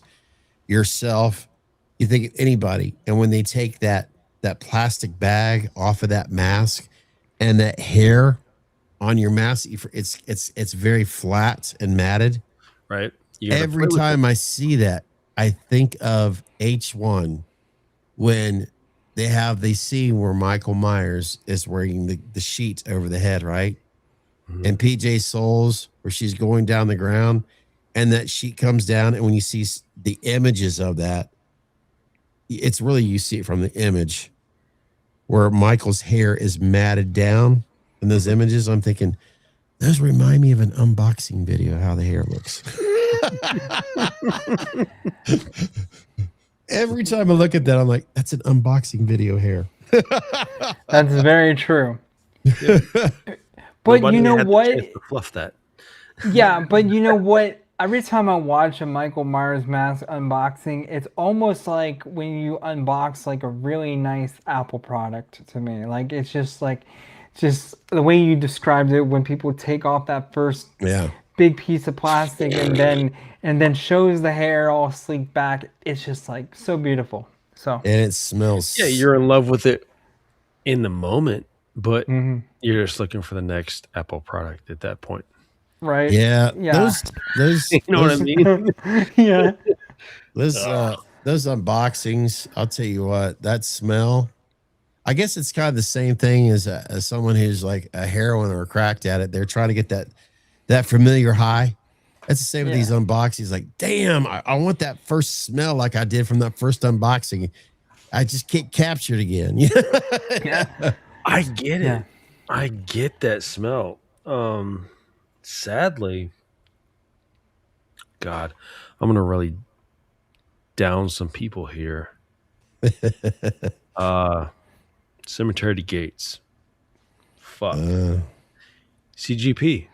Every one is almost that same unboxing experience. Yeah. Not sure what he's doing. But I'm looking at it right now. You guys can't see it, but I'm looking at him right now. Damn. Close second, of course, Chris. I mean, that's my guy. I'll support him to day's end, but man, behind that, probably Jimmy.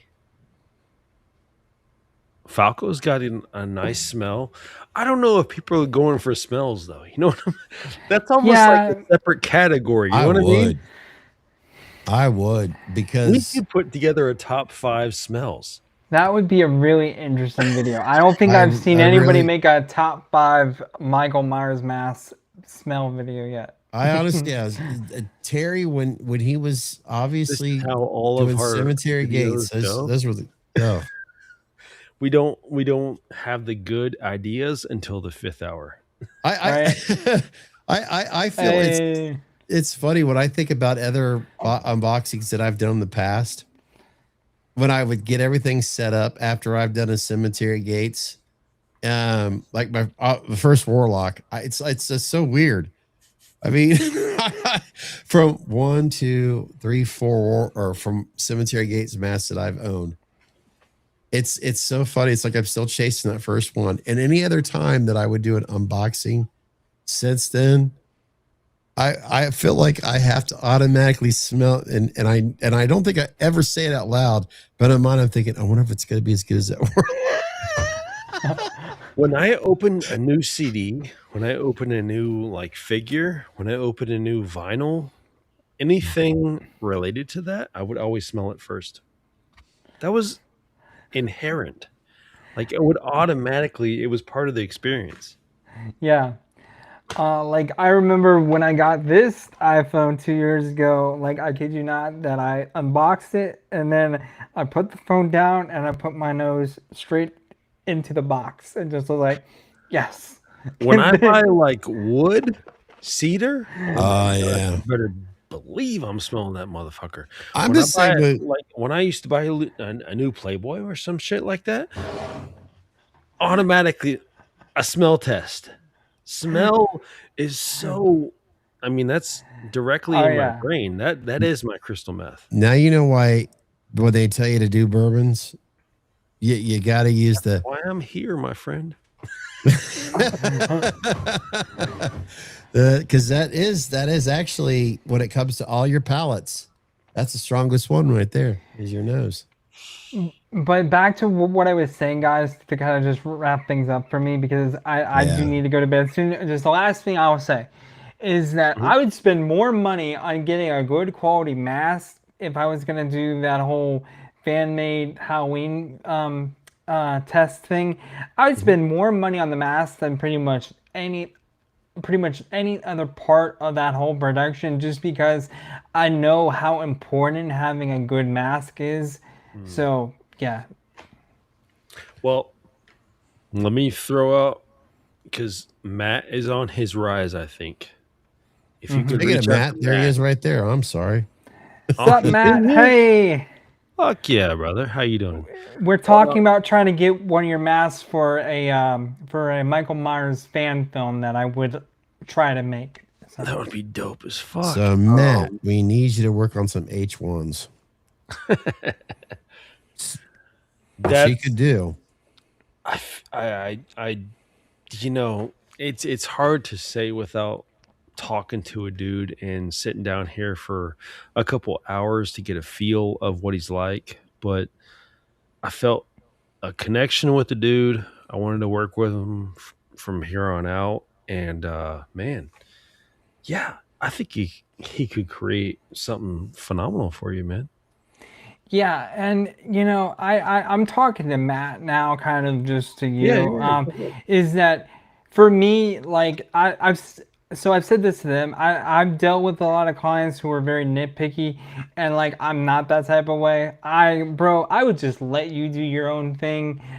Just design a good mask that would be presentable to put on camera, and that's all I would ask. I'm not that type of person who would be like, hey, like you need to do this way, that way. No, man, I would just let you do your own thing. So the one thing that from talking with Matt when he joined us here, the one thing that I couldn't help but notice quite a bit, and this is coming from personal experience from working on rehauls, Matt,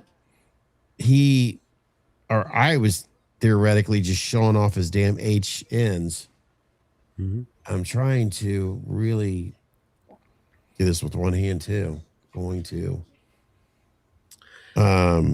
the other details that he puts into an H, an ends is a phenomenally amazing. And he's also worked on some, because I remember he did a TOTS, a 78, and oh, come on. I'm just wondering is if you can bring these up on screen just so I can. That's actually what I'm trying to do right now. Honestly, I'm putting in the wrong. Okay. It's come on. I wish I could show the Starman. If you go to Etsy, I don't know if it's his or not, but they have one on Etsy. So yeah, Matt, they've been talking about you nonstop pretty much this whole stream, man. Both of them have been just giving you so much love and so much praise here, man. So that's it. Sorry, I'm trying to. There we go. I'm so used to going on to the other computer, and this one, when I don't use certain, websites, it's wanting to verify. Come on. Haddonfield Creations. Here we go. All right. So if I go to share a screen, I'm going to go to Instagram. There we go. And we go over to that. So here we go with Matt's. I mean, the what he's doing with the damn ends and kills and all that is just mind blowing. Yeah. Even his H6, he's really gets in the details with that. Try to get you a good H1 to H2 here. Like, well, look at these H2s right here that he does. Yeah, I can see he does good well with the eye hole proportions, and definitely with what I said with the whole hair too. I mean that. I mean, there's a good example on the eye cutouts on an H2. The hair, I love that on an H2. Yeah, it's got that old cringy. You're looking at an H2 Dick Warlock where the hair is just, oh shit, there you go. That's phenomenal.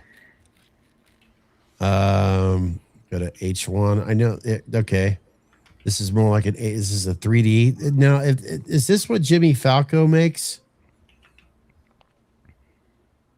If I remember, he does the 3DK. 3DK, yeah. That's his sculpt, but he sent it out to Matt, from what I know. Yeah. And this is a TOTS, a 78. Mm-hmm. 3DK is, man, you can make two solid friends there, which is Jimmy Falco and of course Matt. And the shit Matt is doing with that, man, that's a solid mask. As long as you can find a decent Michael to wear that mask, I already have one. I already have one in mind. His name's Ryan, and so he's a very thin guy. So and he would just fit right in there perfectly. So I was gonna ask, I think that's a personal thing. Get a thin guy to do Michael Myers. Bro, I'm telling you that my friend Ryan is like bone thin. Yeah. Because if there's one thing, I mean, if I can tip you off to anything, it's there you go. Oh God. See, there's somebody who I want to get a chance to meet is James Jude Courtney. I have not there had a you chance go. to meet him. You stop it. I didn't get a chance to meet him. You stop that. You did too. No, in other words, I've never had an autograph moment with him. What? No, I haven't. Actually, Chris Baber met him, got an autograph photo, and had made it out to me back here somewhere. I thought you met him. Nope. I sure haven't. Oh shit. Okay. So I didn't know that. Matt, if you're still here, how tall are you compared to? I mean, shit. What is James about like 6'4" or something like that? That's another good question you brought up there. I forgot about the height. I am 5'11", and my pictures. Let me find them.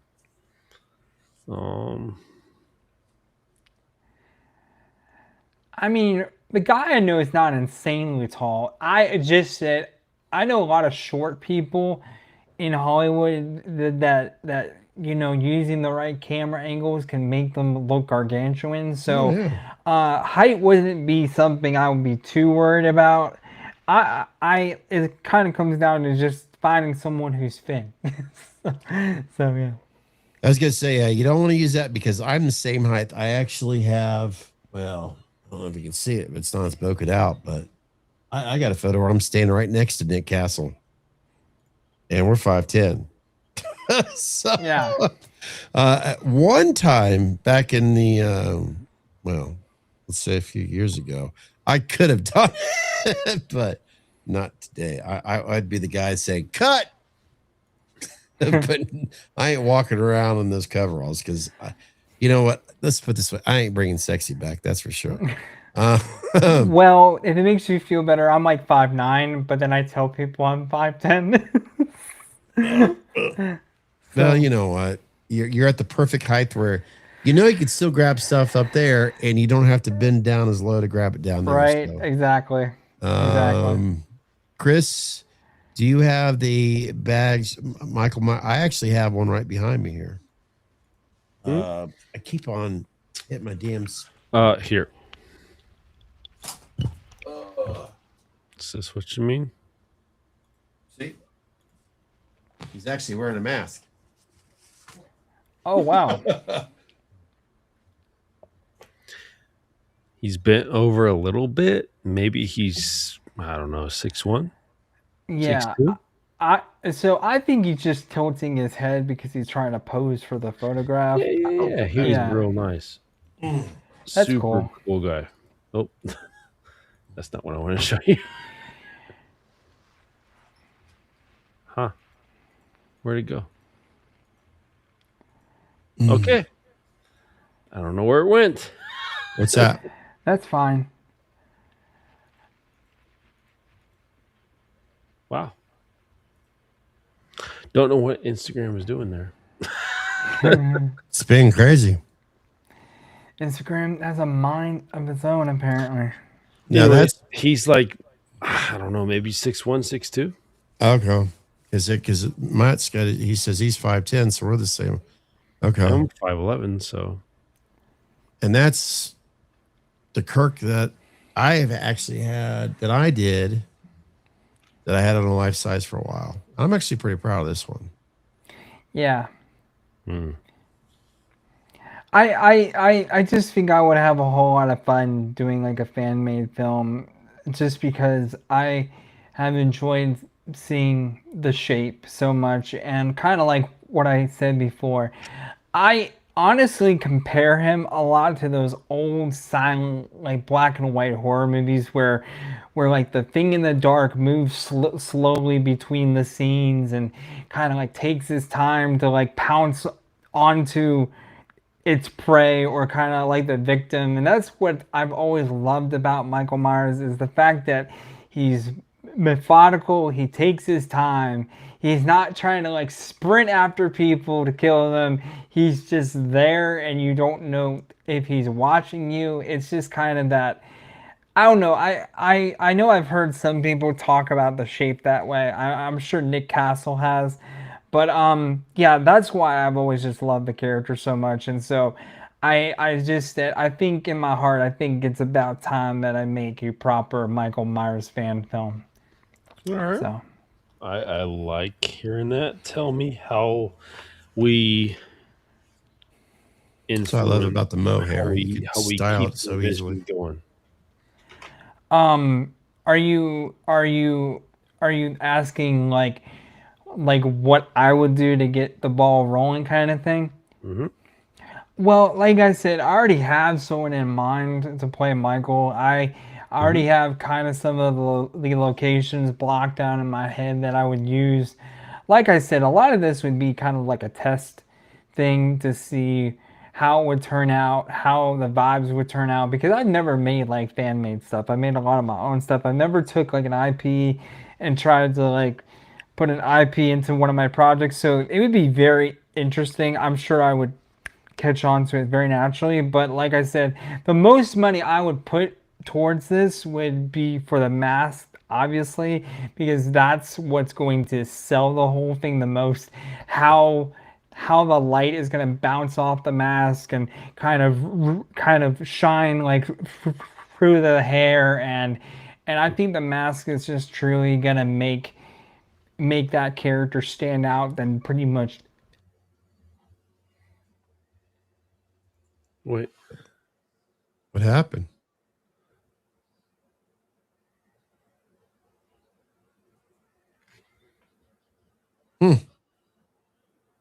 Don't know what happened. I was going to say, I was about to say $1 million. Dang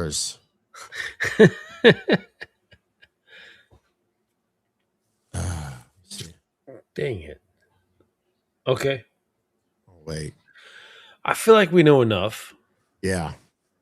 I'm okay $1 with million. I just wanted to delve a little deeper. I know he was getting tired. Yeah. That's okay. I know we go kind of long. Yeah. We were only going to go 30 minutes tonight. Thanks, guys. 30 minutes. Yeah. This guy's got jokes. I was going to fucking run a marathon tonight. I was in the middle of I thought 2 hours would be good, but it never works out that way. Fuck that marathon I was in earlier, but oh well. Okay. It's been a while since I've actually looked at this damn thing. I am just trying to think, do I want to get back into this shit? I would like to realize his vision. I'm into it. I know we've got a tall order ahead of us anyways. What do we got? 3 masks that we need to go out? That we got to get to? 3 or 5 or something like that. 3 or 5. I'll have to. I actually have it saved in my notes and all that. Okay. But yeah, he's backstage. Sorry. What happened? Here we go. I'm into it. I'm cool with it. I want to support it. I'm okay. Good going forward. It's okay. We're actually talking about the wraps up here. We were talking about what we have promised to people that we did drawings for about masks and all that. So yeah, we got to start focusing on that because as you were talking, as I'm saying, I'm like, it's been a while, and it's kind of inspiring me. Do I want to get into this shit again? You know, it's about once you start doing it about 5 minutes, you start having fun with it again. But yeah, guys, I'm sorry, guys. I just want to say this because I don't want to take any more of your guys' time. You guys have been too generous. Guys, thank you so much. Just like I said, this completely turned around my day from having a very bad interaction with a YouTuber to having such a gifted, blessed time talking to you guys. I mean, I hope this comes across to all the viewers watching. And I can't say this enough about these two gentlemen. These are one of the kindest people on YouTube. Please give them so many props. Just you guys do such a great job. And yeah, just it was great to talk to you guys and just have you guys be so generous. So yeah. No, we think you're very, very cool, very genuine. We want to invest in your future there, and I would like to see you. I would like to see you further. Fantastic. The fan made. I want to see that. Okay. Yeah. Thank you for joining us. Thank you for supporting us. And I really believe that you're going to continue. It sounds like, you know what, if I would almost not be surprised you say, well, if I stop doing this, I don't know what else I could do. And, you know, that's what it's been my entire life since I was like 10 years old, man. Bro, this has been what people know me for. Like, my license plate says film guy on it. People in the high school call me film guy. Now people call me MH Reels. So I've kind of changed brands. But yeah, this has been who I am. Like, I watched silent movies as a kid. Movies and just making art and making projects and just going out in the world and filming stuff and capturing it. That's just who I've been, man. And yeah, I don't know anything else but that. So well, good for you. Don't learn anything new. It's not worth it. Stay exactly who you are. So yeah. Well, cool, we are looking forward to everything that you got going on from tomorrow to the future, and who knows what the hell we'll see from you next. I mean, I don't care if it's a commercial for, well, hell, if you're making a commercial for McDonald's, you are definitely setting in gold. But we'll never hear from him again. Yeah. Motherfucker promised me for meal fries. God damn it. Bro, I need to make a commercial for some Meatest in the Man Cave beer. That's what I need to do. Oh my God. Scott, is your guy there? Oh man. You know what? That's a good thing to end on a good note there. Meyer Mass, Man Cave Beer. I say, folks, thank you so much for joining. I very appreciate you being here. And I don't want to be the final word, but I'll hit that final button when it's time to do so. Thanks for coming on, Misha. Sure thing, guys. And I guess that means do this.